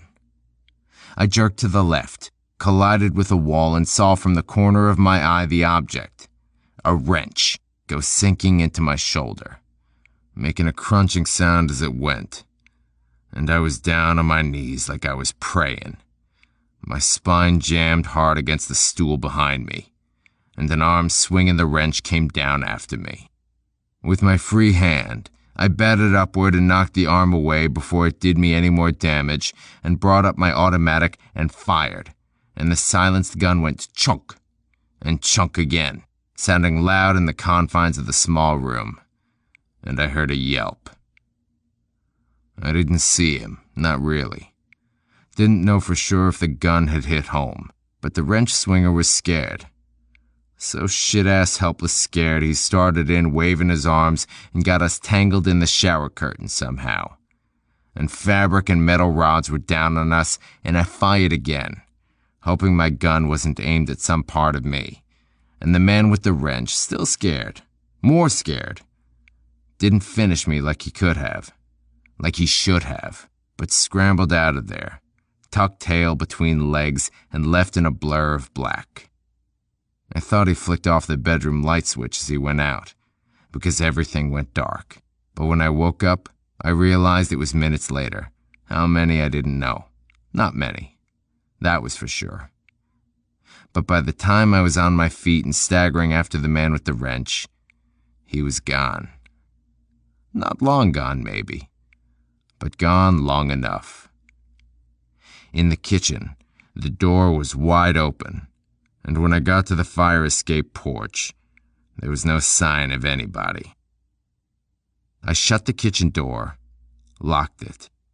I stumbled over to the cupboard, got out a bottle of aspirin, and shook out 6 and got a glass of water from the tap, and gulped down pills and water, and stood there leaning on the counter, panting. Then I went to the kitchen table and sat down for a moment, and stroked my crushed left shoulder with my right hand and felt tears run down my face and said, "Jesus Christ," a few times. And then I ran fingers across my clavicle, and it was fucked up too. Fucked over bad. When my mind stopped being red with pain, it got red with anger. And I slammed my fist down on the table and barely felt the pain as it shot back through my shoulder. By the time I was on my feet again, maybe a second later, I'd forgotten about the pain. Back in the bedroom, I found Boyd's suitcase in a corner, open, flung there after it had been dumped out. I went through the pile of clothes, and the envelope was gone.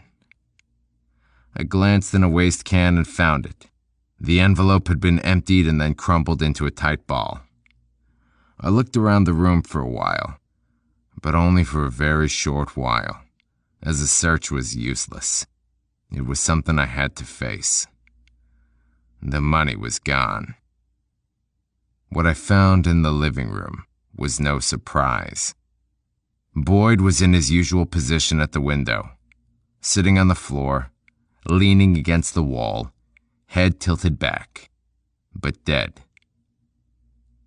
The upper side of his head was caved in and looked as though it had been gently done, as though his was the head of a china doll that had been delicately shattered with a single tap of a child's hammer.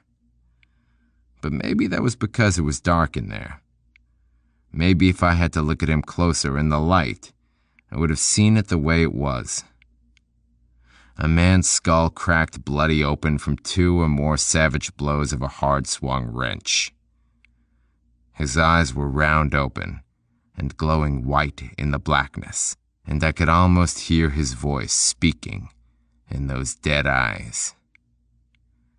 Quarry. Quarry, what the fuck? The reality of death must have been a shock to Boyd.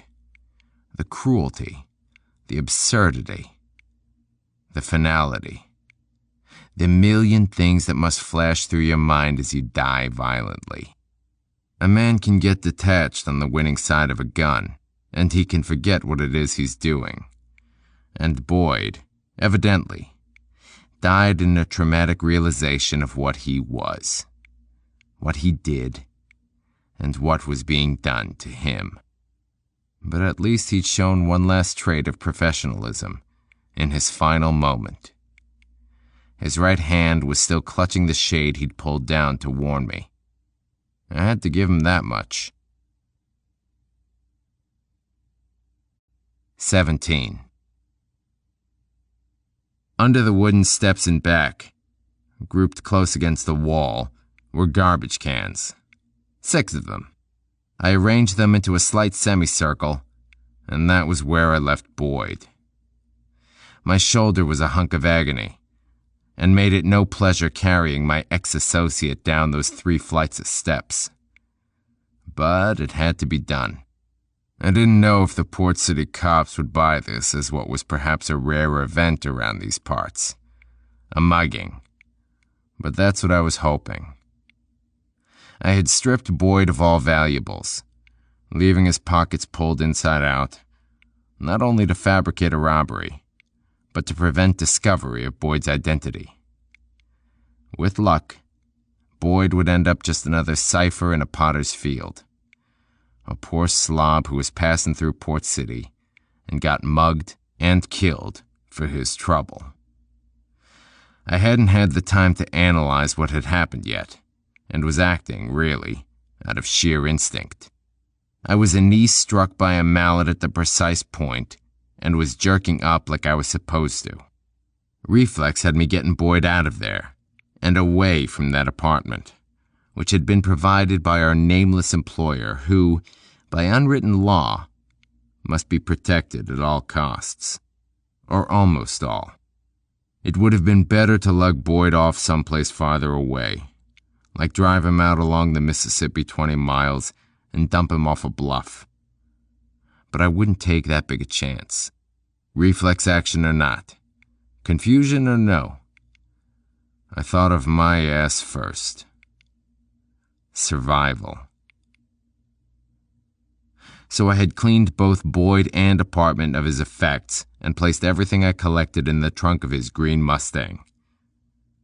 I had wrapped Boyd in a sheet, which I removed once I deposited him behind the wall of cans, and had slung him over my good shoulder and headed down the fire escape, hoping for the best.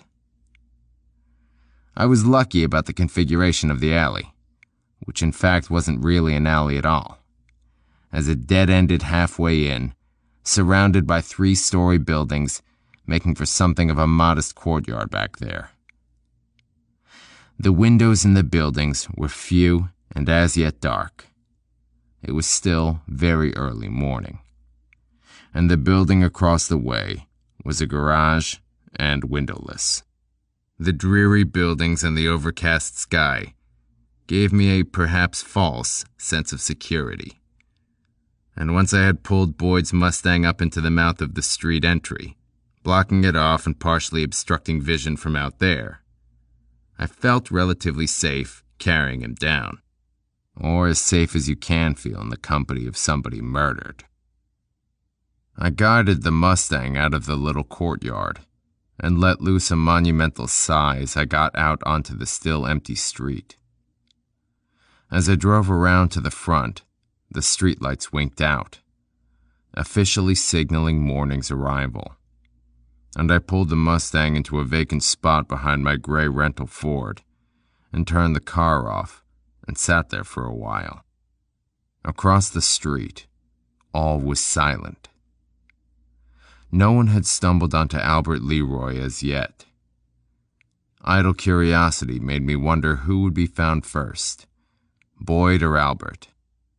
That particular irrelevant thought was a sign of just how dazed I was. I got out of the car and walked down to the corner and stood there for maybe a minute, alone on the sidewalk, gathering my thoughts. My mind had been blown, almost literally, and I didn't know how long it would take to collect the pieces and reassemble them. Across the street, kitty corner from where I stood, was a telephone booth, standing in front of a big, Gothic-looking church, like a reminder of what century it was. The moment I saw it, I was on my way over, digging a dime out of my pocket searching for more change to make the necessary long-distance call. "Hello?" a voice said. A slightly groggy voice. "Is this Carl?" Yes, it is. Who is this?" "Get Broker's ass out of bed, Carl."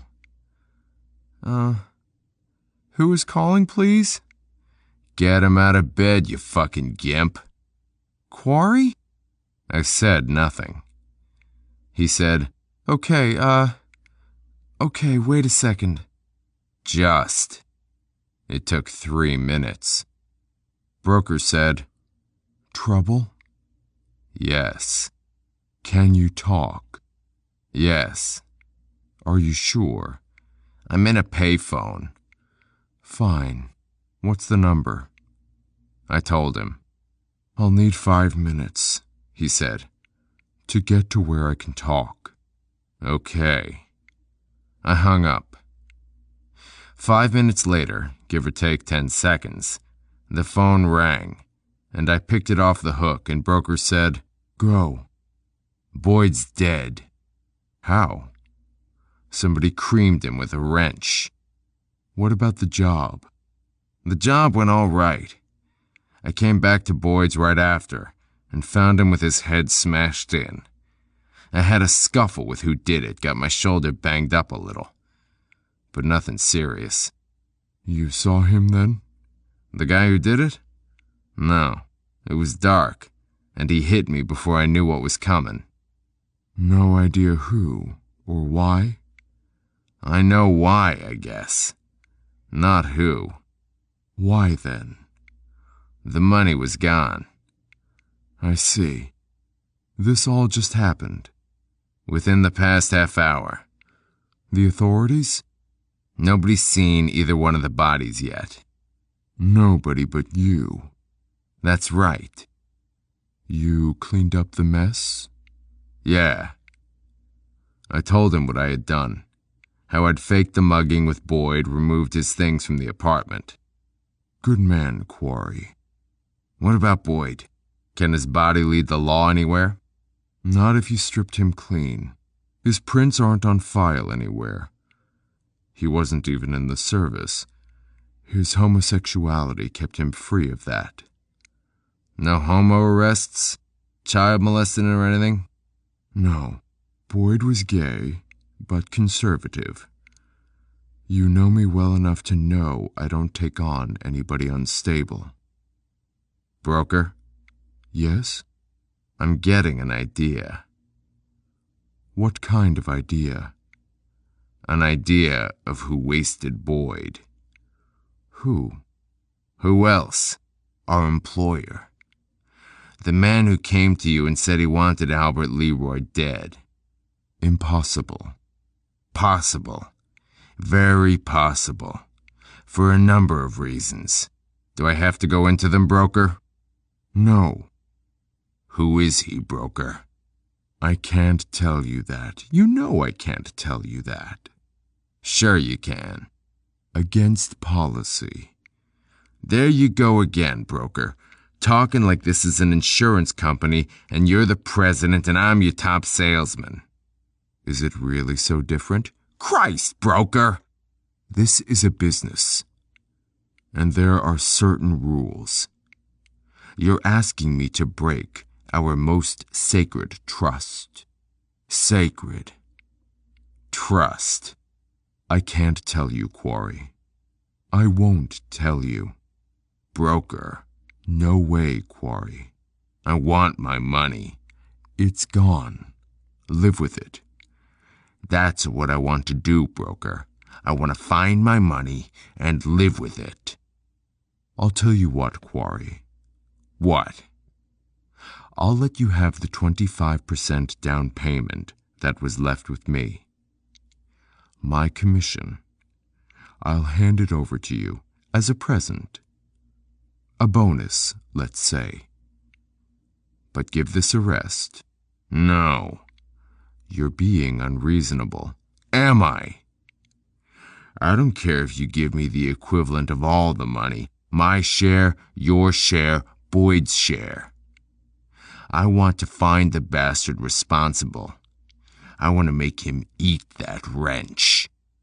Maybe we should talk when you've calmed down. Okay then. Call me back next year. I hung up. 30 seconds later, the phone rang again, and I picked it up. Broker said, "What do you intend to do?" "I'm going to find out who hired me, broker. If you won't tell me, I'll find out on my own." Jesus Christ. You're insane, man. Impossible. You only work with stable personalities. Listen to me. Get out of that town. Get out. No. I think I'll stay a while. Have you cracked up? You can't hang around after a job, especially one that's gone sour like this one has. Watch me. I'm going to tell you only one more time. Good. And then I won't have to hear it anymore after that. Get out of Port City, Quarry. This isn't Chicago, broker. This is a hick town, and I'm not going to have any trouble. You're right. Port City isn't Chicago. You could hide in Chicago. In Port City, you'll be conspicuous as hell. Goodbye, broker. Wait. I waited. Isn't there anything I can say? Sure. What? The name of the guy who wanted Albert Leroy dead. Quarry, I'm not going to stand for this. Yes, you are. All right. All right, all right, all right. Make a fool of yourself. But Quarry, make damn sure none of it touches me. If you do that, if you even come close to endangering me, you know what I'll do. I know what you'll try to do. You aren't the only assassin in the world, Quarry. No. But how many do you have better? I hung up. I sat there for 30 seconds, and when the phone rang again, I picked it up and said, "Hello, broker." Quarry. What, broker? What about Boyd's car? What about it? You've got to get rid of it. How? Bring it up here, and we'll get rid of it for you. I'm not sure I want to do that, broker. I'm going to be kind of busy today. I'll tell you what. Let me do some checking. I'll contact the man you're looking to find. I'll talk to him and try to find out if he knows anything. Give me till tonight, and if I haven't got anything for you, go ahead. Go ahead tomorrow and snoop all you want. I don't know, broker. Trust me. Trust you. Kind of a sacred trust, huh, broker? Do you know the River Road? That old road that runs along the Mississippi, up to Davenport? Yes. There's a limestone quarry about 10 miles outside of Davenport on the River Road. Carl and I will be pulled alongside there at, say, midnight. Bring Boyd's car, and at that time, I'll tell you how I've done with the man you want to find. How will I get back to Port City, broker? I'll have Carl drive you back. We'll bring 2 cars. Okay. Tonight, then, at the stone quarry? Sure. I'll see you tonight, then. Sure. At midnight? Sure. See you then. See you then. Quarry? Yeah? Take care of yourself, will you? Lie low today, and just take it easy. That's sweet, broker. Your concern is goddamn fucking touching. He hung up. So did I. 18. The sign said Coke, and underneath, in only slightly larger letters, Port City Taxi Service. But the place was more than that. It was an all-night grocery of sorts, as well as restaurant and bookstore. The groceries ran to pretzels, pop and milk, and the books ran to porno paperbacks and skin mags.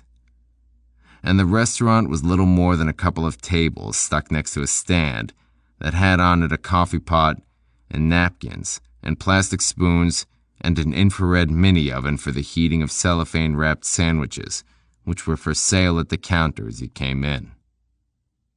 Behind the glassed counter, which was long and full of candy and cigarettes, was a heavy-set woman of indeterminate age, with frowsy gray-brown hair and a curiously friendly face.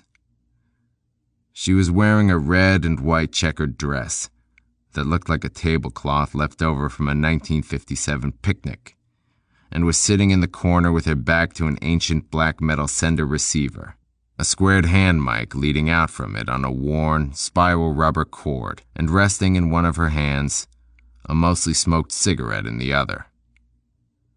From somewhere out of the radio outfit came muffled static, which she apparently understood, as she responded to it now and then.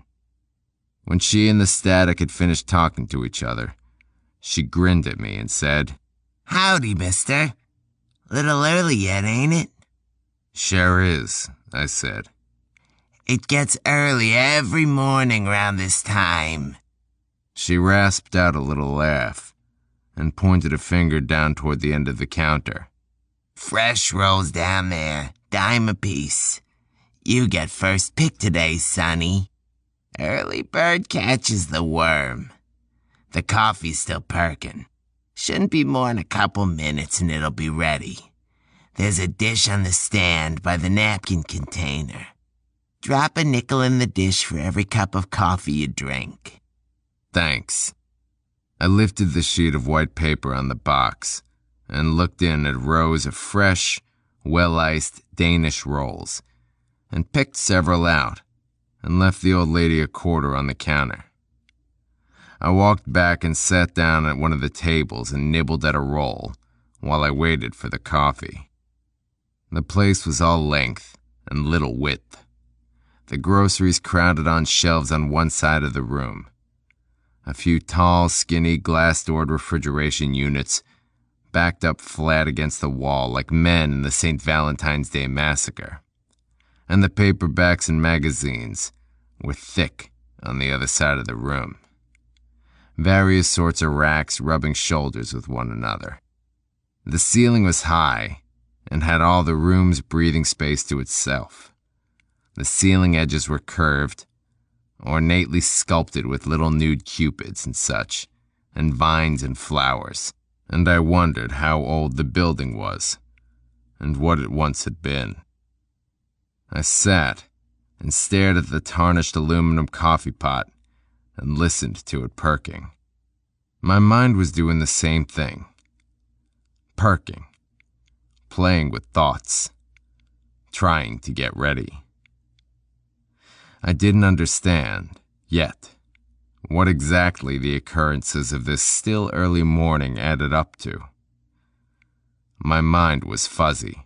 The events floating around inside my head, like the synthetic snow in a wintry paperweight. I didn't know what would happen next. I wasn't sure what had happened so far. But I did know what I was going to do. I was going to find the man. The man who paid to have Albert Leroy killed. Who else in Port City knew Boyd and I were in town? Who else in Port City knew Boyd would have thousands of dollars in a suitcase in that particular apartment on this particular morning? Motivation? I had no idea of what motivation lurked behind all of this. In the first place, it was still a mystery to me how anyone could feel it necessary to have Albert Leroy killed. He wasn't my idea of the kind of man who posed a threat. Motivation? I didn't know about that. Yet. The coffee was ready, and I got myself a cup. I sipped it slowly and thought some more. What about Broker? He knew about Albert Leroy and Port City and all of it. Hell, he set it up. Was this some kind of broker Machiavellian kiss-off? Unlikely. If Broker wanted to get rid of a man, he wouldn't do so in so sloppy a fashion. And in Broker's home territory. There are plenty of methods, far better ones, for weeding out your bad stock. If Broker wanted me dead, he'd send someone up to see me between jobs, when I was sitting on my ass fishing in Wisconsin or something. I'd be found floating in the lake up there, if I was found at all. Not in an apartment in Port City, across the street from where I'd just hit a man. Of course, I was well aware that Broker meant to stop me, at all costs, from playing Sherlock Holmes in Port City. I knew that the meeting tonight at that stone quarry, which could have been the very place that provided Broker the inspiration for the name he'd bestowed on me years back, would be in one way or another designed to get me out of this. Out of the area, out of the situation. Out. Just what extent of violence he had in mind for me, if any, I didn't know.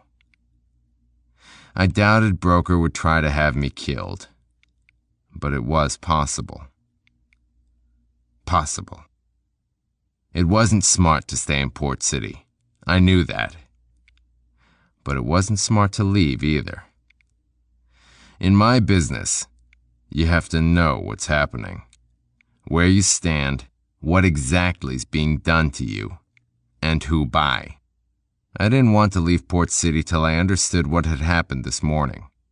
All I knew now was that someone had tried to kill me. And it wasn't smart to leave Port City till I knew who and why. I also knew it wasn't risky, particularly, to stay in town, as long as I didn't stick around very long enough to give even Hicktown cops a chance to put the pieces together. If I could do it fast, in a day, maybe two, there was nothing to worry about. I had my salesman credentials and sample case, if anyone asked questions at me hard, a cover that would hold water if it was checked out. As long as I didn't attract too much attention, or act too overly cautious about my actions, suspicions weren't likely to be aroused. Soon as I left here, I would change barrels on the gun, toss the old barrel wrapped in the gloves I'd worn down a sewer duct, so nothing to worry about there. There were logical answers to all the questions that came to my mind, and I answered them, all the while thinking, I don't need reasons for what I do. No excuses, no logic. I do what feels right. I feel like I was double-crossed by the guy who hired me. And I feel like doing something about it. The door slammed up front and I looked up. A skinny guy in jeans and a white t-shirt walked over to the counter and slapped down his coin changer and tossed some bills down.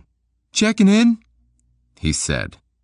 His voice was high-pitched and didn't fit the lean but tough look he carried with him, mostly coming from a dark complexion and scruffy black hair and a chip-toothed smile. Where you been? The old woman said. Tried to get you on the call box. Some old bitch had me drive her home out in the country, and I had to carry some shit in the house for her. She tipped me a goddamn quarter, you believe it? Shit. He came over, grabbing a couple of Danish rolls, and got himself some coffee, and sat down with me at the table and said, Care if I sit down here with you, Jack? You already are. Thanks. Don't mind if I do. He sat there and yelled up to the old lady, bantered back and forth with her, laughing over in-jokes, and the smell of him, and his eating mouth open while talking, and the inane, boring chatter got old, fast. I got up and walked back to the book racks and looked them over. One rack of paperbacks seemed largely devoted to gay literature, and I recognized Twilight Love, a book I'd seen Boyd reading the other day, among the various titles, and smiled for a moment. And for that moment thought about Boyd, and how before lately, he hadn't been that bad of a guy. The skinny cabbie came over carrying a half-eaten Danish, and poked me in the ribs with his elbow and winked, and said, "Like that stuff, honey?" His voice seemed effeminate now. I didn't know whether he was putting it on or not. For a second there, I got mad. I don't really know why. And I looked at him straight on, and cold, and didn't say anything, but he got the point. He was dumb, but he was smart enough to know I was going to hurt him if he said anything else. After he went away, I left the rack of books and headed for the magazines. Then noticed the stack of papers in the corner, back by the Coke cooler.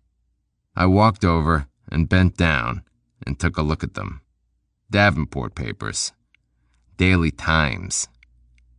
They went back several days. Just for the hell of it, I thumbed through them till I found notice of the airport death of a few days ago. Floyd Feldstein, the guy's name had been. He was a buyer associated with Quad City Art Sales, Inc., which was a front of brokers. There was no mention that he'd been dressed as a priest, or that he was carrying airline tickets made out in someone else's name.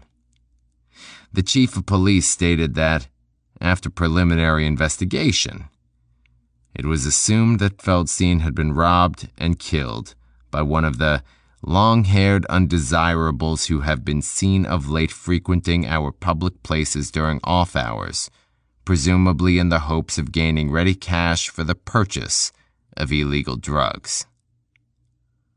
Well, something like that, Chief. I walked back up to the table and got myself another cup of coffee, and sat and drank it. It seemed like the more hot coffee I drank, the less my shoulder hurt. So I sat and sipped and thought.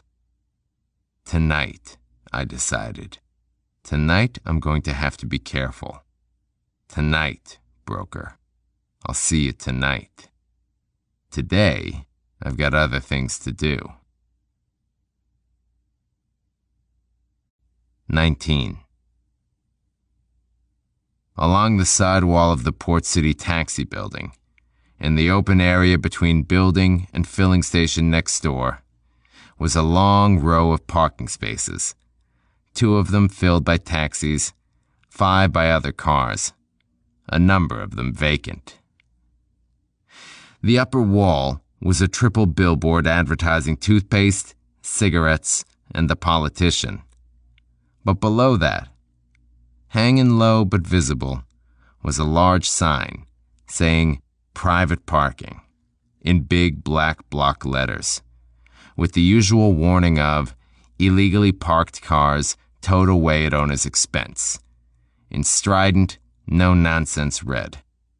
The bottom lines of the sign, in businesslike black, said, "For weekly, monthly, and yearly rates, inquire at taxi stand desk."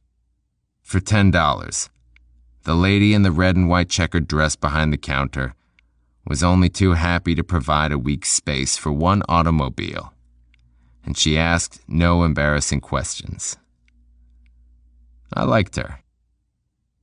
A siren sliced the air just as I was getting into Boyd's car to move it to the taxi lot. The high-pitched whine was nearing when I started the car and leisurely drove it around to an alley that 3 blocks later brought me up behind the taxi building. I pulled the Mustang around into the space I'd leased, parked and locked the car, and started walking back to the rental Ford. By the time I was passing the building where Boyd had recently lived and died, both ambulance and police car were parked zigzaggedly, half in the street, half up on the sidewalk, and half-ass overall when you consider there were plenty of open spaces in front of Albert Leroy's building. But then, parking sensibly isn't in the spirit of an emergency, as if rushing around was going to do Albert Leroy any good. Actually, the rushing around was pretty well over by now. 2 cops were standing with hands on butts as 2 guys in white were coming down out of the stairwell, carrying a stretcher with a sheet-covered Albert Leroy. A few people were milling around, mostly women from the laundromat down a couple doors, but there was no crowd really. Still too early for that. A tall man in his 40s, well-dressed, was standing next to one of the policemen, who was asking him questions in a respectful, next-of-kin sort of way.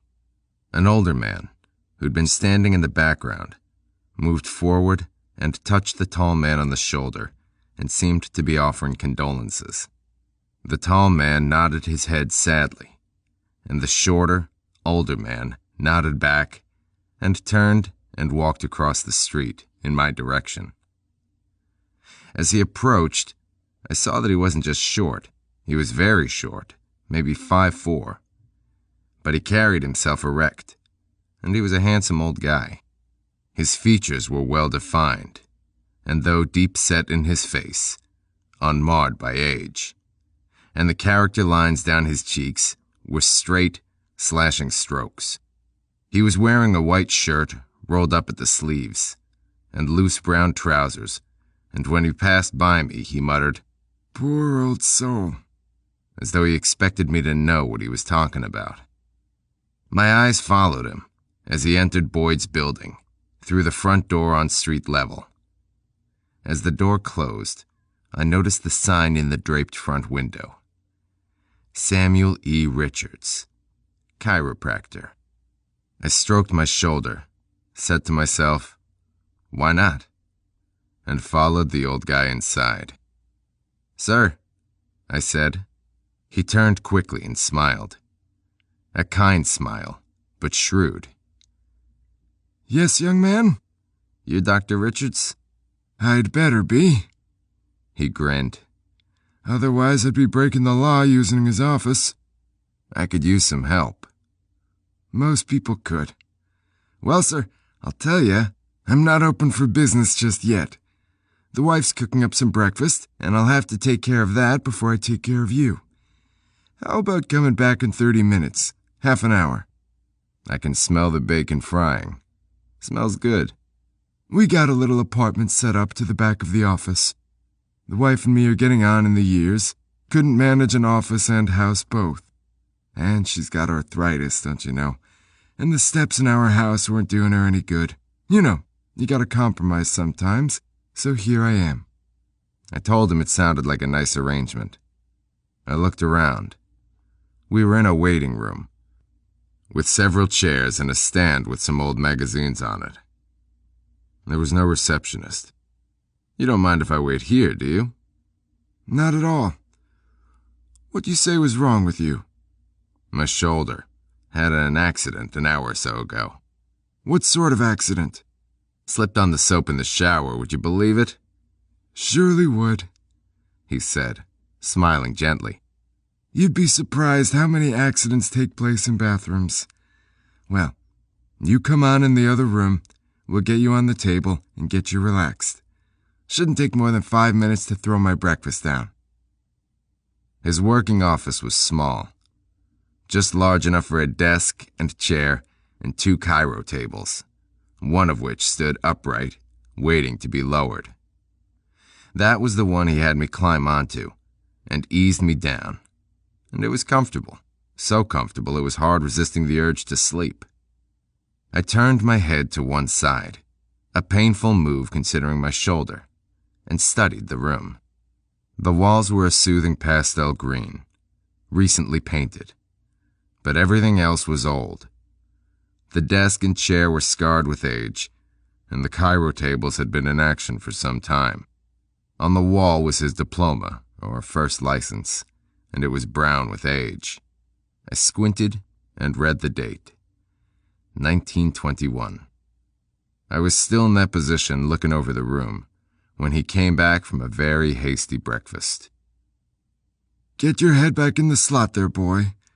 Twisting your neck to the side isn't doing your shoulder any good. I followed his advice and felt his fingers on my neck. He probed my neck and upper back, said, "Oh yes, here's the problem," and went to work. He was good. Very.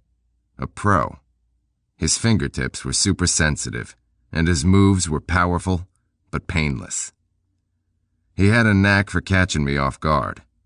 He'd say something conversational like, "Going to be a rainy one." And as I'd start to reply, down he'd come, like a man twice his size and half his age. "That was my Sunday punch." He'd laugh softly and go on to something else. He gave me 15 minutes of adjusting, most of it spent on my shoulder, but some of it on my neck and lower back.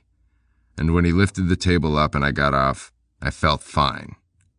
I told him so. "Glad to hear it," he said. "That's my real satisfaction, getting quick results. Good idea getting here soon after you took your fall, too. Easy working on something like that right after she happens. Couple days go by and all kinds of tension sets in." "You don't use X-ray?" I asked him, remembering bills I'd paid to a Cairo in Wisconsin. He held up his hands, flexing his fingers. "These is X-ray enough." I nodded, said, "Listen, how old are you anyway?" 81 this January past. "That's remarkable." "Maybe so, I don't know. I'm not so good as I was once, but I guess I'm still good enough. When I get past a certain point, I'll give it up." "Oh?" "You've got to be sure you get results every time. Otherwise, you should give up what you're doing. Do it right, or not at all." "You get results. Take my word. How much I owe you anyway?" $4, he said, and I gave it to him. He explained in detail how all the other Cairos in town had gone up to 6, but he couldn't see charging that much. He was one of those talkative old guys who enjoy having someone to do their talking at. I wondered if maybe I couldn't work that to my advantage. "Say," I said, "what was all that commotion across the way?" He shook his head. He sat at the chair at the desk, and I sat on the table next to it. He said, Terrible thing, that. Poor old Albert Leroy. Poor old boy. Old, I say. I'm 80-some, and he was, maybe 40. But he was older than me. Much. He didn't have a soul. No wife. Wasn't particular close to his relatives. Didn't have a profession to speak of.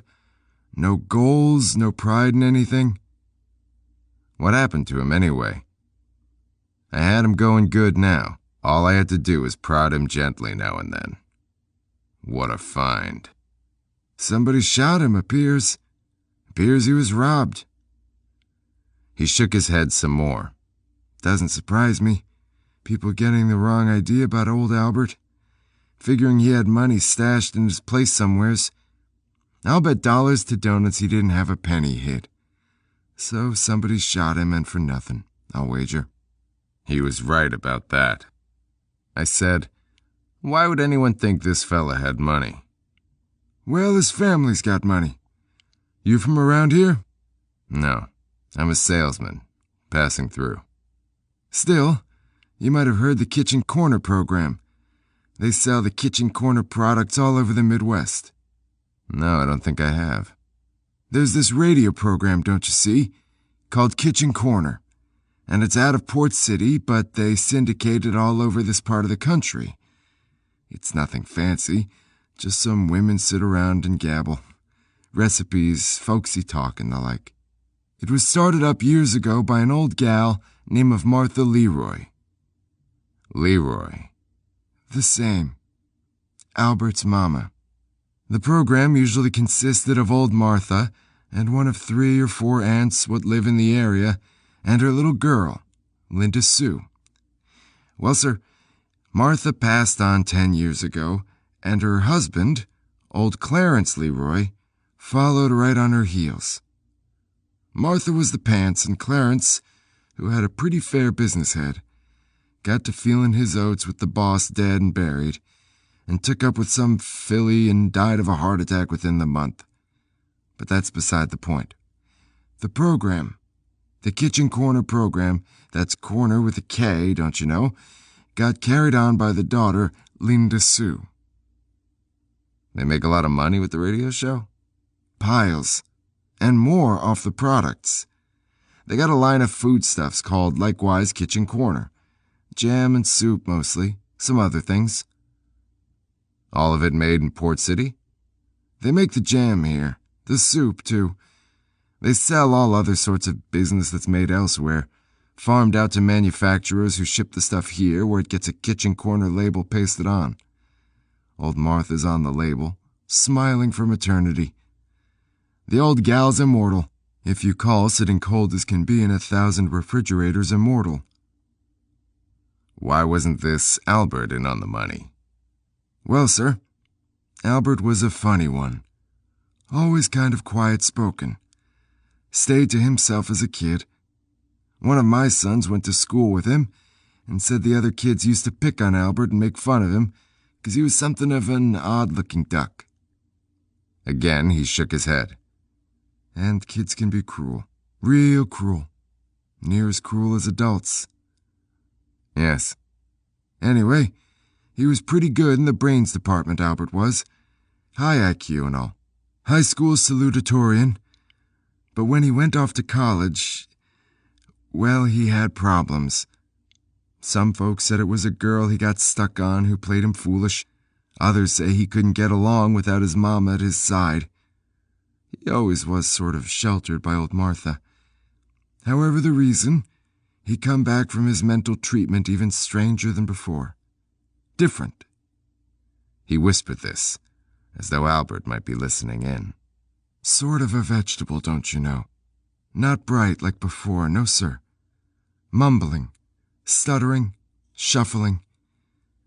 It was a sad sight, I mean to tell you. Has he been an embarrassment to his family? I hope to shout. But Albert never caused him any harm.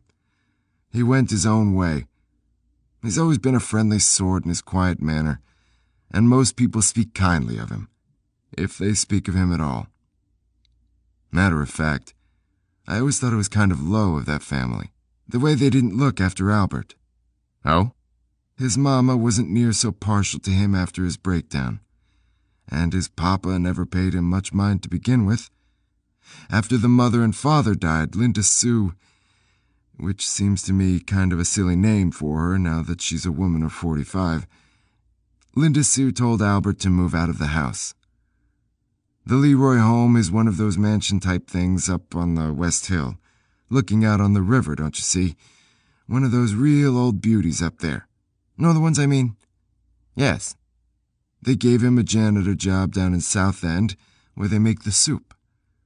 But that's all they've done for him, far as I know.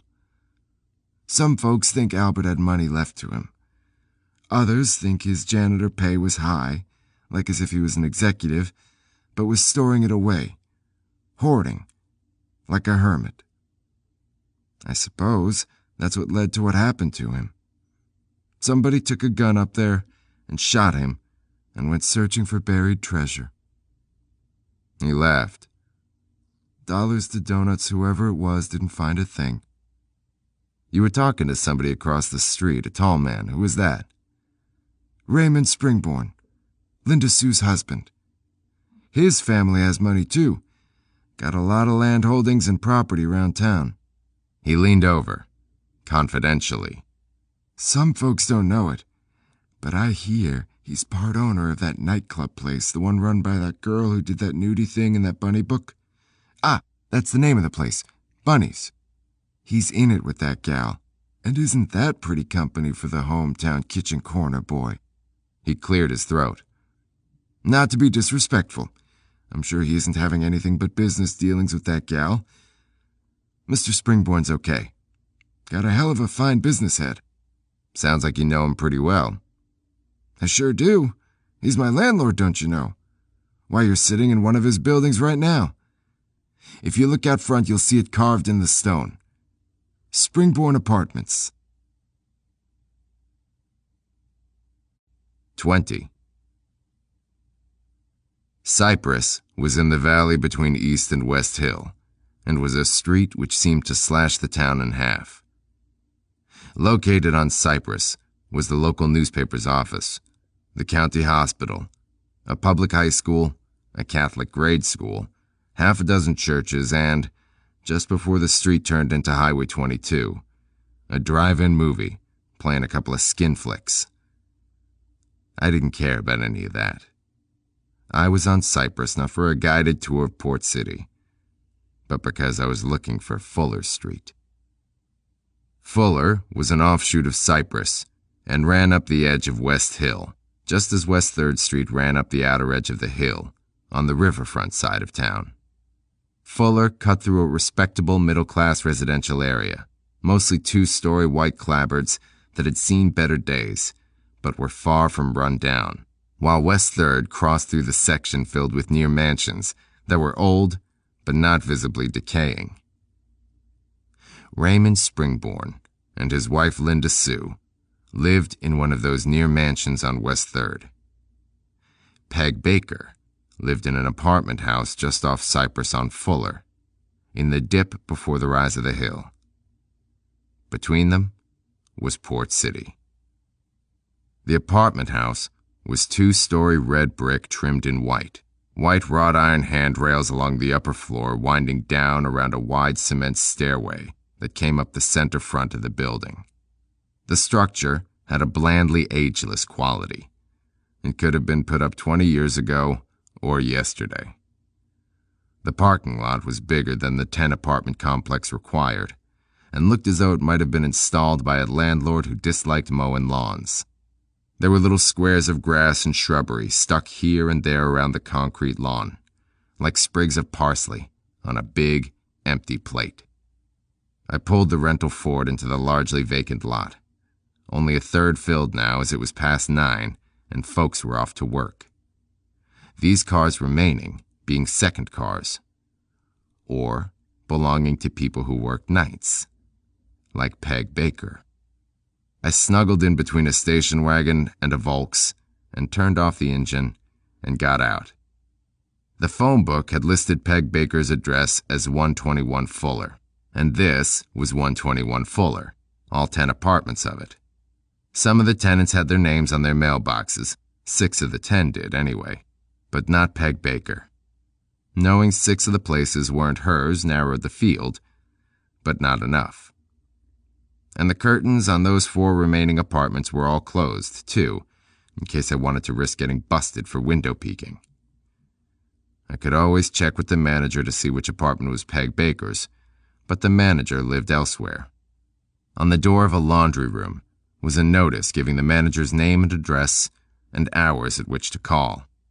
The hours were in the evening, but I used the payphone in the laundry room anyway and tried the manager's number, and a recorded voice asked me to leave a message after the tone, and I hung up. Damn. I was just getting ready to pick one of the 4 doors at random and knock when I spotted what had to be Peg Baker's car. Her registration would probably be visible, and on that would be her address. Hopefully, that address would be more specific than 121 Fuller.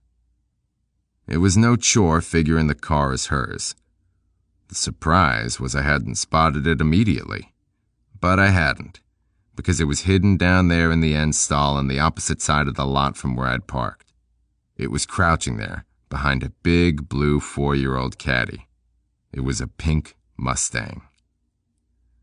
Several years old, but shiny and pink and dentless like new. A sheltered pink baby that never grew up. A Peter Pan of a car, parked way down on the end where nobody could hurt it. The upholstery was pink. The carpeting was pink. The dashboard was pink. The gear shift knob was pink. I was afraid to look under the hood. My joy at finding the car subsided at once. Her registration was taped inside the front window, staring up at me in the face. The useless 121 Fuller address thumbing its nose at me. It said Margaret Ann Baker, and it said State of Iowa Motor Vehicle Licensing Bureau, and Port City, and sundry other bureaucratic bullshit. But nowhere did it say apartment number such and such. What now? Back to pick a door and ask? I'd have to be careful how I went about it, as the laundry room and several windows were decorated with signs saying, "No solicitors allowed," warning that a city ordinance called for the immediate jailing of anyone practicing that forbidden art. I reminded myself not to spit on the sidewalk. I was one hell of a fine detective. So I wandered back to my car, head hanging low, to regroup my thoughts. I'd intended getting at Raymond Springborn via an indirect route, namely Peg Baker. Just how I would do that I didn't know. I would improvise, as time allowed for nothing but improvisation. And then, what else could I have done but improvise, never having done this sort of thing before? My only other option would be the frontal approach with Springborn. And what with the body of his murdered brother-in-law Albert Leroy just fresh found, now was a decidedly bad moment to approach Springborn frontally. I could picture myself dropping in on the mournful family, perhaps while Springborn was gathering the sympathies of the Port City Chief of Police. Such a situation could bring up some embarrassing questions such as, "Who are you?" or "What are you doing here?" I sat in the Ford, slouched down, trying to think. For 2 cents, I would have gone to sleep. For 3 cents, I would have never waked up. I kept trying to think, trying. I couldn't. Maybe Broker was right. Maybe I was being an ass. Maybe I should give it up. My initial feeling of indignant rage had dissipated by this time. I felt crumpled, like an empty paper cup, used, emptied, discarded. I saw him out of the corner of my eye, didn't recognize him at first, but he was familiar. I made myself think, and I knew him. The drummer. The drummer in the rock band at Bunny's the other night.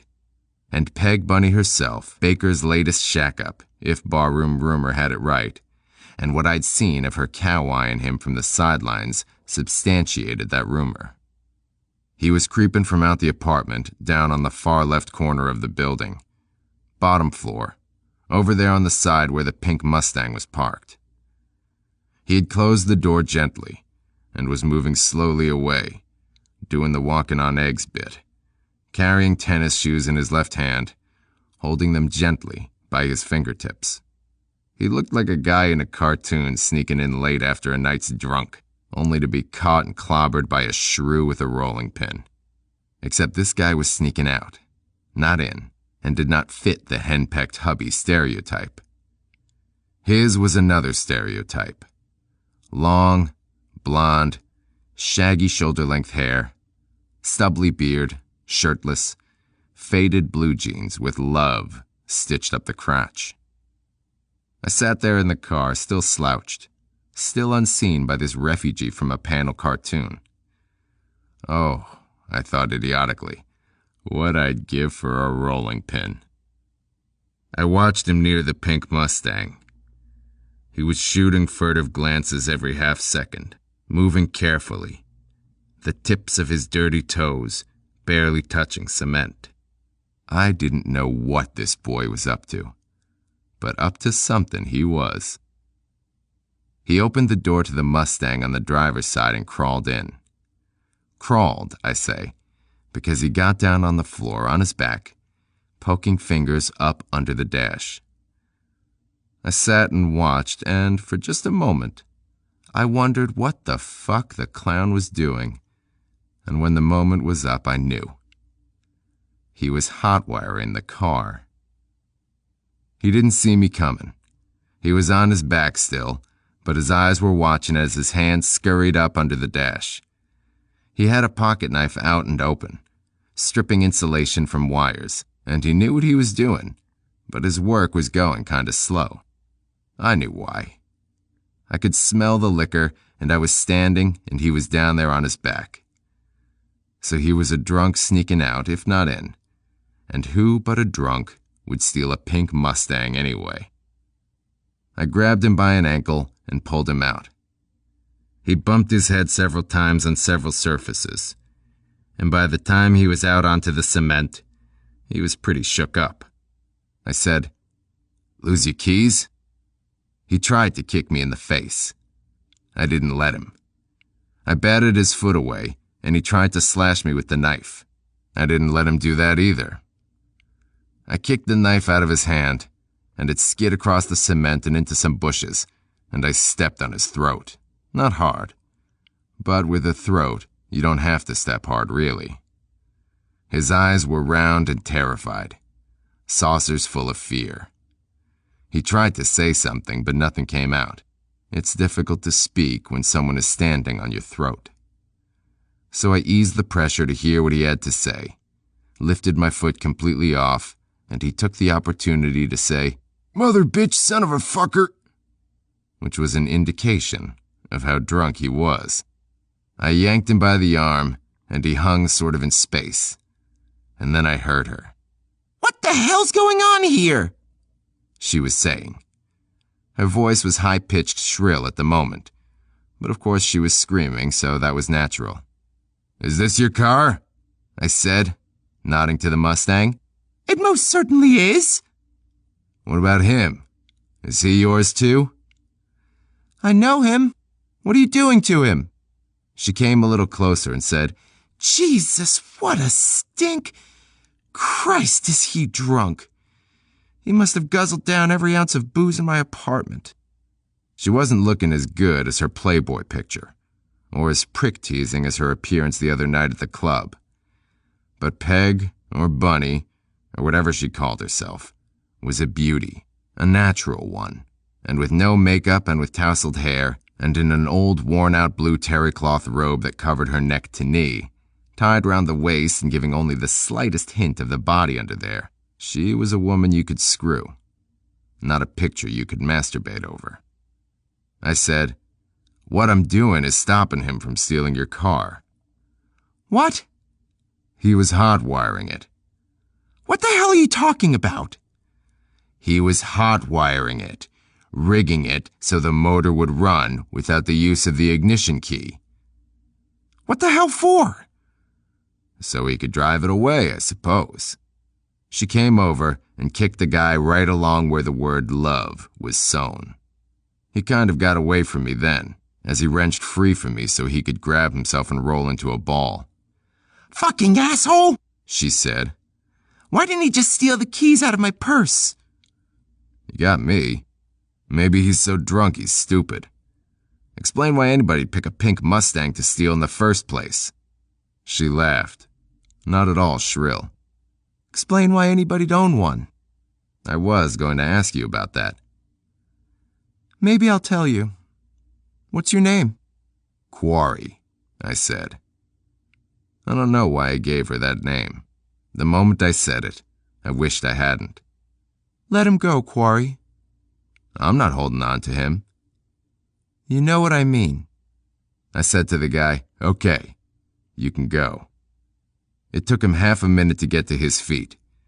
He looked at the girl for a second, then glanced at me, then took off running, in a limping, just-kicked-in-the-balls sort of way. He was up on the corner of Cypress after a moment. He stopped there and yelled back, "Bitch! Cunt!" and limped quickly out of sight. He means you, I guess. She grinned. "Well, actually, my name's Peg. Peg Baker. Come on in and have a cup of coffee." "I don't know." "What don't you know?" I don't know if it's safe to hang out with somebody who drives a pink car and sleeps with something like that. He slept on the couch. That's where I made him sleep after he couldn't get it up. You want coffee or don't you? 21.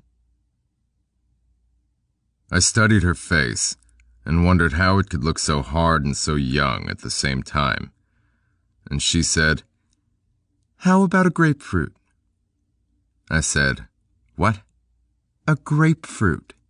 How about a grapefruit? She was standing there in the kitchenette, her robe loose enough toward the top for me to get a look at the start of the swell of those bunny breasts. I sipped my coffee and wondered whether her sexual illusion had been intentional and said, Yes, I'd like a grapefruit. Maybe it's a little late for breakfast type stuff. What the hell time is it anyway? There was a clock above the window over the kitchen sink, but it wasn't running. I checked my watch. 10:15, I said. I suppose you already had breakfast. No, I just got up a little while ago myself. I sat at the table sipping the coffee and watched her as she went to the refrigerator and got out a big yellow softball of a grapefruit and sliced it in half on the counter with a long, shiny knife. She sectioned the grapefruit halves and lightly sugared them, served them up in bowls, and brought them over. She put one in front of me, leaning over so that I got a good look at what was happening under the robe. I took a bite of grapefruit. You keep eating, she said. I'll be right back. She walked from the kitchenette to a cubbyhole hall and went in a door and closed it after her. I turned to the grapefruit and continued eating, slowly, looking around the room as I did. The room was horrifying. It made no sense that this supposed sex pot from the pages of Playboy lived here. This was an old woman's apartment, loaded with memorabilia of decades past. Against the left-hand wall, there were 2 oak cabinets that nearly touched the pebbled plaster ceiling. The cabinets crammed full with china and cut glassware. Against the opposite wall was a sofa with doily-pinned arms, as were the arms of the several lounge chairs in the room, and over the sofa was a big mirror with a wooden frame painted gold and carved with cupids and flowers, the mirror reflecting the china cabinets back at themselves. The stucco walls were hung with plates picturing churches and dead presidents. Only the television seemed of this era, a new RCA color job, but above it, in the corner it took up, was a knick-knack rack whose shelves were filled with a salt and pepper shaker collection consisting mostly of little animals and miniature fruit, such as a white and a black lamb and a pair of plump porcelain strawberries. The front 2/3 of the long room was living room and filled with this chamber of elderly horrors, and the back third was kitchenette. 2 waist-high bookcases, with space between them to walk through, divided the room. The books in the cases were not the sort you might expect from the girl behind bunnies. They ran to Reader's Digest condensed books, a Collier's Encyclopedia, occasional hardcovers, the raciest of which was Forever Amber, and scattered romance paperbacks. The kitchenette seemed largely spared of the Senior Citizen School of Interior Decorating, outside of the clock above the sink, which was a Felix the Cat clock, with jeweled eyes and a tick-tocking tail, which was silenced now, because the plug was pulled. Also, atop the refrigerator was a cute stuffed toy, a furry pink and black spider, about the size of a healthy rat. She came back wearing the same blue sweater I'd seen her in a few nights before at Bunny's, though now she was also wearing matching blue hot pants. Her legs were pale white and slender but shapely, and looked delicious, and her breasts bobbed up and down as she moved toward the table, where she sat and began eating her grapefruit, taking small but greedy little bites, as though she got a sensuous enjoyment out of every nibble. Nice place you have here, I said. Pretty fucking grim, isn't it? She said. Looking around, I get the feeling you're older than you look. Who are you, anyway? Some 100-year-old hag who discovered the Fountain of Youth? Not exactly. My mother lived here with me up until last month. What happened last month? She died. Oh. Aren't you going to say, I'm sorry to hear that?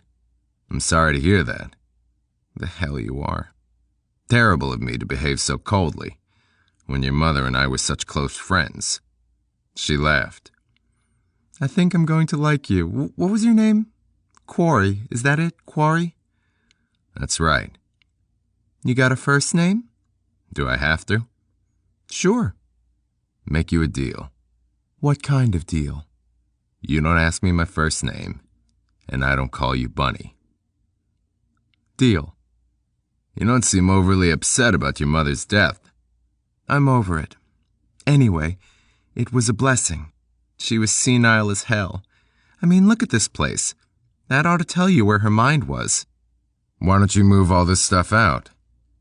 Where to? You got money. Rent some place and store it. Oh, I got money, do I? Sure. You own a restaurant or a bar or whatever you call it. You must have money. I call it a club, and I own half of it. I'm working on owning it all. Oh. All or none of it. See, when we started the place, we had no idea it was going to go like it did. Business started out big and got bigger. But the business arrangement I got isn't the best. Why's that? Well, when I got this idea for a club, I had some money, but not a whole hell of a lot. My mother was getting bedridden and, like I said, sort of senile, and the big house we had on the hill we sold. You had one of those houses on the hill? Yeah. Ours is a Port City family that goes way back. My old man was in the pearl button business, which used to be Port City's claim to fame. Pearl button capital of the world. Until plastic came along and the pearl button market fizzled. Dad sold out early, and we had enough money to maintain the house on the hill, and he and Mother lived comfortably until Dad died 5, 6 years ago, and Mother started needing medical attention. Didn't I see all this on a soap opera? Oh, eat shit, Quarry. Anyway, I sold the house, moved Mother and all her possessions into this cozy 2-bedroom flat, and put up a chunk of money for the place you know as Bunny's. I also provided the concept of the place and my shady reputation as the Port City fallen lady who was nude in front of God and everybody. And my business partner provided the land and the rest of the money. Because his investment, as far as land and capital is concerned, was bigger than mine, his share of the profits is bigger. I want more of the money than I've been getting. More. Hell, I want it all. I'm the fucking Bunny. If he wants the money, let him pose bare ass. You're gonna try to buy him out then? Yeah. I've been saving my share of the profits like a good little miser, and if I can't buy him out, I'll make him buy me out, and I'll build another club someplace. Listen, I want to ask you something. Go ahead. The pink Mustang. Where'd you get it? It was a present. Back in my Bunny days. Maybe if I get to know you better, I'll tell you about it. I'd like to know you better. I know you would. Is that right? That's right. This morning was no accident, was it? I choked on my bite of grapefruit. Pardon? This morning. You came around here looking for a way to get close to me, didn't you? Don't play dumb. I saw you a couple nights ago at the club. I saw you staring at me. I grinned, more in relief than anything else. I'm sorry. Couldn't help staring. A lot of men stare at me. Most of them stare at me like I'm so much meat. Grade A U.S. government-inspected prime, maybe. But meat just the same. You stared at me like you were staring at a woman. You can really tell the difference, huh? Sure can. I get that goddamn meat stare all the time. Almost every son of a bitch in Port City tried to get in my pants one time or another. But you're selective. That's right. Then let me ask you something. Go ahead. You won't get mad? Ask and see. If you're selective, what are you doing shacking with a freak like that one who tried to heist your wheels? She laughed. Her eyes laughed, too. Sparkled, sort of. I got a weakness for younger men. How old are you, anyway? How old are you? I'm 32. I'm younger. She smiled. She touched my hand. Thanks for stopping that creep. I like that car of mine. I'm fond of it. It's got sentimental meaning for me. He was drunk. Yeah, well, he sat around smoking pot last night and then he couldn't get straight, and I kicked him out of the bedroom. Locked the sucker out, in fact. He must have sat up all night drinking up my liquor stock and planning his revenge. I didn't think he knew what he was doing. Maybe he did. That was his band's last night at the club, you know. And he told me the group was going to have to break up pretty soon, 'cause him and another guy had the drug rap hanging over him, and the two of them were planning to hotfoot it to Canada. Maybe he got inspired and was going to drive my Mustang over the border. Or maybe he's gay and pink just appeals to him. He just might have been, at that. Most men react pretty favorably to me. That's the first time I can remember any guy having trouble. Younger guys, huh? Yeah, younger guys. And guys moving through town. One-night stand things, you know? I like short relationships. Short and sweet. A long relationship to me is one that lasts a week. Is that so? You steer away from the locals, huh? Goddamn right. I like being on my own. Get involved with somebody around here, and before you know it, I'd be into something serious. No true, deep, abiding loves for me, thanks. I've been stung by that shit before. No meaningful, mature relationships with married men either. I've seen too many girls get shafted in the ear by that stuff. I like my relationships nice and shallow. One-night stands, yes, sir. And then there was my mother. When she was alive, I couldn't have men friends in, now could I? So it was motel rooms and back seats of cars and such. A little sordid, maybe. But it serves the purpose. I mean, everybody has to get their rocks off now and then. I know what you mean. What do you do for a living, anyway? I'm a salesman. Then of course you know what I mean. Your goddamn life's a chain of one-night stands, isn't it? Isn't everybody's? She stopped for a moment, looked thoughtful, looked at me. I wonder, she said. It was silent for a while, and just as the silence was getting to the awkward stage, I said, "This grapefruit is good." You want another half? Only if you do. I do. Okay, then. She got another huge yellow softball and served it up and said, Florida grapefruit. Thought so. Really fine. Yeah, girlfriend of mine sent a crate of 'em up to me. Now there's an example of what I was talking about. Huh? This girlfriend of mine. She's one who got involved with a guy, a married one at that, and she got shafted in the ear, as well as every other opening on her the son of a bitch could find. That's one of the reasons I'm trying to get out of business with him. Wait a minute. You mean the guy this girlfriend of yours was involved with is the same guy you're in business with? Shit, I shouldn't be talking about all this. I'm from out of town, Peg. What do I know? Well, see, nobody in town knows about the affair between these two. You know. Yeah, I do. But the guy himself doesn't know I know about it. Whew! Confusing, huh? Don't stop now. You got me interested. Well, okay. Shouldn't hurt. After all, I'm not using names, am I? And if I did, you wouldn't know who I was talking about. That's right, I said. Raymond Springborn. This guy I'm in partnership with, he's a crackerjack businessman, terrific businessman, really, and fairly ethical as far as that goes.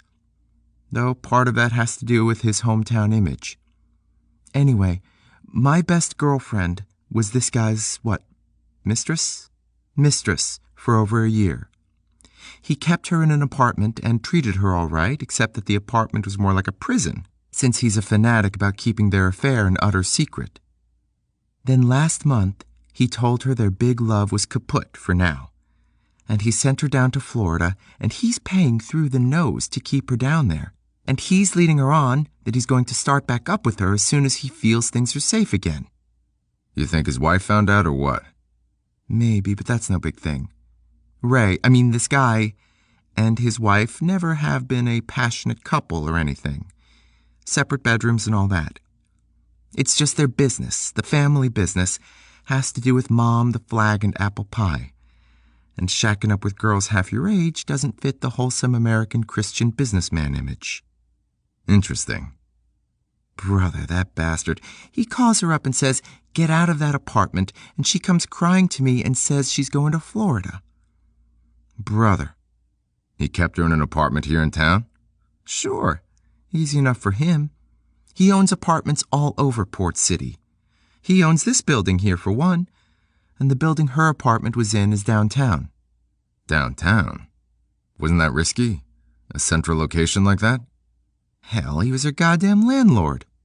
Who's going to talk about a landlord calling on a tenant? Anyway, the building isn't on the main drag downtown, it's off on one of the side street business districts, and nobody else in the building would have ever suspected anything going on.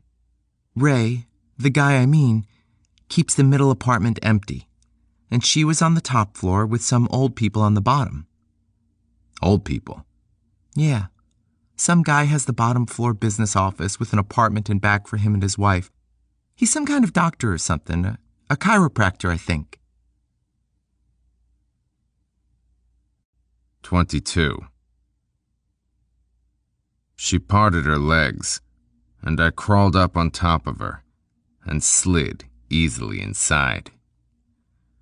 We took our time, as we'd had no foreplay, but she was slick and wet, and no trouble getting into, and we moved together, instinctively together, working slowly, silently, to a gushing mutual peak, where the first sounds from either were simultaneous, semi-verbal sighs. I stayed on top of her for a minute or so, one hand still under her ass, cupping one cheek, the other hand cupping a full breast, the nipple of it going from a hard point to a gentle nudge against my palm. I nuzzled her neck, and she rolled her head slowly around, liking it. I felt myself getting small, sliding out of her by nature, not by choice, and she eased out from under me and off the bed and paddled out of the bedroom into the bathroom, her ass jiggling beautifully as she went. I flipped over on my back, reached over to the nightstand, and yanked a tissue from the Kleenex box and wiped myself off. My stomach muscles were aching, but pleasantly. I felt drained, but in a nice way. And my shoulder wasn't bothering me at all. I propped a pillow up behind me, half sitting, half lying, and stared at the ceiling. Earlier, when we'd finished the second grapefruit, we had moved into the living room, continuing our small talk. But as we approached the sofa, Peg had said, "This place is too goddamn depressing. It's like talking in a rest home." And I'd followed her into the bedroom, where her unmade double bed had obviously been slept in on one side only. The room wasn't much different from the rest of the apartment. The furniture in here was just as pedestrian as out there, though unlittered by doilies and knickknacks. Just another study in stucco-walled apartment complex typicality, though considerably livened up by a smattering of posters, the brightest being reprints of gaudy old film ads from the 30s, one showing King Kong having a gay old time atop the Empire State Building, another showing the Marx Brothers having equally good a time at the circus. There was also an orange poster showing an underground cartoonist's vision of pin-headed men with very thick legs and large feet dancing in a line. The words, "Keep on truckin'," over their heads. Next to that was a poster of that pointy-eared spaceman from TV, while in another, two rhinos humped below the words, "Make love, not war." The most striking was a black and white poster of Marilyn Monroe's face, right over the bed. The effect of them was strange, as instead of counteracting the elderly aura of the outer apartment, these posters, these free spirits, seemed imprisoned in this room, in this old folks' home of an apartment, and seemed to be looking at me, saying, "What are we doing here?"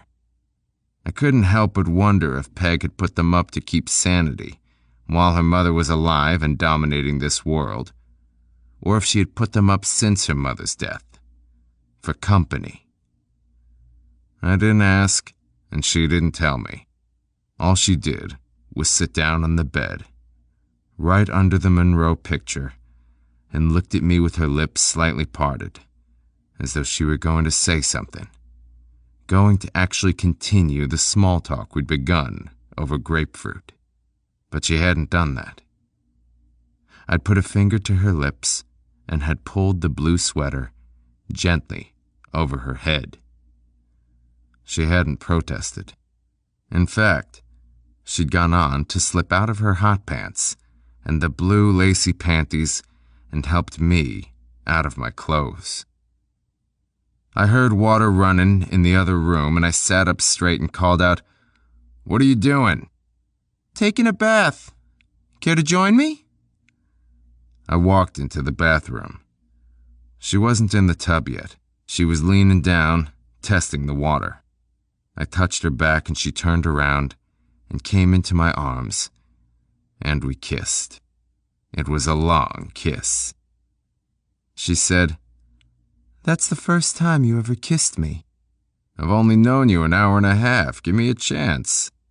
"Well, you screwed me.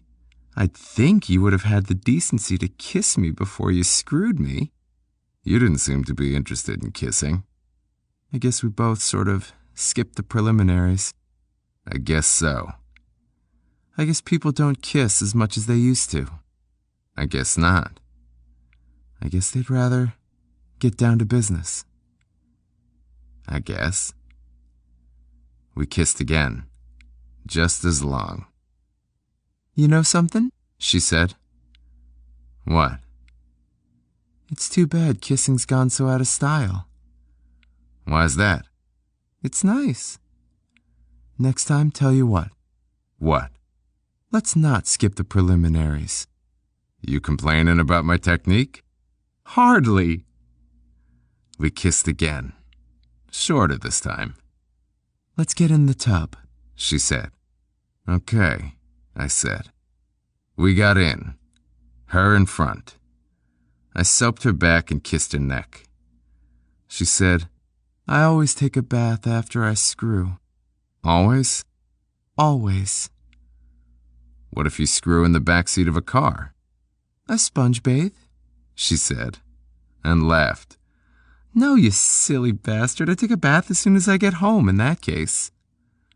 "You like baths?" "Yeah. You suppose I take baths after I screw because of guilt feelings? Like Lady Macbeth washing the blood off her hands?" "I don't know. I like to swim." "That's like bathing." "Only you don't have to fuck around washing."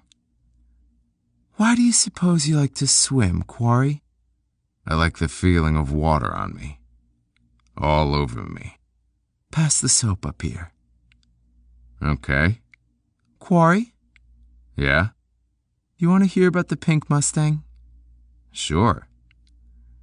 "It's kind of personal." I just screwed you, didn't I? How much more personal can you get? "Screws aren't always personal." Oh? Ours was a pretty personal screw. In 20 years, I could tell somebody about that screw. How many screws can you remember well enough to tell about them the next day, even? What about the Mustang? There was this guy in Chicago. I was working as a bunny in the club there, you know? He saw me in the magazine, the nude pose. He fell in love at first sight with me, he said. He kept coming around the club, bothering me. He was getting me in trouble, almost lost me my job. You're not supposed to fraternize with the customers, you know. So I agreed to go out with him if he wouldn't pester me. I went out with him, and I didn't like him at first.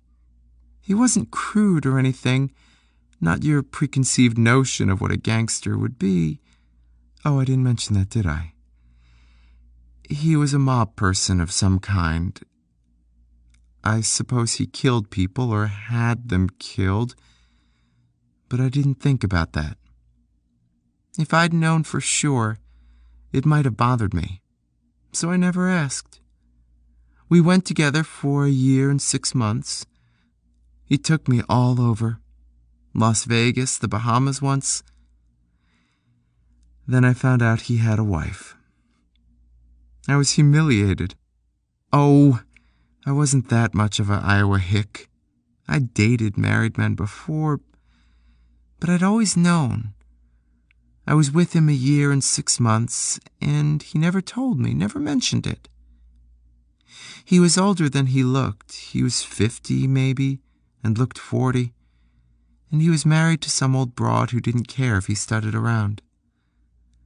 When I got upset about his being married, he bought me a present. See, Playboy picks a Playmate of the Year, you know? And that year, they gave the winning Playmate a pink Mustang. So he gave me a pink Mustang. He said I was his Playmate of the Year, and I guess I should have been insulted by the implication of that. But I knew how he meant it, and it made me cry. He gave me the pink Mustang and told me he'd call me in a week after I had some time to forgive him. But during that week he died, or was killed, maybe, I don't know. He was found in his garage, door shut, car running. The carbon monoxide killed him, accidentally, on purpose, whatever. What's it matter? That was 7 years ago. I keep the Mustang in top shape. It's like new. It's gonna kill me when I have to junk it eventually. Do you remember the first time you screwed with him? No, She said, a hint of surprise in her voice. No, he couldn't screw for shit. She didn't say anything for a moment, and then I realized she was crying. I wanted to help her, but didn't know what to do. I touched her shoulder, and that seemed to do the trick. We were putting our clothes on in the bedroom when I heard something outside that sounded like thunder. I went to the window and drew back the curtains, and it was thunder. "I'll be goddamned," I said. "The sky's black. It's going to rain like a son of a bitch." My windows are down, she said. "Mine too." I crawled into my trousers, zipped up, and moved out of the room. "I'll go out and take care of it." I stepped out the door, and the sky rumbled again, and I ran to the Mustang, rolled up the windows, ran to the Ford, got my raincoat out of the back seat, rolled up the windows. A few drops of rain streaked my face, and just as I got to the door, the downpour began. Inside, I threw my raincoat down on the hard, straight-back chair next to the door and heard a clunk. My automatic was in the pocket. I hoped Peg wouldn't run across it. Does it shock you? She said, dressed in blue sweater and hot pants again, sitting on the sofa. That I was a gangster's woman? I laughed. She smiled, but there was a hint of frown in that smile. What's so damn funny? "I was a gangster's woman," I said. "Sounds like something on the cover of True Confessions." She laughed. That's me, a real gun moll. His business didn't seem to bother you. His business was his business. He only supplied what others demanded. I nodded. But, She said. if I'd known exactly what he did, I probably wouldn't have stood for it. That's hypocritical as hell. Hey, who appointed you preacher, Quarry? You're awful moral all of a sudden. Maybe you've just underestimated me. Bullshit. Next thing you're going to tell me is you're not married. I'm not. Every traveling salesman is married. Not this one. You're even my first farmer's daughter. Sure. You're my first man, too. Today. She shook her head, smiled crookedly. You know something? What? Something about you reminds me of Frank. Who's Frank? My gangster. My poor dead gangster. I thought you said I screw better. Oh, you do. So far, anyway. But your eyes. There's something in them. Or something that isn't in them. Listen, I want to know something. Does it or doesn't it bother you that this Frank was in the rackets? It doesn't bother me. So am I, in a way. You know that guy I mentioned before? The one I'm in business with? The one who shafted my girlfriend and sent her down to Florida for his health? Yeah, Ray. That's right. Ray. How'd you know his name? You let it slip 2 or 3 times. So I did. Anyway, some of Ray's money comes from that kind of people. What kind of people? Mob kind of people. You mean he's running businesses as fronts for them? No, all his businesses are legitimate, but he's done a lot of expanding, and some of the mob people in the Quad Cities channel money into his businesses, mainly because it's a good investment. Not to mention the last thing anybody'd suspect is being backed by that kind of money. She touched her forehead. Hey, that reminds me. I was supposed to go over to the Springborn place this morning, going to talk with Ray just once more. And if we can't settle these contractual differences of ours between us, I'll get my lawyer to move on it. What time is it anyway? 11:15. Shit! I was supposed to be over there at 11. She got up from the sofa and said, I better call him and tell him I got, waylaid. She grinned and glided over to the telephone on the wall in the kitchenette. I followed her in and sat at the table and watched her dial. Mr. Springborn, please? She said to the phone. She winked at me while she waited for Springborn. Finally, she was saying, Hello, Ray. Look, I'm sorry I didn't make it over this... Huh? What? You're kidding. Oh my God, that's terrible. That's awful. The poor guy. What was it, robbery? I can't believe it. I just can't believe it. Well, listen, what we have to talk about can sure wait until... Really? Well, okay. 2:30 then. She hung up, shaking her head, and I said, What was all that about? She told me. She told me about Albert Leroy dying. She explained that Albert Leroy was a simple, harmless guy who was Springborn's brother-in-law, a quiet little man who'd had a nervous breakdown once and afterwards was never the same. No one in the family, she told me, gave a damn about old Albert. A lot of folks in town thought it was a sin that the Springborns gave Albert a token janitorial job at the soup plant and let it go at that.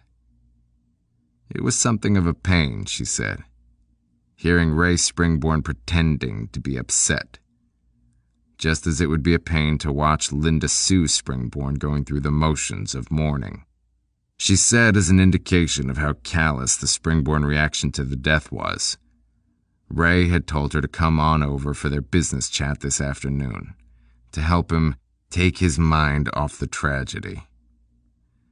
I asked her how it happened, and she said, "Robbery, they say. His place was ransacked.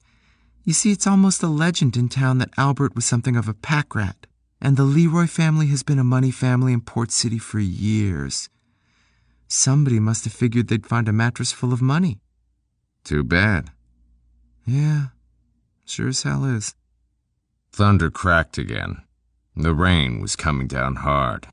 She went to the window over the sink and parted the curtains and looked out at the rain slanting down, and it reflected back on her face, running down her cheeks in gray streams. She said, "You know something, Quarry? "What?" I wish I hadn't cried this morning. "What?" Because now I haven't got any crying left in me. And it seems to me like somebody ought to shed a tear for that poor son of a bitch, Albert Leroy." 23. By early afternoon, the rain let up, but the sky was black and constantly spitting. An arrogant reminder that this was only a temporary reprieve. The hot summer rain had taken the air away and left in its place a humid cloud, a dank overcast, through which the spring-born place looked unreal, like something off the cover of a Gothic paperback. But it was the mood of the afternoon that was Gothic, not the house, which was a massive but fairly commonplace 2-story structure. Red brick trimmed with white-painted wood, the brick faded and smoothed by age to the color of rust. Outside of a rococo effect from the curlicued wood trim, the only vestige of 19th century pretension was the single central box tower that sat on top of the 2-story building like a little separate house that had been plopped down on the big one. This was a house built by common folk who'd made it rich. An ordinary brick house, only slightly puffed up by wealth. There could be little doubt, however, that this was an important home. In a neighborhood crowded with would-be palaces, only the Springborn place had half a block to itself, sitting far back on a gentle hill of a lawn, graveled private drives on either side. The drive on the right led to a red brick 4-door garage large enough to barrack a hippie commune, and at present, both drives were jammed with cars, as though the big old home were a way-station hotel filled with guests, stranded during a storm. We parked in front, or so I thought. When I got out of the Ford and stood and got a good look, I could see we were facing the ass end of the house. Somehow I resented that. It seemed vaguely pompous to me, even though it made sense to take advantage of the river view. But it was sort of hypocritical for this common man's mansion to turn its back on a public street. We stood at the big solid oak front door, or back door, depending on how you look at it, and Peg said, "Thanks for coming with me." "I'm going to feel like a fool," I said. "A stranger coming around at a time like this?" "You're not a fool, and you're not a stranger. You're my escort, and shut up about it." I was glad to shut up about it. Peg's asking me along had saved me from having to fish for an invitation from her. So far, I'd managed to pump her for a lot of information without making myself seem overly curious. And now, I was getting inside the Springborn house. Again, without causing any suspicion on Peg's part, or hopefully, on anyone else's. What better way to get inside the Springborn place than come with a friend of the family, with the rest of Albert Leroy's mourners? It beat the hell out of breaking and entering. My knock was answered by an attractive woman in her mid-40s. She was slender, her graying black hair pulled back in a neat bun. She wore a flowing but conservative black dress, which came down to her knees in a straight and waistless line. Her face was smooth, the skin pulled almost tight, while her neck was heavily creped, indicating a probable facelift. Her features were intelligent and well-formed, her eyes widespread and alert. She smiled at Peg and nodded, an artificial smile with pain in it, or the semblance of pain, as though she wanted to make sure we knew that she was distraught but in control. "Thank you for coming," she said, her voice a steady contralto, and she reached for Peg's hand, squeezed it, and gave it back. Peg said, "I'm so sorry about all this, Linda Sue. This must be a horrible time for you and Ray." She nodded gravely, then looked at me and arched an eyebrow. "I'm somewhat confused today in the aftermath of the tragedy. I must admit, I can't seem to recall your friend, Peg. You'll have to excuse my rudeness. This is Mr. Quarry. He's not a native of Port City, but he's a close friend of mine and was with me when I got the news about Albert. I didn't think you'd mind if he accompanied me." "Of course not," she said. "I only wish we'd been able to meet under more pleasant circumstances, Mr. Quarry. Won't the two of you come in, please?" We stepped inside, and were standing in a hallway that could have been a ballroom, what with its empty, impressive size. Or perhaps a chapel for some strict Protestant sect, what with all its austere, dark wood. The most striking thing in the otherwise vacant hallway was a deep, polished wood stairway that curved down from a darkened second floor. "May I take your coat, Mr. Quarry?" I gave her the raincoat, having since removed the 9mm automatic and left it in the trunk of the Ford. I felt somewhat naked in this house without the gun, not knowing precisely what kind of confrontations I might be having in here. But it seemed less than wise to tote around the murder weapon of Albert Leroy in the home of his mourning relatives. My uneasiness was amplified by the draftiness of the hallway.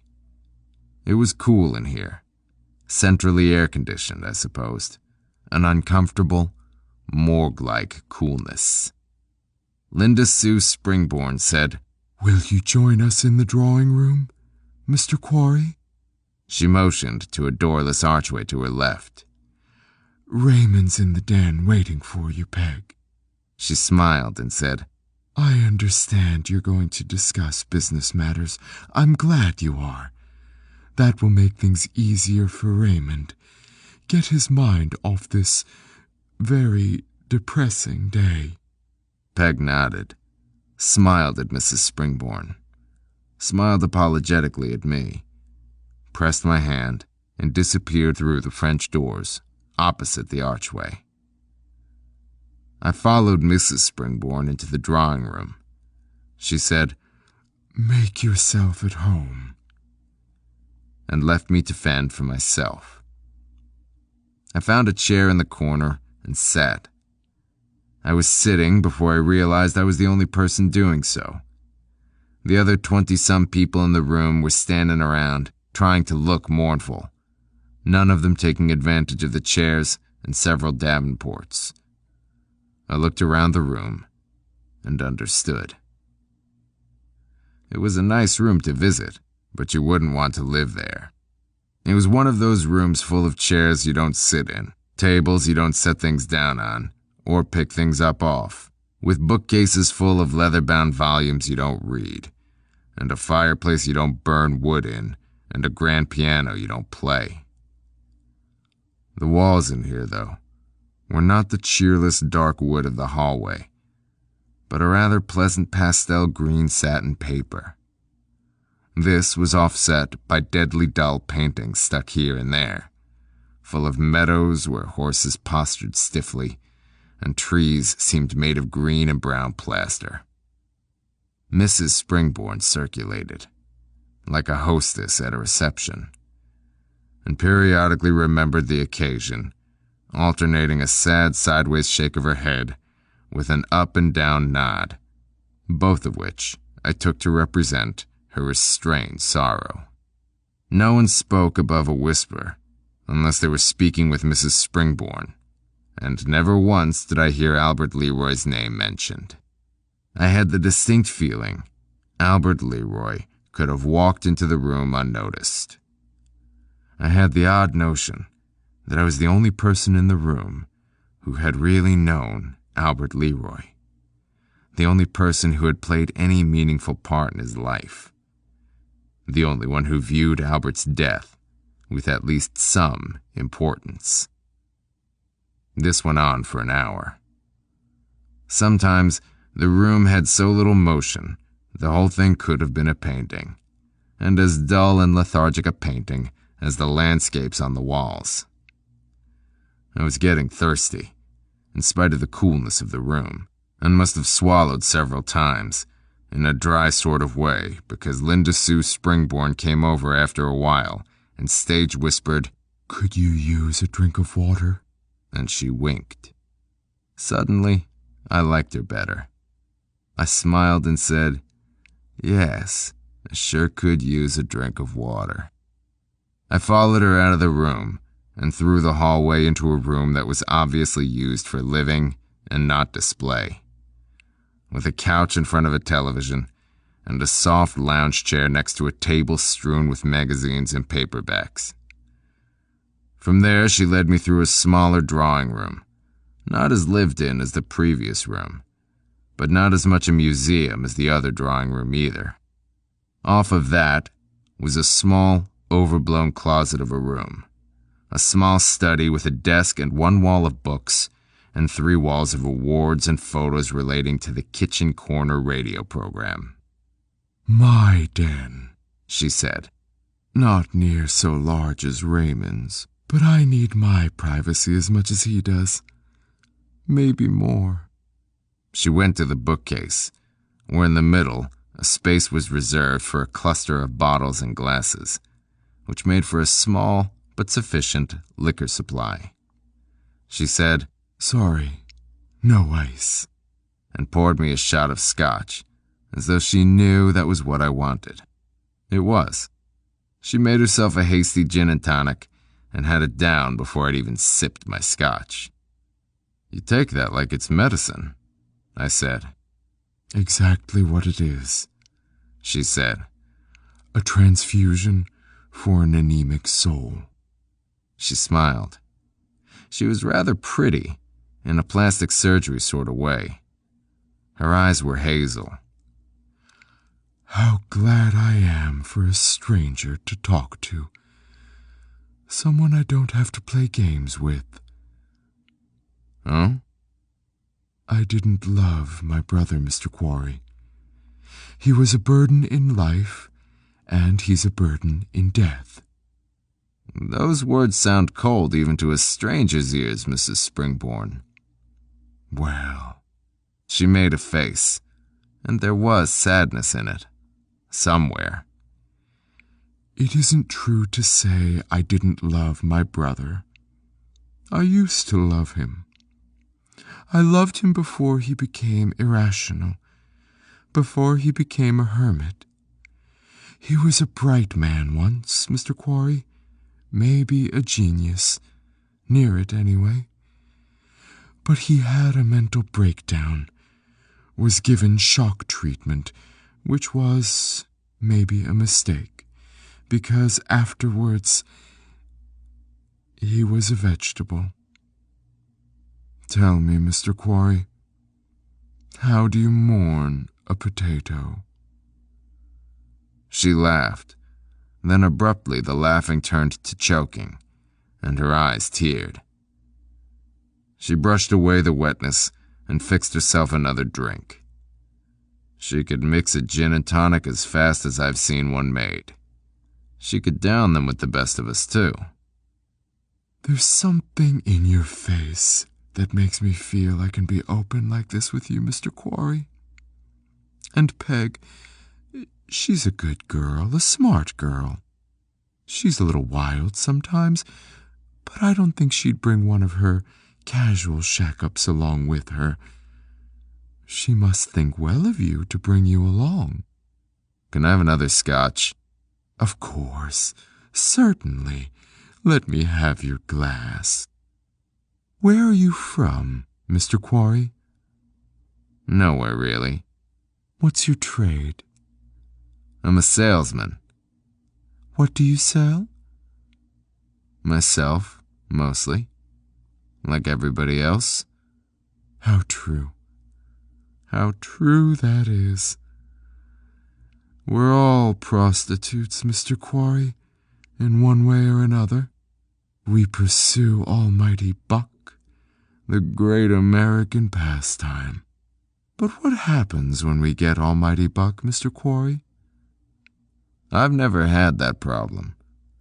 Well, I've had it. I have it now. Once you get there, so what? What's the point of it all? That's a question I never ask myself. You just play your role and continue on. Survival as an end in itself. You might say that.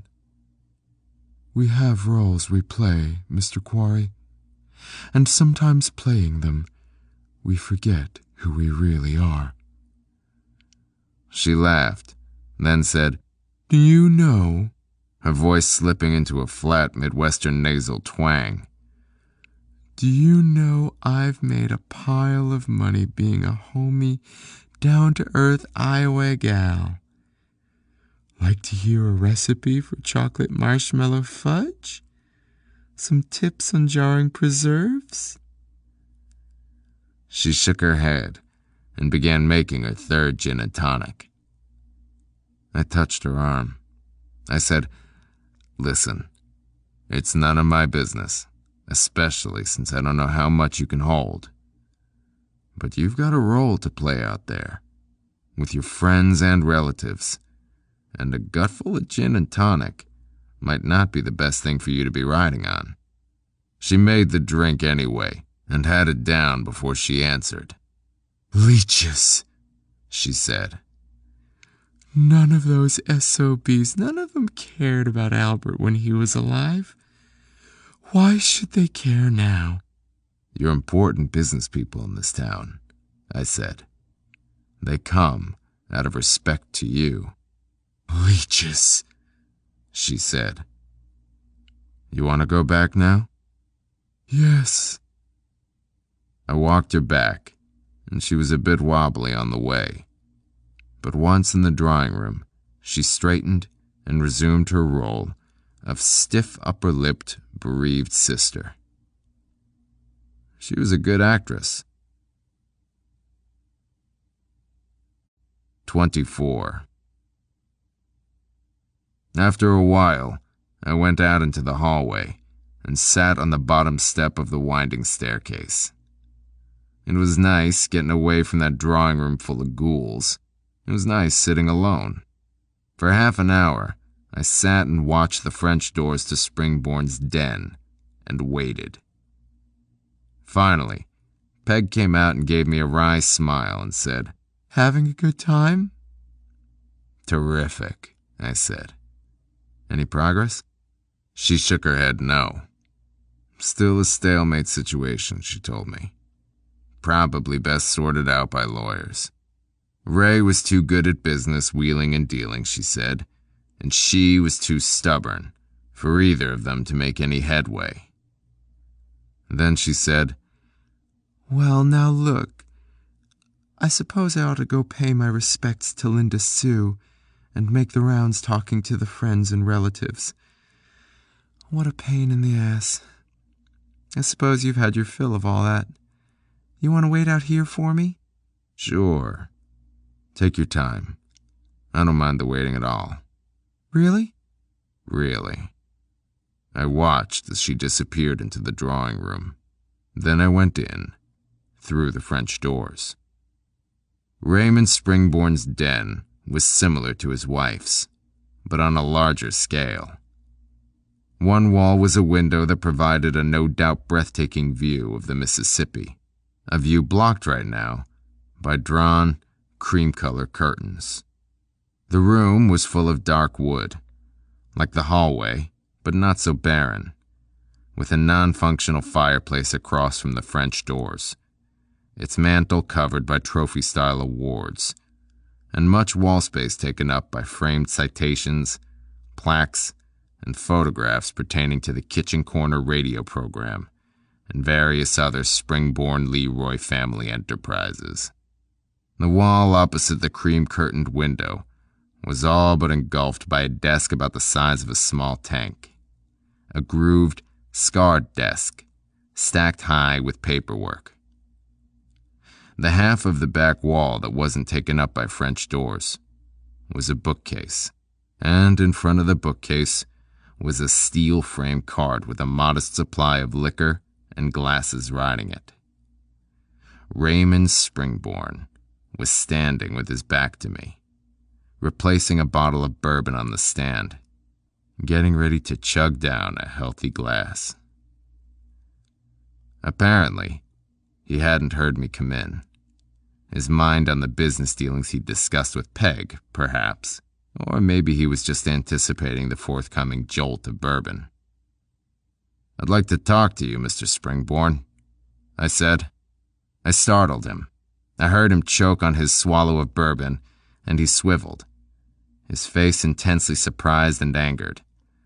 The moment was close to a comic one, as though he were a comedian doing a double take. Was there recognition in that look? Was this the man who earlier today had tried to take me apart with a wrench? Who the hell are you? His voice was an even baritone. He'd been edgy there at first, but he calmed down fast. I couldn't be sure if this was the man with the wrench. Couldn't be sure at all. The struggle had been a near dark. I'd been caught off guard and had been concerned with survival, not with remembering a detailed observation for later. A black t-shirt and a wrench. That was all I could clearly remember about my assailant. Springborn was wearing black all right, a conservative gray-black suit, out of respect for the deceased, I assumed. That morning, when Albert's body was being hauled away, I'd seen Springborn from across the street and had pegged him as tall. But not this tall. Not damn near 6'4". And I couldn't remember that man with the wrench as being so tall. But then I hadn't stopped to weigh and measure him either. I said, "My name's Quarry." If he recognized the name, he didn't show it. If he was the man who'd hired me, and if the broker had called him today to tell him about my staying around Port City, then Springborn might have gotten my name from broker. At any rate, what he would have gotten for sure from broker was a description. A good, detailed description, like the one I wished I had of the man with the wrench. As for Springborn's description, well, he looked like what he was. A successful businessman. The proper lean, hard look of a man who got to the top and stayed there. His hair was the color of ashes. His eyes a similar gray. Otherwise, his features were bland, ordinary. But those eyes, with shaggy, hawkish eyebrows, those translucent gray eyes, seemed to take everything in, let nothing out. Have we met? He finished his bourbon in one gulp, put the glass down on the cart top. Maybe. That's something I want to find out. Do you have any particular reason for talking in circles? I didn't come to answer questions, I said. I came to ask.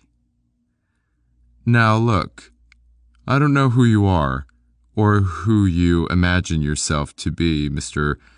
whatever the hell you said your name was, but Quarry. But I suggest you and your goddamn overbearing manner leave immediately. I suggest we talk. You're a madman, he said, teetering between irritation and amusement. I'm a businessman, like yourself. We've had business in the past? That's something else I intend to find out. People who talk in riddles annoy the hell out of me. People who act like riddles annoy the hell out of me. Your nerve is amazing, I'll say that for you. Just how did you manage to get in here anyway? I came with Peg Baker. Peg, you can forget trying to blame her for me. She's just a little indiscriminate about who she sleeps with, that's all. Oh, so you picked her up, got into her confidence and her pants, not necessarily in that order, and used her to get inside my house. Something like that. You must manipulate people well. As a successful businessman, you should know all about that. I do. I know all the subtleties of the art, but with you I'll dispense with subtlety. With you I'll be blunt. Leave, Mr. Quarry. Leave my house, now. We have business. I have an office for such matters. This is my home, and my brother-in-law died this morning, and this is no time for business. Even when your brother-in-law's death is the business I want to discuss? What? My business involves his death, his murder. In that case, you won't mind if I walk over to the desk, pick up the phone, and get my good friend Chief of Police Curriger over here, and you can share your business with him. If you do mind, I again must suggest you leave my house. Go ahead and call. Your good friend Chief Curriger might be interested in hearing about some of the things I know. A lot of people might be interested in hearing about some of the things I know. Your wife, for instance. Springborn calmly refilled his glass of bourbon. He poured me a glass and I drank it while I watched him drink his. His gray eyes were unfathomable. Okay, he said. Let's go where we can talk and not be disturbed. Okay. He led me out of the den and up the winding stairway. The second floor was dark, shapeless. It was like walking through a cave. Finally, Springborn opened a door and flicked a light switch and started up some narrow stairs, and I followed him, coming out onto the upper floor of the house, the little box tower third floor. In the middle of the room sat a pool table. Massive, ageless, its mahogany wood polished and worn and beautiful. And it was as if this table had been here forever, and this room built around it only recently. There was indeed a recent look to the room, its walls covered in commercial brown wood paneling of the sort you might see in a remodeled basement. The modern, characterless paneling surrounded the old table anachronistically. The accoutrements of the room as timeless as the table. High-backed leather-seated chairs, long, yellow-shaded windows with the original woodworking, a tall rack with a dozen cues standing like rifles in a case, and an old map of Port City, as faded as parchment, covering most of one end wall, huge but unimpressive in comparison to the table. Only the white ceiling tile and tubular lighting went along with the paneling. The rest of the room belonged to the table, a relic of days when a man had 4.5 by 9 feet of room to play a game of pool. The colorful balls were racked and waiting for a game, the expanse of cloth stretching out like a green sea. Springborn took a cue off the rack, chalked it up. He nodded to me to help myself. I chose one and walked to the table and lifted the wooden frame from around the bright balls, walked down to the other end of the table, and fired cue into ball into multicolored triangle, shattering it, scattering balls all over the table, 2 dropping in one each in both corner pockets, down on the far end. I sank another ball, then missed a tough shot. I was having trouble getting used to the table. It was a good table. It was the mother of tables. But the size was bigger than I had played, and the rails were softer, and the nap of the cloth smoother than I was accustomed to. We didn't play a game, really. We just took turns, shooting till we missed. He would run 3 or 4 or 5, then miss when the only open shot was too difficult. He played a simple but competent game. A workmanlike game. Our styles were similar. I was workmanlike too, though I could run the balls longer up to 6 or 8, but we were an even match, and a money game would have been close. Neither of us were pool hall men. He played with friends, I guessed, up here probably. Other businessmen he'd invite over, among whom he was likely considered a top-grade player. I played at home, back at Twin Lakes, at tables in a penny arcade shop across the street from the beach. I played rotation mostly, with college kids, most of whom could beat the pants off me. But it was a way to get acquainted for Springborn and I, and after half an hour of aimless non-playing, we knew each other well enough to talk. I sat down in one of the high-backed chairs, laying the cue across my lap. He continued to shoot, leaning over the table, stroking balls into pockets, stopping now and then to line up a complex shot, which he would invariably miss. He finally sank one of his complex setups after several attempts, looked over his shoulder at me and said, "Are you a blackmailer, Mr. Quarry?" "Not in the conventional sense." "Then what are you?" "I think you know. I think there is a very good chance that you know." He stood up straight, forgot shooting pool for the moment, holding his cue tight in his fist, erect, like somebody carrying the flag in a parade. "Frankly, I don't know what you are, other than a damn fool. I get the feeling that you're fishing around for something that you aren't sure of yourself. You've searched out a confrontation with me, and now you aren't quite sure what to do with it." He shook his head side to side, his lips drawn back tight over very white teeth. "And frankly, Mr. Quarry, you scare me a little with your implications, insinuations about my brother-in-law's death, murder, if you will." $4,000, I said. "What?" "For $4,000, I'll leave you alone." He laughed. "I guess you are a damn fool at that. As you've said yourself, Mr. Quarry, I'm a businessman, and I'm not about to buy something without knowing what it is." "Let me ask you something then. Why would anyone want to kill Albert Leroy?" He shrugged, sat on the edge of the table. "The robbery motive is the one I accept, I suppose. The pack-rat's buried treasure. No one felt malice against Albert, really. He was a harmless enough guy. Most people liked him. He had a smile for everybody, even if it was a simpering kind of smile. I, for one, will miss him. We used to play pool up here together, Albert and I. He'd come over Sunday after church, and we'd all have supper together, my wife and I and Albert and the aunts and uncles and cousins who take part in the radio show and the business. Our weekly family gathering, a forced, silent charade.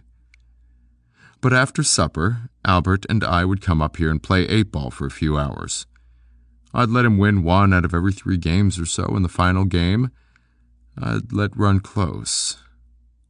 Then purposely sink the 8-ball to let Albert win and go home happy. I thought back to Boyd's surveillance report on Albert Leroy. The list of activities hadn't included visits here. I said, "He came around every Sunday." He nodded. "Up until a month and a half ago, when he and my wife had a falling out. A little family quarrel. You know, Mr. Quarry, you do manipulate people well. You have a way of sneaking up on a person. You've had me talking when you should have been. Because if you don't start talking in a convincing manner about something, I'm going to toss you out on your ass, and from up here, that could be painful. I said nothing. I was confused. Look, he said, just why are you asking questions about Albert anyway? Trying to establish a motive. A motive for what? His murder. I want to understand why you hired somebody to kill your brother-in-law. His face reddened, and he got slowly to his feet. He raised the cue as if to strike me and said, I ought to break this thing over your head. You stun me. You crazy son of a bitch. Where do you find the incredible, idiotic nerve to come barging into my house, a complete stranger, and blurt out an insane accusation like that? Maybe you'd feel better about it if you were swinging a wrench instead of a cue. He got a puzzled look on his face. Had what I'd said really been a non sequitur to him? Or was this a mask? He said, You're insane. Get out of my house. Not without $4,000. He looked at me blank-faced for a moment. And then he started to laugh. Now I was the startled one. He said, I have to give you credit. I said, Credit? You're good. Better than you should be.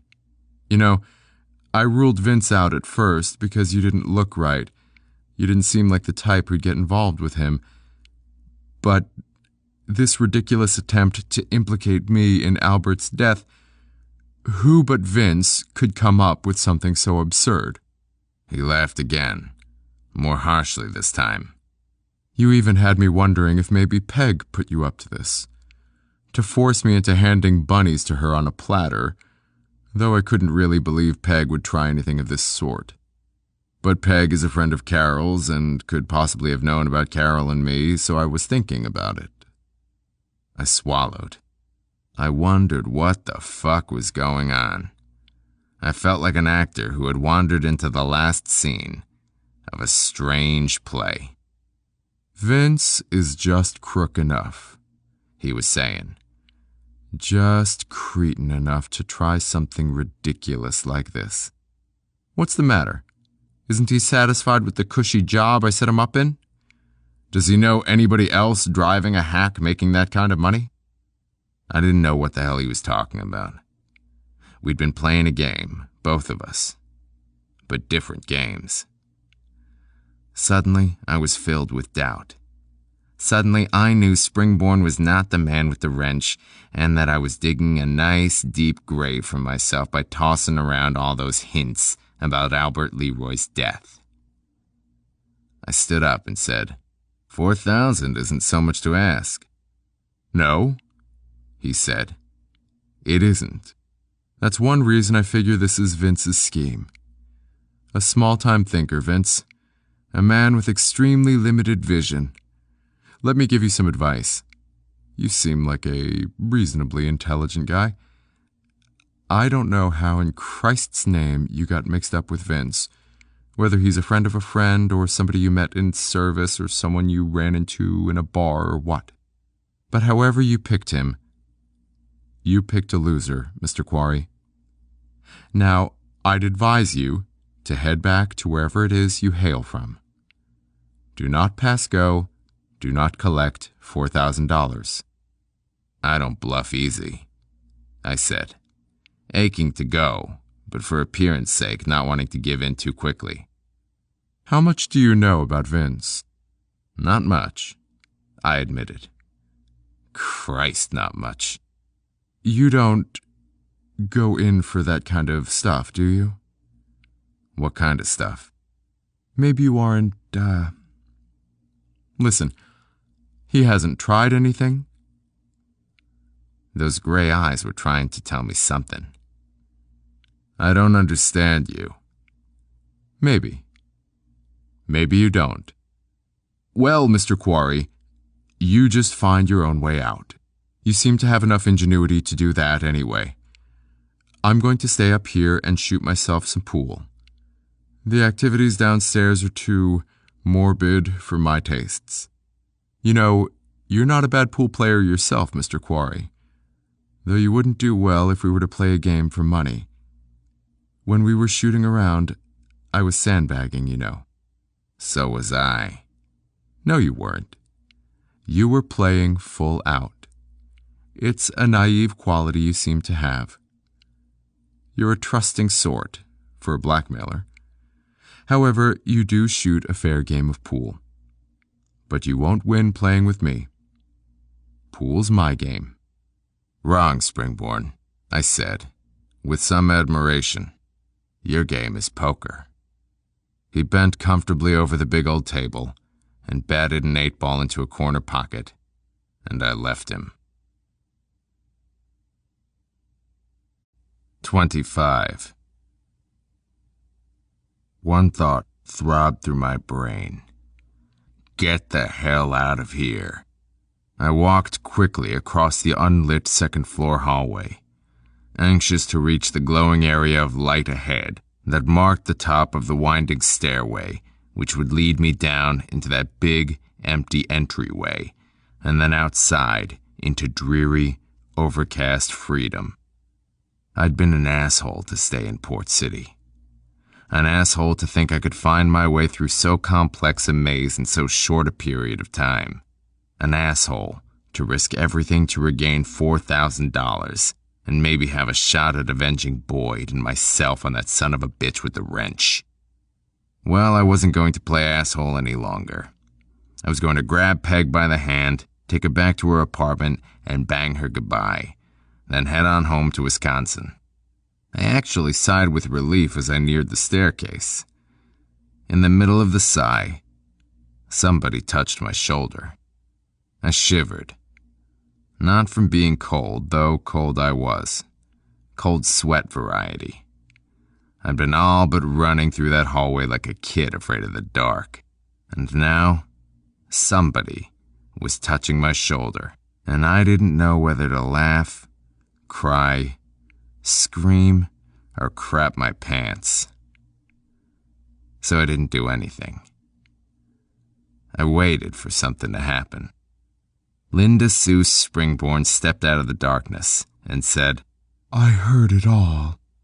She was speaking very softly. This made sense, because she just finished eavesdropping, and we weren't that far away from the entrance to the tower's stairway. We were close enough to hear the distinct clacking together of pool balls in the background. I didn't say anything. She wasn't acting hysterical. There was no hysteria in that smooth face at all. Had there been, I would have had to loop an arm around her chin and break her neck. A screaming woman was something I could do without right about now. But she was anything but a screaming woman. She spoke again, her voice soft, very soft. A whisper was a scream compared to this. She said, Do you want your $4,000? It was like a hard blow against the chest, knocking the wind right out of me. But soon I was breathing easily again, and I felt a grin tickling the corners of my mouth. You? I said. You hired me? Do you want your $4,000? I nodded. And you will leave Port City? I nodded. Good. Go downstairs and escort Peg out of the house. She's probably starting to wonder where you are and what you're up to. So don't waste any time. Go ahead then and leave with her. Leave? Just walk her out to your car. Then tell her you forgot your raincoat. I'll be waiting in front of the house for you. I'll have your raincoat and the $4,000. I nodded again. She said, "Do it quickly. It won't take me more than 5 minutes to get the money in order. Now go ahead." "All right." "Mr. Quarry?" "Yeah?" "Why couldn't you just have done it and left town?" "Good question," I said. I did as she told me. I went downstairs and found Peg in the drawing room, getting her face talked off by a guy in a rumpled suit with a complexion so bad it looked like wax was running down his cheeks. Everybody else in the room was still about as lively as an oil painting, all standing around doing their best to look somber. But this guy was full of smiles and chatter.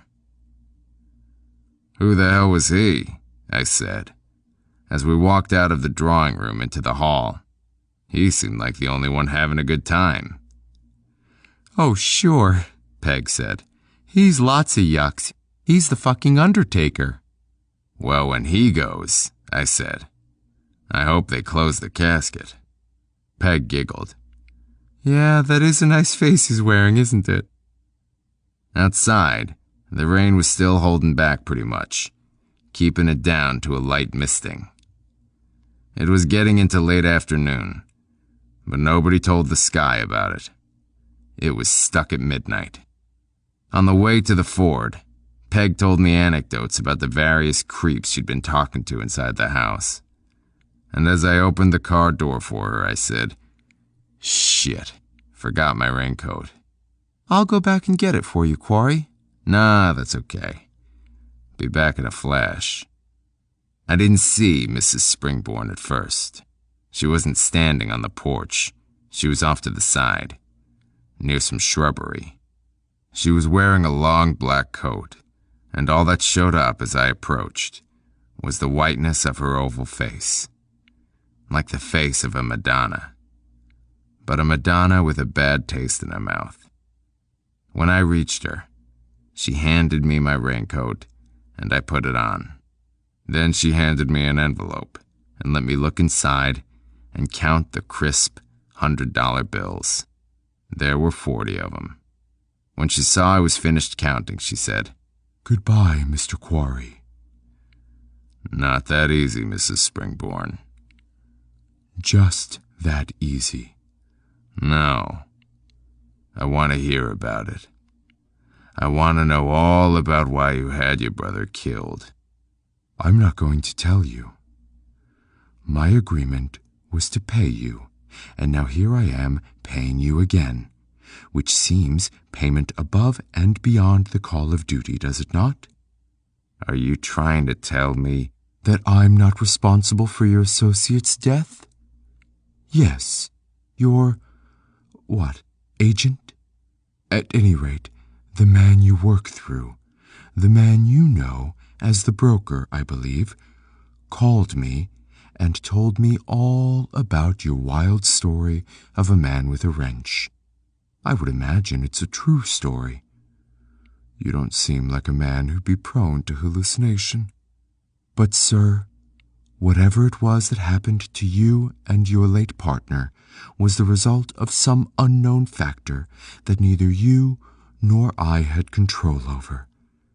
Some joker in the deck that neither of us put there. If you didn't have my partner killed, and didn't try to have me killed, why pay the $4,000 again?"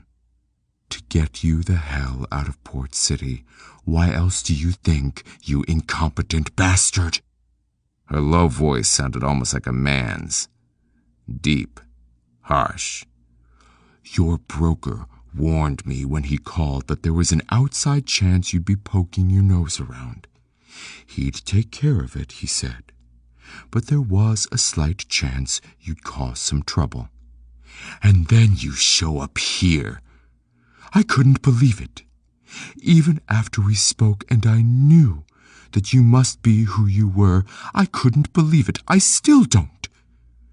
My sweet God, I pay close to $5,000 for a relatively simple task, a task I could have had performed by some derelict in a bar for $50. But no, I have to have a professional to minimize the risk, to make it safe. Quick, someone who'd handle the task with skill. And what do I get? A bumbling fool who kills my brother and then comes to my home making noises about it. All right. I'll leave town with pleasure. But I want to know. I won't leave until I know it all. You ass. You've been incredibly lucky so far. Your associate's body hasn't been found yet, for one thing. Thanks to this miserable weather, you've got me outstanding in, and until it's found, the police will have no reason to figure Albert's death was anything but a robbery, performed by some idiot who believed the local legend about Albert's treasure. But your friend's body won't go undiscovered forever, and how do you think the police are going to react? We just don't have 2 murders on one day in Port City. 1 is a rarity, 2 is unheard of. Oh, but you aren't afraid of the Port City police, are you? Well, there's a man from the Iowa Criminal Bureau of Investigation in this town, and he handles all such matters personally, and he's a professional, Quarry. You do know what a professional is? And how do you think he's going to react when he hears you've been wandering around town asking questions? Take the money, Quarry, and run? Yes, damn it. Take 5 minutes. Take 1 minute, but tell me. No. Then listen to me. I think I know what happened. Or part of it. She was silent. So I told her.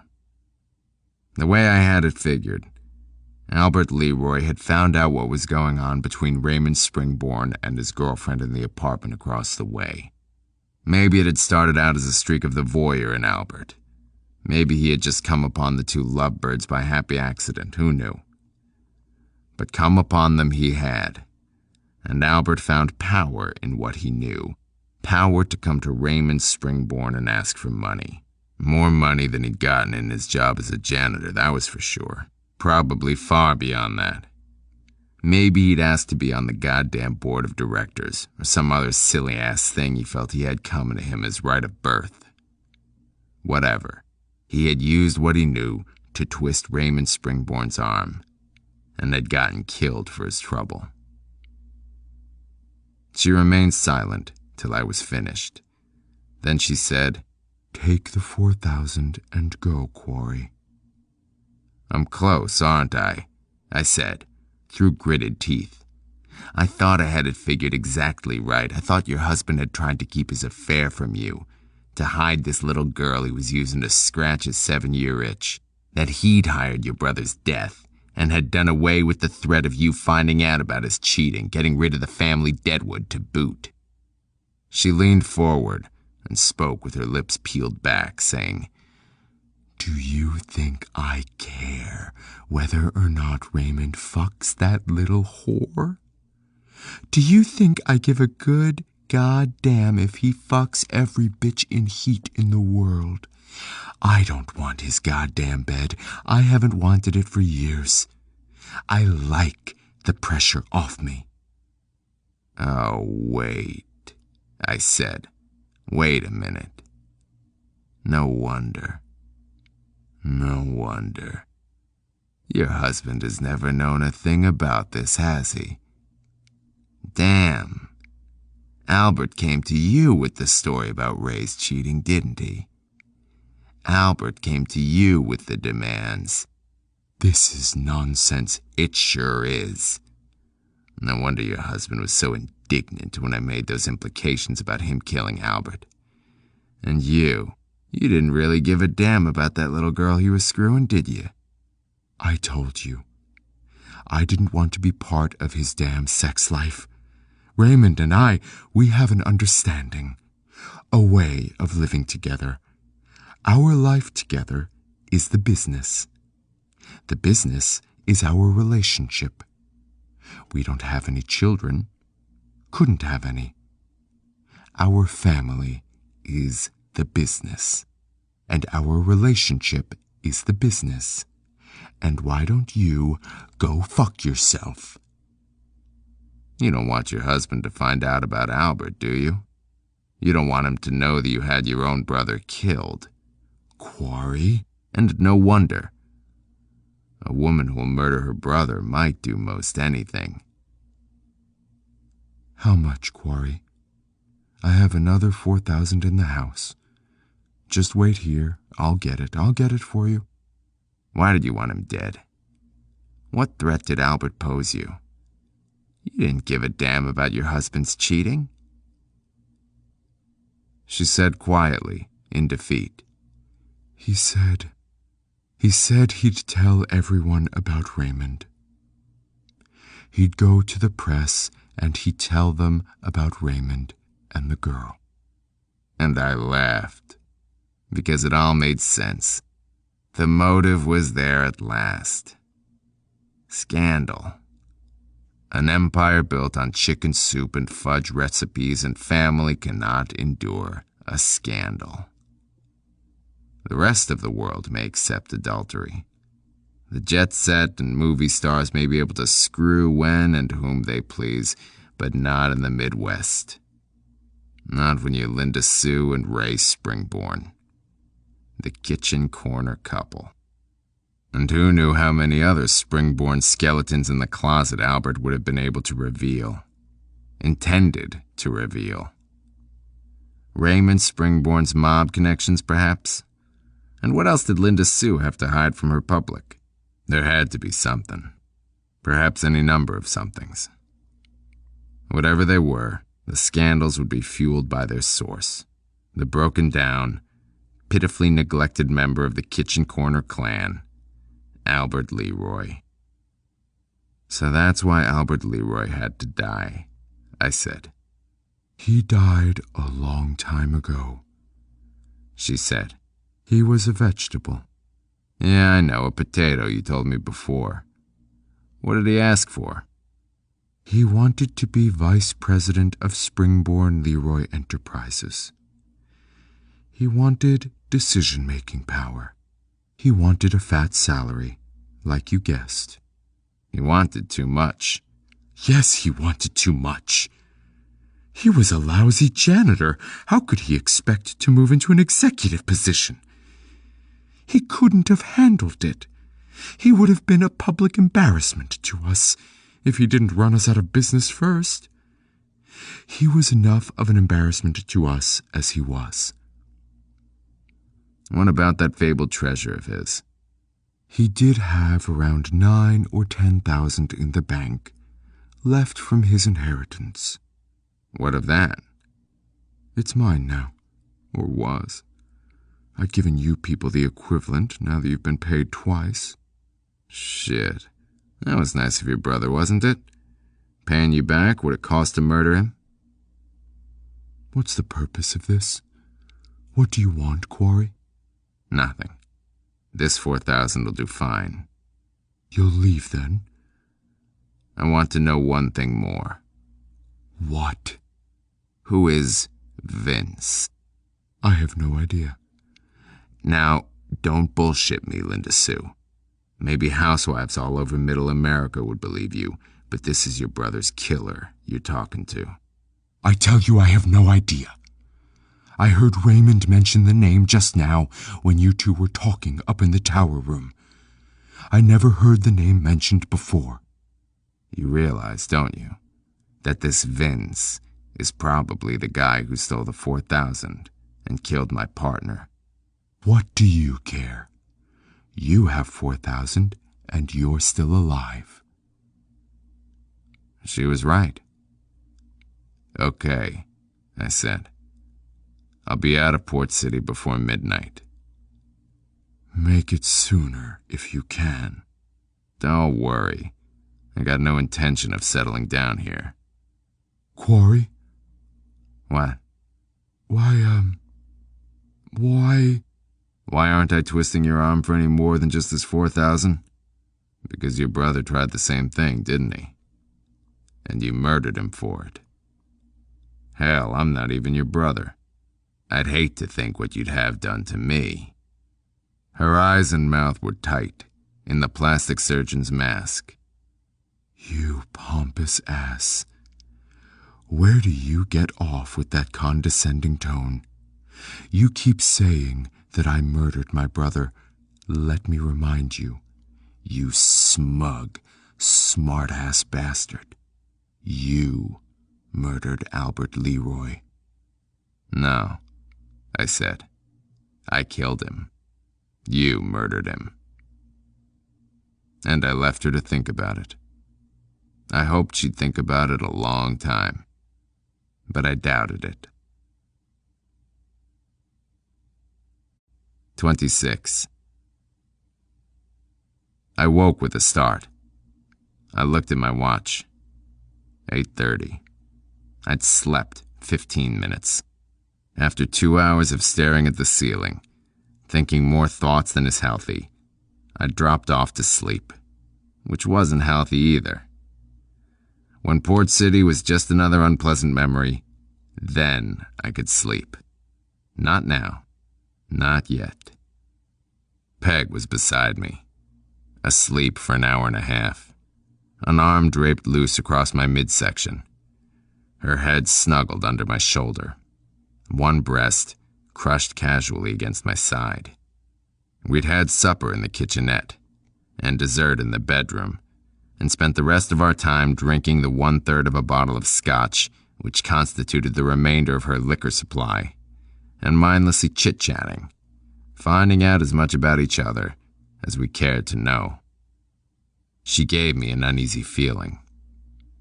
All day, being around her had provided a pleasant but nagging sensation, like a dream not quite remembered. It was as though she were a thought in the corner of my mind, trying to make itself known. A barely defined reminder of something my mind had long before blocked out. I didn't want to admit what it was, who she indirectly reminded me of.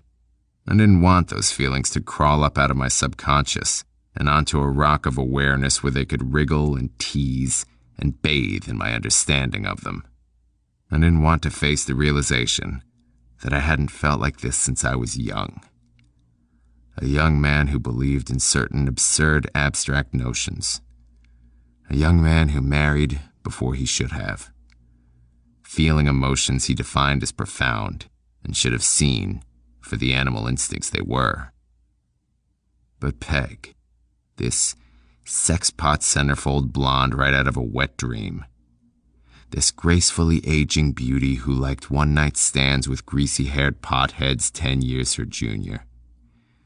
This hard, delicate little broad who screwed me right after she saw me.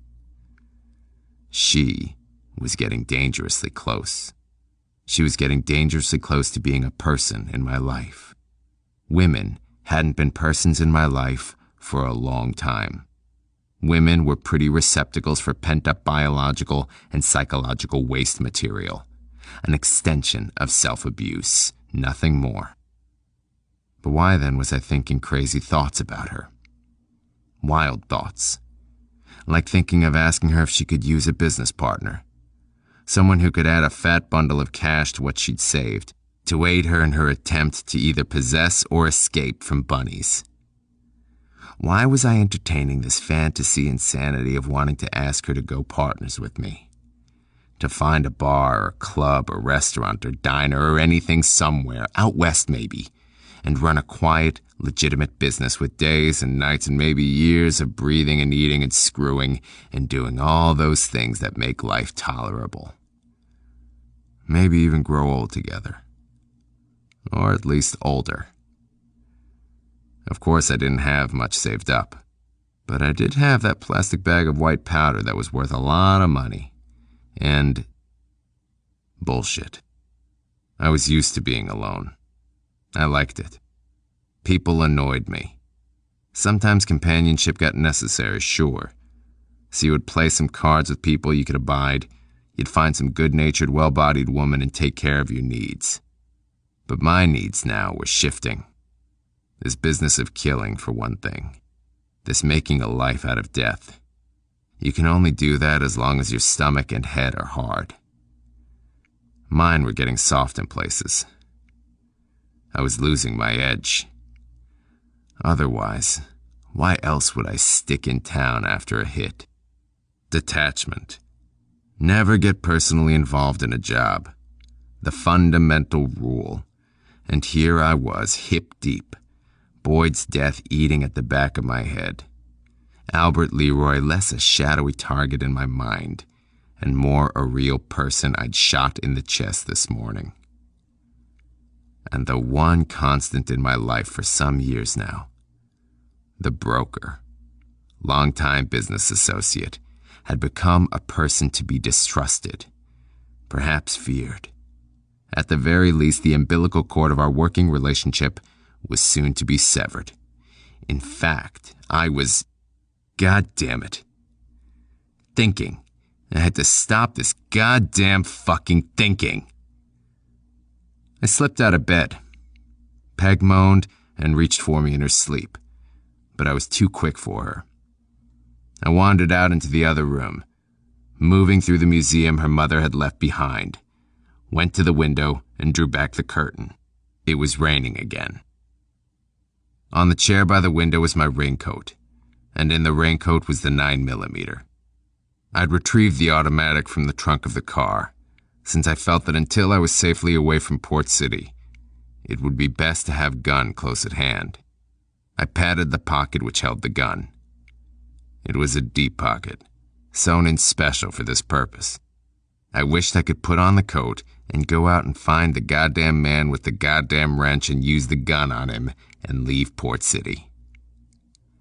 There was only one part of this fucking town I'd want to remember, and she was asleep in the other room. I looked out at the rain. It was coming down damn near straight, coming down heavy, hard, enough so that the gutters of the street were flooding. I looked out at the rain and wondered if I should leave now, while she was still sleeping. What are you doing, Quarry? I turned and looked at her. She was wearing lacy blue panties, and that was all. She was stretching her arms above her head and yawning, her dark nippled breasts flattening as she reached her arms up, blooming full again as she lowered them.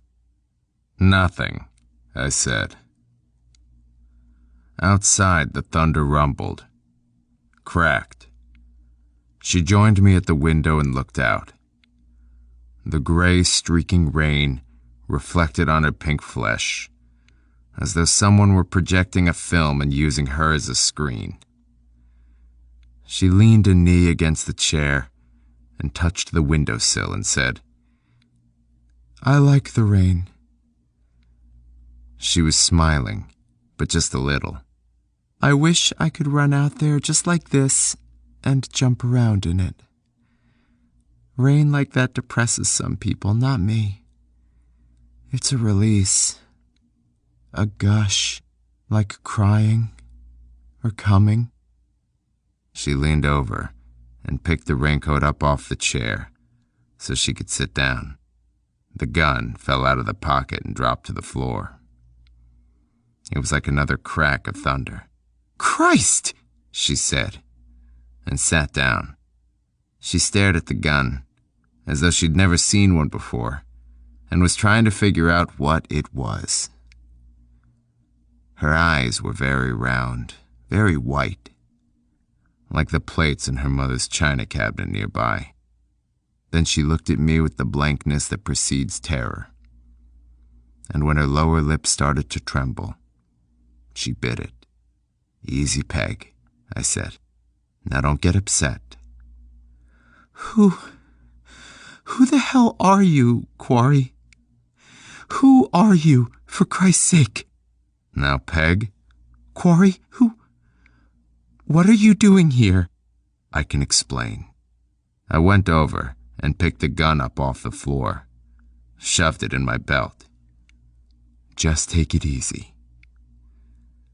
I took her by the arm and guided her over to the table in the kitchenette. I held her hand, and she said in a soft, frightened but firm little voice, "Just what the hell kind of man are you, anyway?" I patted her hand and said, conversationally, "What was that man's name? The one in Chicago, the gangster you called him." What does that have to do with anything? "What was his name?" His name was Frank. "Frank."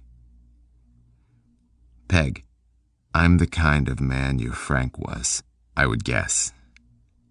You can call it what you want.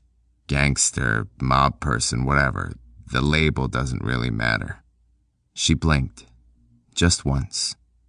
"What are you doing in Port City?" She said quickly, almost defiantly. "What are you doing here with me?" "You really want to know?" "You tell me, Quarry. You tell me now." I paused, gathered my thoughts. I said, "I was brought to Port City to carry out a certain task, never mind what. The people I work for have a policy of not telling me why I'm performing a function, or who exactly that function's being performed for.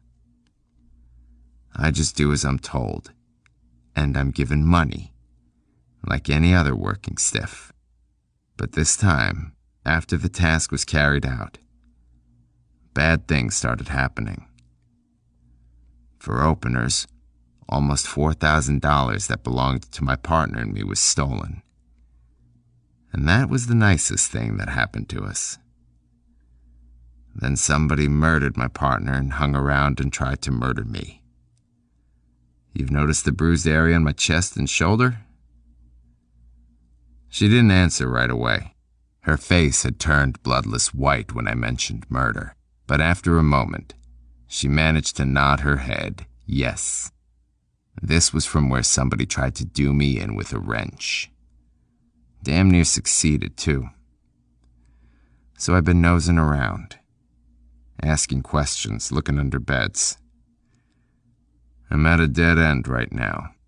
I wanted to find the guy who worked the wrench on my partner, and then on me. But I'm at a dead end. So now, I'm going to throw in my cards, cash in my chips, and look for another game. "Does this have anything to do with the Springborns?" I'd rather not say. The less you know about the specifics, the safer you are. All I can tell you is I was looking to find the man responsible for killing my partner and stealing my money. "And if you would have found the man responsible?" Let's just say he would have paid what he owes me. You wouldn't want to know the details." She shuddered slightly. "No, I wouldn't." She paused for a moment, pulled her hand out from under mine. "What about us, Quarry? What about you and me?" I won't pretend our meeting was accidental. You knew about some people I wanted to get at. I managed to find out in an underhanded way some of the things I needed to know. The color came back to her cheeks. "And getting into my pants was sort of a bonus for you then, wasn't it?" "Peg." "I'm a tour guide providing sex on the side, right? That's what I am to you. That's all I am to you." I said, "It could have been that way. Things worked out different." "Did they?" Her face was emotionless. Motionless, but I thought I could see something starting to melt in her eyes. "Peg," I said, "remember what you said this morning. Remember what you said about being able to tell somebody in 20 years about what we did together, making love together. Well, so could I. 20 years from now, I'll remember every detail of being with you. You just look me up in 20 years and try me."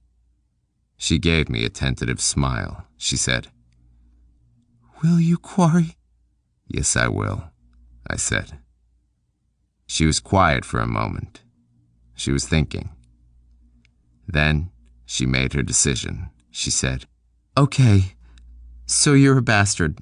You're a son of a bitch and a bastard, but I can live with that." She grinned. Who knows? Maybe I just got a thing for men with guns. Maybe so. Quarry? Yes, Peg?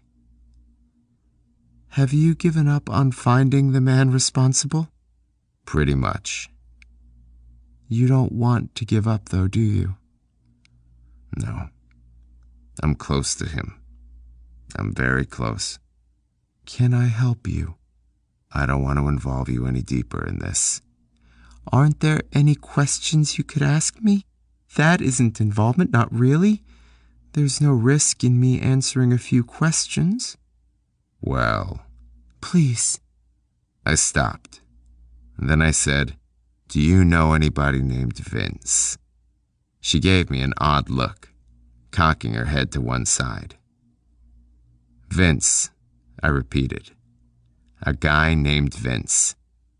He wouldn't be a cab driver, would he? I thought for a moment. What was it Springborn had said? Something about Vince driving a hack and making a lot of money? He might be, I said. That'd be Carol's brother, then. Carol's brother? Carol? That was the other name Springborn had mentioned. And was that the name Boyd had used, the name of the woman he was subletting the apartment from? "Who's Carol?" I said, knowing the answer. The girl I told you about this morning.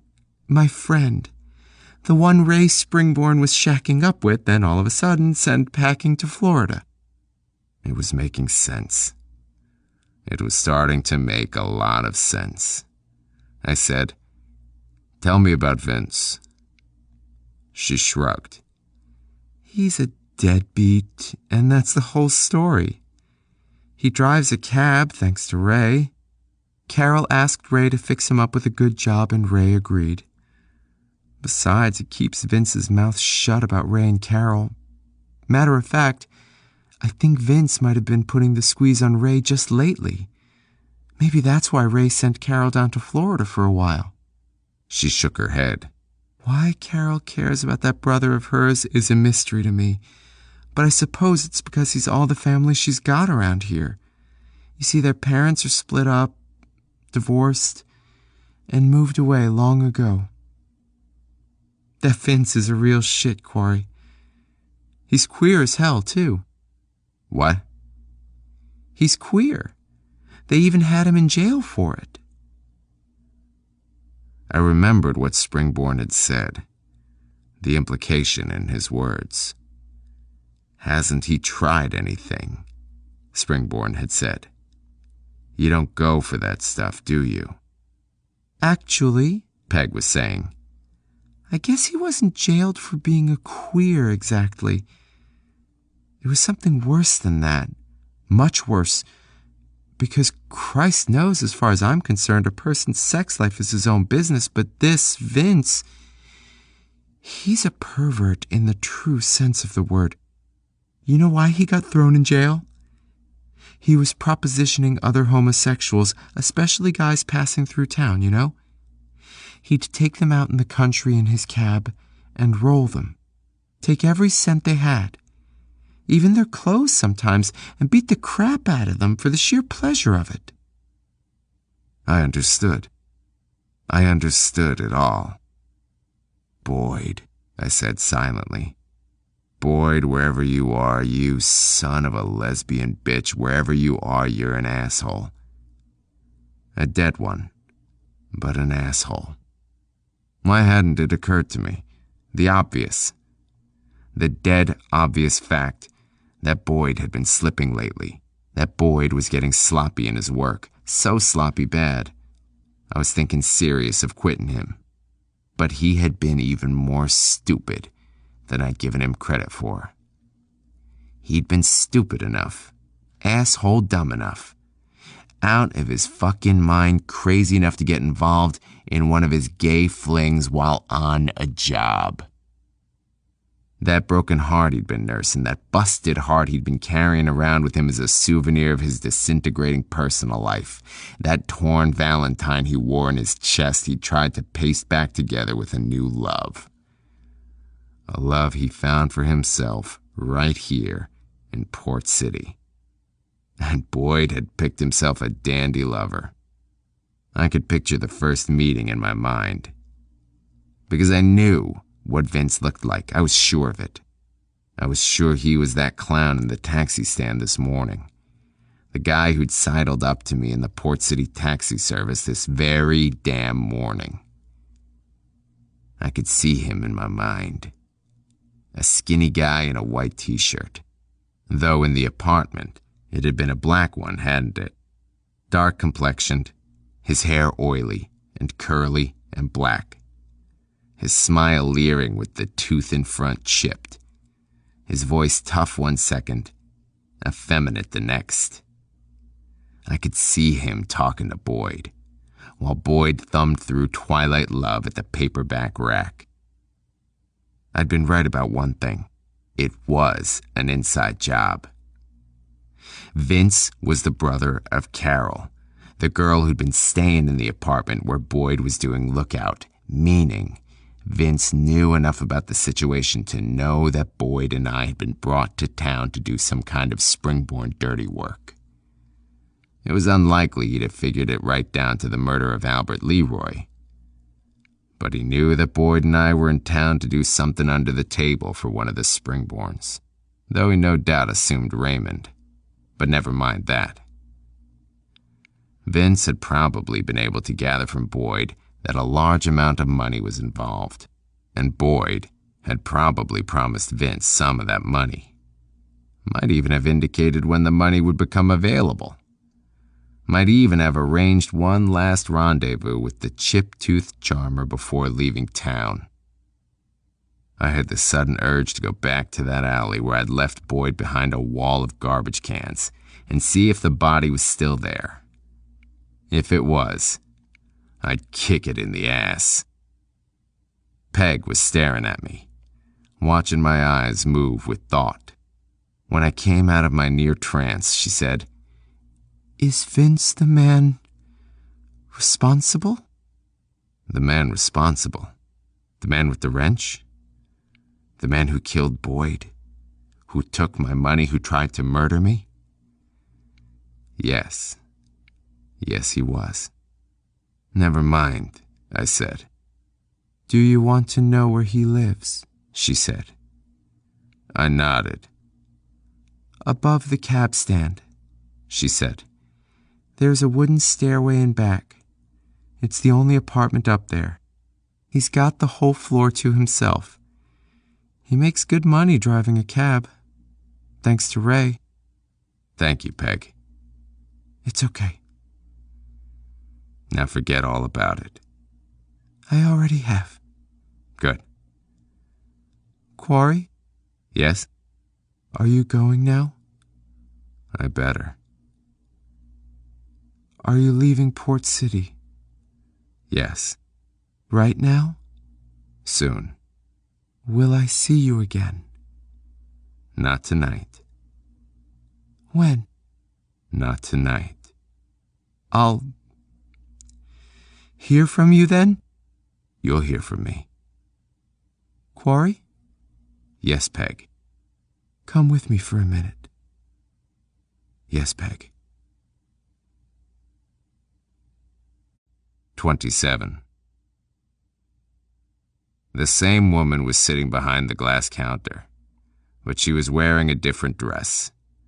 She had traded in the red and white check for a blue and white, which was draped over her heavy-set frame like a pup tent without poles. Her hair didn't look quite so frowsy this time, which probably meant she'd just come on during the past hour or so.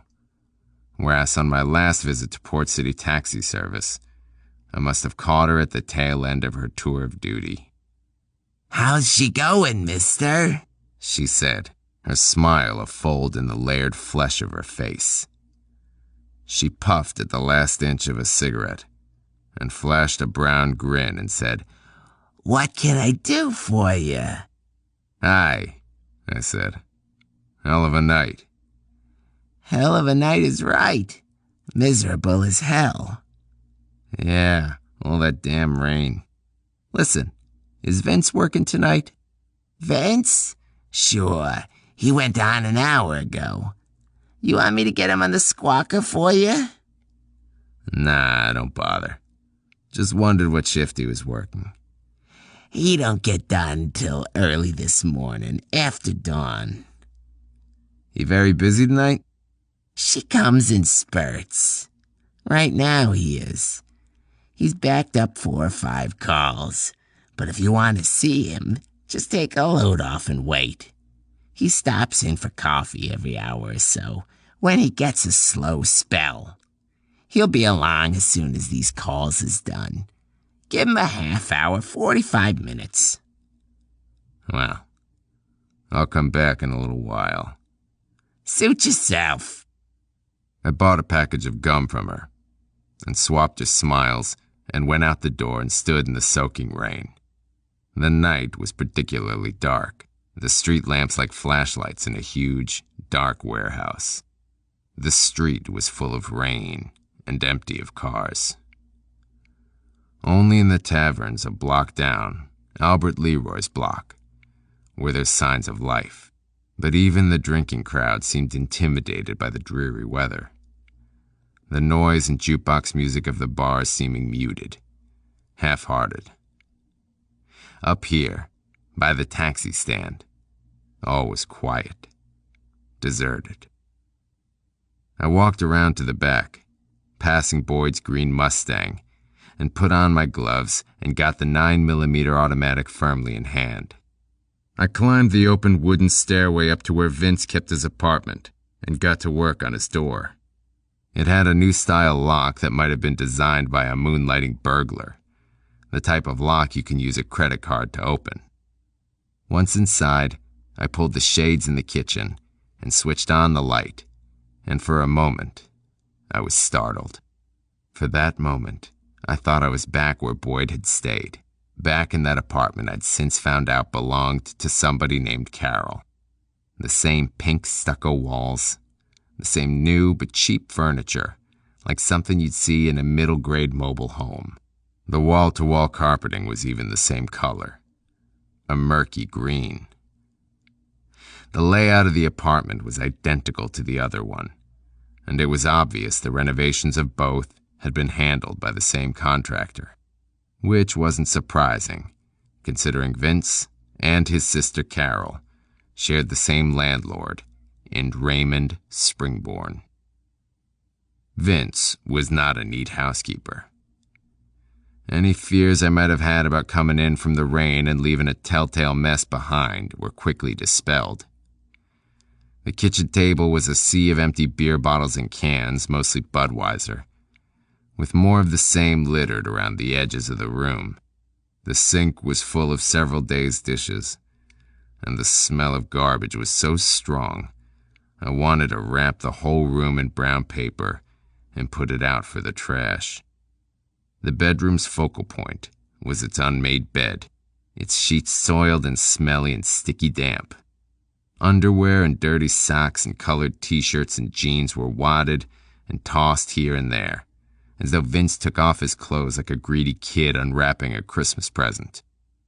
On the bedroom walls were stuck various clipped-out pictures from porno mags, though nothing outright obscene. Muscle men parading around in jocks, and lots of women showing lots, but nothing frontal below the waist. Vince's taste did seem evenly divided between men and women, so the boy wasn't strictly gay, and he wasn't particularly kinky either, from the look of the pics on the wall. No whips or chains of that. Vince seemed to like his perversion kept within certain limits of good taste, and there was no real indication of a penchant for violence, though I later found some karate books in his closet, mixed in with automotive magazines, books, and magazines on bodybuilding, and some swinging singles publications. The living room was better ordered than the rest of the place, probably because the only furniture was a sofa and a color television. The rest of the room being as empty as I imagined Vince's mind and personality to be. Oh, there were a few, just a few, scattered beer cans and bottles, and a half-eaten sack of corn curls and mostly eaten cup of clam dip on the floor by the sofa. A very mild, unimpressive mess after the kitchen and bedroom, which were the work of a virtuoso slob. The only other room in the apartment was the bathroom, which I'd rather not go into. In the bedroom, in the closet behind the double sliding doors, under the stack of books and magazines, I found a spot in the corner where the carpeting could be pulled back and 2 loose boards easily lifted up and out, and a cubbyhole revealed. And down in the cubbyhole, wrapped in a black t-shirt, was the money and the wrench. I counted the money and it was all there. I examined the wrench. He'd scrubbed it down clean, but had kept it, and kept it hidden, like the moronic amateur he was. I looked at the t-shirt. I set the 9mm on the floor so I could take the shirt in my hands and rip it in half. After that, I felt better. And then I put the money down into the deep raincoat pocket. The wrench I stuck in my belt, and I put the torn t-shirt back down in the cubbyhole, replaced the boards, patted the carpet back in place, restacked the books and magazines, picked up the automatic, and left the apartment. Out on the landing, I took off my gloves, found room in the deep pocket for both money and automatic, and walked down the wooden steps and into the taxi stand parking lot, where I transferred the money and wrench to the trunk of Boyd's car. Then I went back into the taxi stand to wait for Vince. 15 minutes later, he came in. Strutted in. He liked himself. A lot. His jeans were tight and worn down around the hips, his skinny arms tattooed and wiry muscled, hanging from his short-sleeved red t-shirt like plastic tubing. His hair was greased back, like he'd just heard of James Dean, and if I'd had a motorcycle, I could have sold it to him. He said, "Shitty night," to the woman behind the counter. Shitty weather, you mean? She asked him, working on another stub of a cigarette. Or shitty fares? Shitty everything, he said. Guy at the back table wants to see ya. Been waiting. Acts like he knows you. Yeah? He leaned over to whisper, though he knew I could still hear him. Who the hell is the bastard? Oh, he's been around here before. Just this morning he rented some parking space from me. Vince shrugged and strolled over and got himself a cup of coffee and leaned against the counter and watched me. When he'd finished his coffee, he rooster walked up to where I was sitting and sat next to me, close, and gave me his best chipped tooth smile. He said, "Do I know you, Jack?" My guess was he didn't. We'd met twice before. Once in that apartment, when he introduced me to his wrench, and again early this morning, when he approached me in his girly voice. When he'd gone into that Swish number this morning, I hadn't recognized him. I didn't figure he'd recognized me either. It had been dark, scuffling in that apartment. Very dark. And my guess was, he hadn't seen me any better than I'd seen him. "I was in here this morning," I said. "Remember? You were acting kind of cute." I kept a hard edge in my voice to let him know I wasn't back to see him because I found his body attractive. He remembered. He got suddenly nervous, squirming in his seat, and he laughed, a coughing sort of laugh, and scratched his head. Waving his hands, avoiding direct eye contact with me, he said, "I was just putting you on, Jack. Do I look like some kind of goddamn fag?" "No," I said. "No, you don't." "So what do you want, anyhow?" "I want to know if you're interested in making some money." His smart-ass grin crawled over onto the left side of his face. He said, "I don't know. I don't know, Jack. I had me a better than average couple days, you might say. Piss. I shook my head. How much can you make driving a cab? He kept grinning, eyes twinkling with all sorts of private knowledge. Just so happens you caught me when I'm not that bad off, Jack. So whatever your hustle is, I ain't interested. You should be. Oh, should I be? I see. Suppose you tell me why you should be interested in me. I ain't in the blowjob business if that's what you're here for. I put on an indignant look and said, tightly, maybe I'm talking to the wrong guy. The guy I wanted was supposed to be a real hard-ass. I asked around to find just the right kind of guy, and they tell me, see Vince, this guy at the cab station, and I say, shit, I ran into that guy already. He's a fucking queer. And they say, don't let him fool you. That's how he makes side money. Rolling queers and generally hard-assing it around. And they say this Vince isn't afraid of doing anything. Anything that's got good money tied up to it somehow. He rubbed his chin. He wasn't nervous anymore. He studied me for a moment, then said, maybe you got sent to the wrong place. Yeah? And then, the cocky little bastard wagged his head side to side and grinned wide and said, yeah, and maybe you got sent to the right place, only it just ain't open for business at the time being, so forget it. He stood up. I pay big and ask little. Forget it, Jack. 1 hour of your time. Just forget it. $1,000. That caught him on one foot. He swallowed. His expression settled into a blank stare, which I took to be concentration. He sat back down. Then he started to nod. He was nodding more emphatically by the time he said, let's go outside and talk. We can sit in my cab. I said, fine, and followed him outside. The rain was easing up, but it was still insistent. We both were wet by the time we were sitting in the front seat of his cab. He was excited, his breath fogging up the windows right off. 1,000 fucking bucks, Jack. That's right. Times is good for me now, but even in good times I can use that kind of bread. Who can't? But money that big? Phew! Hell, Jack. That's gotta mean trouble. And I don't know you from Adam. I don't know you from shit. I don't know, period. The less you know, the better. Fuck that shit, Jack. You can tell me what the hell's going on or you can stuff the 1,000. You haven't even told me what the hell it is you want me to do.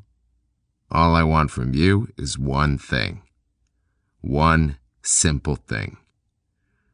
I want you to drive a car for me. I want you to deliver a car. $1,000 to deliver a car? This car is special. What it's carrying is special. The people you deliver it to will take the car to a garage and strip it down immediately and get the stuff they're after. He smiled, tense, not showing his chipped tooth. He knew what I was talking about.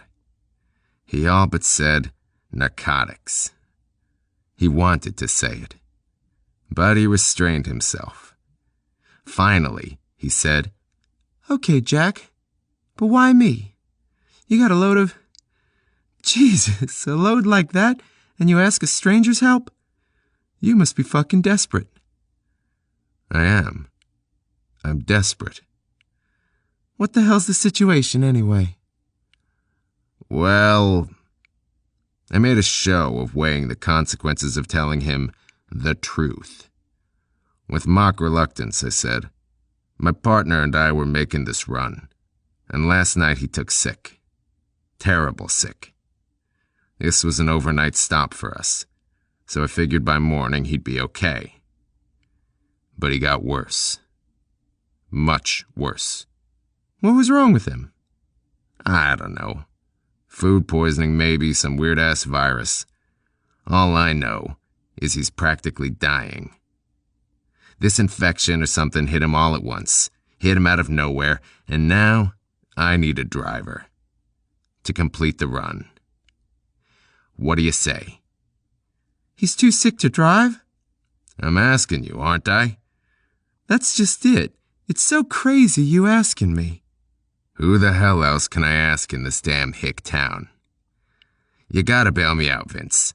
The money's good. Do it. When is it, this delivery?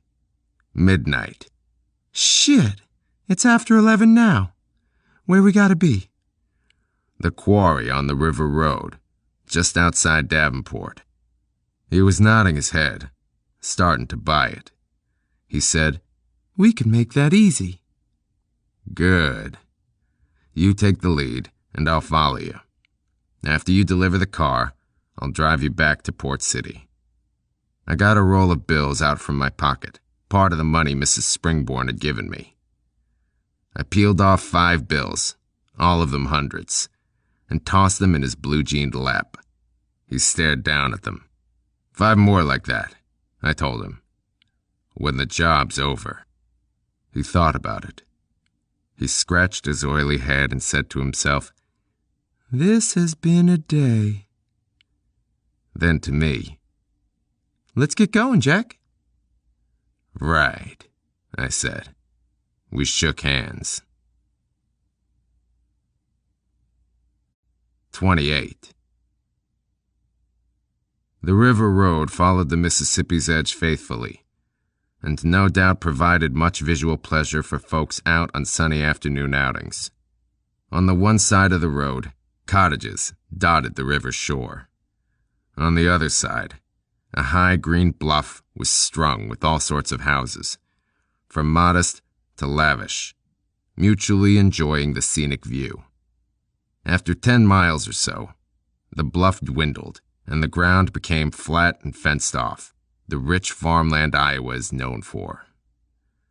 On the other side of the road, the cottages had given way to thick, forest-like clumps of trees.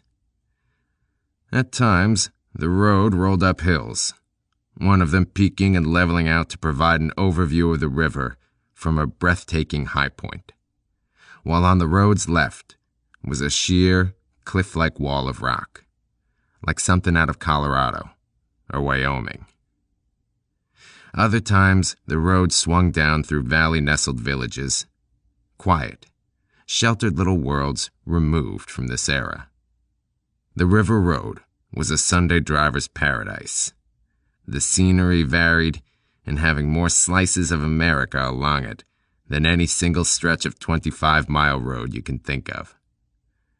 At midnight, in the rain, it was a fucking nightmare. I was staying a quarter-mile behind Vince because I didn't want him to get a good look at the car I was driving. I'd hustled him into my rental Ford, and after he'd taken off, I'd followed in Boyd's green Mustang. I figured there was some chance Vince would recognize the Mustang as Boyd's, and I didn't want him tipping to who I was or what I was doing. On the other hand, I didn't want to let him get out of my sight, out of my reach. So I had to stay right with him, without tailgating him. He'd questioned me about why I was trusting him with the delivery of the cargo-laden car, and I had to explain it 6 ways to get him to accept it. I kept inventing reasons, and he kept shuffling and saying, I don't know, Jack. And then finally, he said he guessed it made sense to him, that I'd want him in front of me, where I could see him, rather than in back where he could quietly disappear with my $500 and a car provided by me. Such a contingency he could comprehend, because it and every other crooked-ass possibility had occurred to him. Vince wasn't smart, but he had a mind that twisted in those kind of patterns. So everything was fine until he suggested he'd run up to his apartment and stash the $500 and grab his windbreaker since he might have to stand out in the rain a while. Before that could develop into a problem, I threw my raincoat around his shoulders. Pockets empty, of course, the 9mm in the front seat of the Mustang, under a newspaper. And pushed him into the rental Ford and bid him bon voyage. The Mustang took the choppy old road badly, its suspension system outclassed by this patchwork quilt of concrete chunks. When things would get less bumpy, when a smooth stretch would show up out of nowhere, the wetness of the pavement made driving all the more treacherous. Up ahead, Vince fishtailed the Ford a couple times, hitting slick spots like that, and he wasn't doing over 55. I felt myself start to slide once or twice. Just when the road would seem to be evening out for good, up would come a water-filled pothole big enough to do the backstroke in. I glanced down and saw the odometer had clocked 21 miles since leaving Port City. The Quarry would be coming round soon. I crouched over the steering wheel and peered out through the windshield as the wipers swished back and forth. The half-dozen buildings were huddled together like conspirators. 3 of the buildings were cylindrical, resembling silos, and made of cement. The rest were gray ribbed steel obelisks with smokestacks pouring out pure white smoke. Puffy clouds as white as innocence, dissipating as the rain got to them. A black shaft slanted across the highway from one of the obelisks to a Quonset hut, the shaft housing the conveyor that brought the limestone from the quarry to the cement processing plant. The quarry itself was immense. Even in the darkness of the rainy night, partially lit as I passed through the compound of buildings, I could see across to the other side, and the damn thing looked like the Grand Canyon, only older. Its limestone ledges having a barren, dead beauty. The depth of it varied from probably 50 feet in places to 150. It covered acres, hundreds of acres, and it was long, extending a mile past the smoke-exuding plant where a skeleton crew was continuing through the night, transforming the cold, brittle rock into sacks of cement. Broker had said 2 cars would be waiting for me, one of them to take me back to Port City. There was only one car, a dark blue Dodge Charger, its motor running. That was no surprise, but it was a solid confirmation. Any slight doubt of Broker's intentions dissolved like the smoke rising into the rain. I watched Vince pull the Ford over and, after hanging back for a minute, I drove on past both cars, like somebody who was just happening along. Half a mile later, I cut my lights and U-turned and came back slow. When I got within 1/8 of a mile, I let the car crawl quietly over to the side of the road and got out. There were some bushes lining the fence that edged the quarry, and they hid me as I moved quickly along, careful not to brush against them. I had told Vince to sit in the car and wait for 3 minutes, to give me a chance to do what I had just done. The 9mm was tight in my gloved hand, and I was close by when Vince got out of the Ford and began to approach the dark blue Charger. Visibility was very low, but I saw what happened clearly, as I was only a few feet away. The 2 cars were parked parallel to each other, forming right angles with the road. But there was a half a block distance between the 2 cars, and Vince walked so slowly, it seemed it would take him forever to near the Charger. Hands deep in the pockets of my raincoat, Vince baby-stepped toward the car and had cut the distance in half when the window on the driver's side of the Charger rolled down. An arm extended from the open window. Vince stopped. He saw the gun pointed directly at him, and he turned to move, and the thud of a silenced automatic made a barely perceptible addition to the sounds of the wet night. Vince clutched his side. He fell to his knees. I couldn't tell how bad the wound was, but my guess was it wasn't fatal. He was moving too good. Very good for a man crawling on his knees.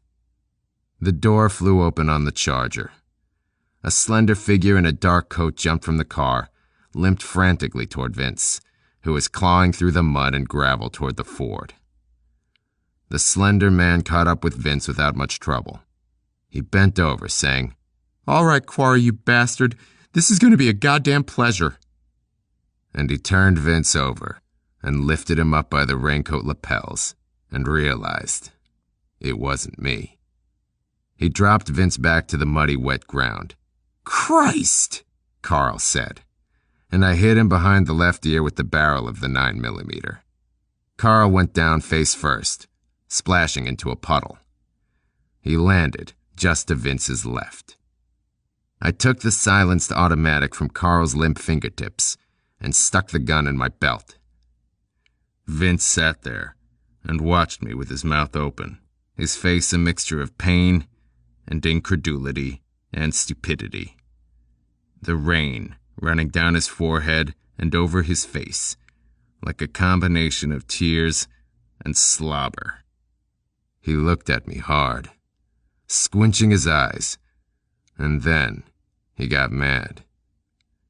But before he said anything, he scooched back on his ass toward the ford, till he was leaning safely against the fender of the car, which gave him a little, not much, but a little breathing room from the unconscious Carl. Vince sputtered, his mouth full of rain and perhaps blood. He said, You fucking son of a bitch, you goddamn son of a fucking bitch. I'm shot. Jesus, I'm shot. That shit shot me. No trouble, you said. Easiest money I ever made, you said. Shut up, I said. The narrowed eyes went suddenly wide and wild, and he said, What are you gonna do? What are you gonna do for me? You gotta do something for me. You're not going to leave me bleed, huh? Huh? I'm hurt. Christ Jesus, I'm hurt, but I know I can make it if you just help me. You're gonna help me, aren't you? You be quiet. You be quiet, and maybe I'll help you. But sit there and relax. Don't panic, or shock will set in. Don't waste your energy or you'll go unconscious. Just sit there and stay cool. But I raised the automatic, and he shut up. Or almost shut up. He was whimpering, but not loud enough to be annoying. Carl was starting to rouse. I helped him. I poked his ribs with my foot. Up, I said. Carl groaned. He rolled around in the puddle and got his nose deep down in the water, and he started choking and coughing and flapping his arms. He pushed up on his hands and made wedges in the soft ground and hobbled onto his feet. Or foot. There was mud hanging on his face, like melting gelatin. How's it going, Carl? Carl swallowed, and it didn't taste good. He said, You double-crossing son of a bitch! His voice was strained and almost shrill. I'd laugh at that, I said, if I thought we had time to be funny. You're dead, Quarry. You're a dead man. No, not the case. Had Broker sent somebody competent out here to kill me, somebody with 2 legs and a brain, I might be dead. But I'm not. The broker is home cozy and warm in his bed. He wouldn't bother coming out here. He doesn't dirty himself with this sort of thing. Carl wiped off his face and stood very still, like he was at attention, or facing a firing squad or something. He said, Go ahead, Quarry. Get it over with. Get what over with? You think I'm going to kill you? You aren't worth killing, you gimpy asshole. What are you going to do? I'm going to send you home to Broker. I'm going to let you limp back over to your shiny new Dodge Charger and roar into the sunset. He was frozen with disbelief. I said, Go back to Broker. Shoo. What's this all about? Go back to Broker, Carl. But one thing. Bring him back here. What? You're crazy. Get him up and bring him out here and let him get his ass wet like the rest of us. You're out of your mind. You got 40 minutes. Broker doesn't live all that far from here. Oh, wait, 40 minutes. Now go. Go? Go. Sure, Carl said, humoring me. Fine. I'll bring him back in 40 minutes. I know you will. Just tell him one thing for me. You tell him I only gave him half that load of heroin from the airport job. You tell him I kept back a bag. Tell him I got it hid safely away, and if he wants the key to where I hid it, he should come back here within 40 minutes and bring 20,000 in hundreds with him. Carl didn't argue with me. He didn't try to tell me Broker wouldn't be able to raise the money or other similar lies. 20,000 was a low figure for this stuff. Very low. And I only picked that figure because I knew Broker would have that much on hand at home. Carl said, I'll be back in 40 minutes with the broker. Carl knew the broker would come. For the heroin, Broker would come. Go, Carl. Carl nodded. Very carefully, very slowly, he sloshed back to the Charger, its motor still running. He waited at the door for any last instructions I might have. I said, You come back with him, Carl. Don't bring anyone else. Come unarmed. Carl nodded again, got in the car, and pulled out.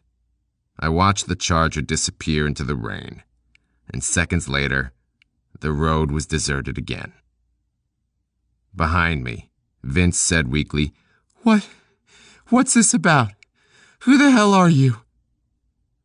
I turned and looked at him. He looked pitiful. A skinny, shot-up kid in my raincoat, leaning against the Ford and clutching his side. His long hair was hanging in thick, wet streaks across his forehead, making a stark contrast with his pale, white face. His mouth was slack open, the chipped tooth giving him the look of naive idiocy.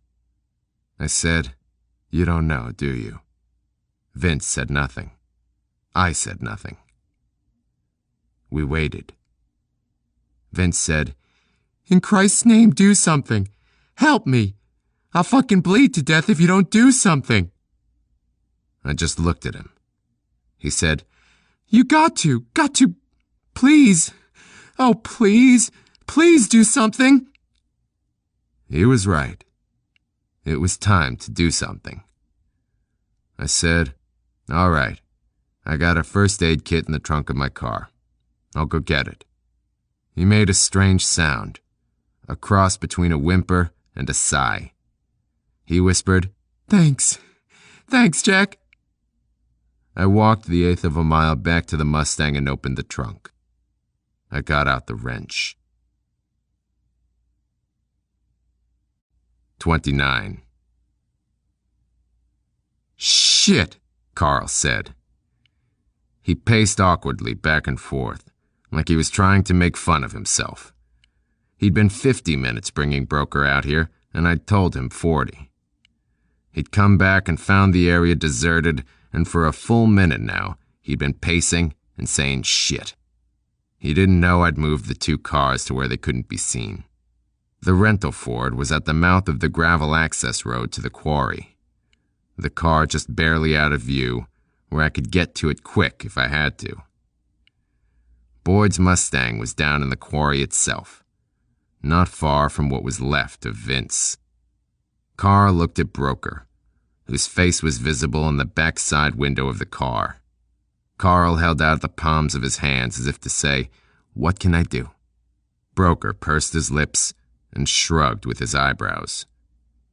Carl shook his head as if to say, I'm sorry. Broker eased the irritation from his face and nodded forgiveness. Just the same, Carl went back to his pacing alongside the car, which this trip was not the shiny dark blue Charger, but a big brown Buick with a vinyl top. Broker's car, obviously. An executive's car. Shit, Carl said again. Shit, shit, shit. Oh, stop crying, I said. I stepped out from the bushes and let Carl see I was still keeping company with the 9mm. Relief flooded Carl's face, and then anger. Carl spoke, and his voice dripped venom, but his words were contrite. I'm sorry I was late. It's okay, I said. Open your coat. He unbuttoned the black raincoat and held it open. I walked over to him and gave him a quick one-handed frisk. He was unarmed. Good boy, I said. That fake leg of yours isn't hollowed out and full of firecrackers now, is it? Carl pouted. His eyes told me to go to hell, but he said nothing. You can close your coat now, I said. Where's your friend? Carl asked. He meant Vince. At the bottom of this limestone pit, Carl, where he landed when I shoved his remains over the edge. I patched him up, I said, and he's doing fine. Walking up and down the road here, keeping his eyes open, making sure you and Broker didn't bring any of your friends along. Carl said, Broker wants you to get in the car and talk with him in there. I waved the gun toward Broker, whose face in the window of the Buick was bland and emotionless, and practically bored. Broker, I said loud. Get your ass out here. The back door opened. Broker didn't come out, but his voice did. He said, Climb in here with me, Quarry. No need to stand out in the rain and catch pneumonia. Why don't you come out here and join me, Broker? I've been in the rain so long it's gotten to be my natural state. Please, the broker said, with solemn patience. Why not? I said. I looked at Carl and said, You get in the front. Sit on the rider's side and don't cause any trouble. Carl did as he was told. Broker was wearing a charcoal double-knit suit and a dark blue shirt and a wide tie colored robin's egg blue. He moved over to make room for me, which put him directly behind Carl. There was plenty of room in the Buick's back seat. Headroom, legroom, everything. I laid the 9mm on my lap and folded my gloved hands. It was cold in the car. The damn air conditioner was on, which was stupid on a rainy and not particularly warm night like this one. And between its coldness and size, that Buick could have been used as a meat locker. Excuse the delay, Broker said. My wife and I were entertaining a house full of guests, and it was most difficult getting away. Having a party, huh, Broker? Well, that's one way to establish an alibi. Please, Quarry. His mustache quivered. You and your pretty wife are eating caviar and sipping cocktails, and I'm out here in the rain getting my nuts shot off by a cripple. I could see Carl in the rearview mirror. I could see his face get tense. But he didn't say anything. I said, You might be interested to know that my business in Port City has been settled, and without rousing the police or causing J. Edgar Hoover to rise from the dead. Broker's expression turned grim. He nodded slowly and said, I received a call from the party who contracted your services. Mrs. Springborn, you mean? Broker couldn't keep back the sharp look this time. But it passed quickly. He said, The party informed me of your visit and that you had promised to leave Port City. That's right. And that you demanded and were paid an additional $4,000. How do you think that makes me look? I'm not a blackmailer, Quarry. I won't condone extortion. I didn't know whether to laugh at the bastard or strangle him. I told him so. Quarry, please. The broker patted his hands at the air. Please, I shouldn't have brought up the subject. He cleared his throat. My friend, we could drag this out forever, shouting at each other, accusing each other of all sorts of things. You could tell me again of your distaste for the job at the airport, and re-express your general displeasure with my management of your affairs these past several months. And I could remind you again of your unpardonable behavior in Port City, and, successful or not, could you really refute the insanity of staying on the scene after a job and, in the name of God, investigating? I think not. This is unfortunate. This is all most unfortunate. And rehashing all of our grievances will get us nowhere. I'm sorry, our mutually beneficial working arrangement must be dissolved in so disagreeable a way, after so long a period of time. It's obvious reconciliation is impossible. I'm fond of you. I really am. And you've done good work for me. But in recent days, we've treated each other badly and have left our relationship in a state of damage beyond repair. Tonight, and I admit my judgment was faulty, tonight I tried to have you killed, just as you, while working for me, betrayed our trust and kept for yourself valuable property belonging to me. Well, one hand washes the other, as they say, and I say, let us dispense with past differences and get on with the business at hand.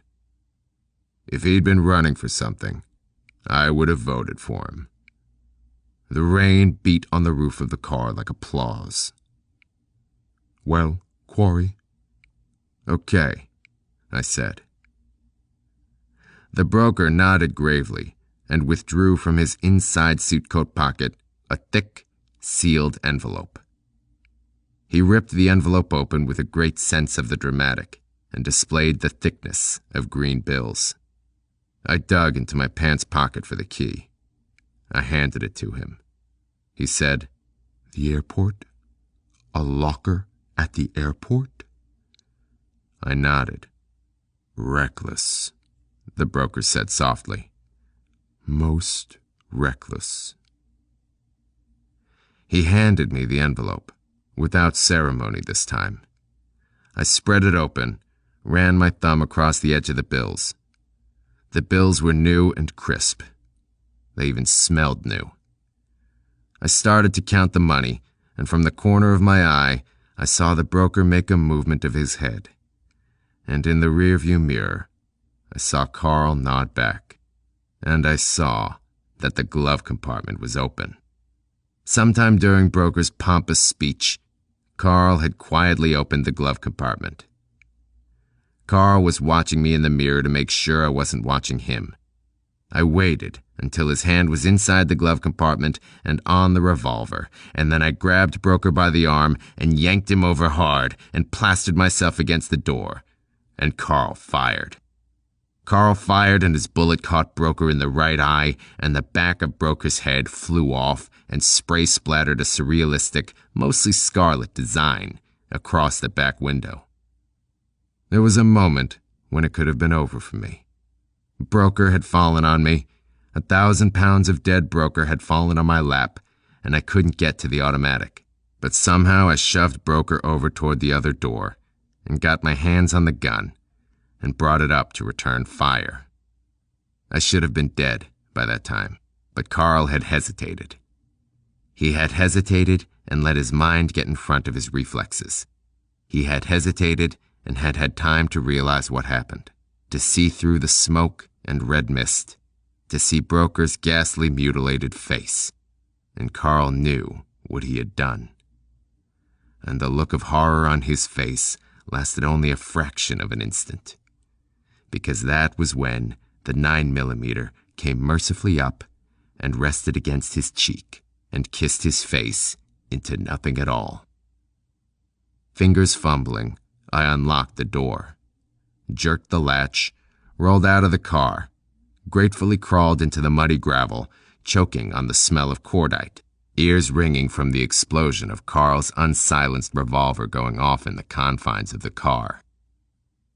My instinct was to leave immediately, just get the hell out. I got to the Ford and inside, and drove up out of the Quarry access road, and by the time I was back onto the open area where the Buick was parked, the engine still purring, I had decided on a course of action. I guess it had been in my mind all along. If I'd been honest with myself, I would have admitted that my relationship with the broker couldn't have ended any other way, but I hadn't faced the truth. I'd waited for the inevitable situation to come around, and had met it as though it were a surprise. I placed my 9mm automatic in Broker's limp hand. I put Vince's wrench under the front seat of the Buick.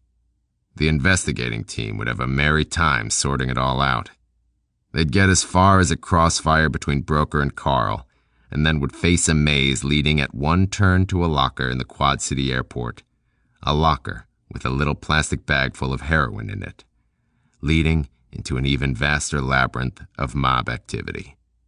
Another turn of the maze would lead back to Port City, and Boyd's corpse, and Albert Leroy, and maybe even the Springborns. But not me. I'd be gone, like I'd never been there. I didn't like leaving the 9mm behind like that. The gun had been with me for a long time. But then, so had Broker, and I was leaving a lot of things behind at the stone quarry on the river road. 30. A pretty girl in a yellow bikini was running, and I didn't see her. She bumped into me as I was getting out of my Opel GT and knocked me down. Her hair was long and just a shade lighter yellow than the bikini. She helped me up and smiled, her white teeth accented by the darkness of her tan, and excused herself. I told her not to worry about it, and she smiled again and said, "That's a nice car you have." I returned her smile and watched her bounce off, going on ahead to meet her boyfriend, who was waiting up by the penny arcade for her.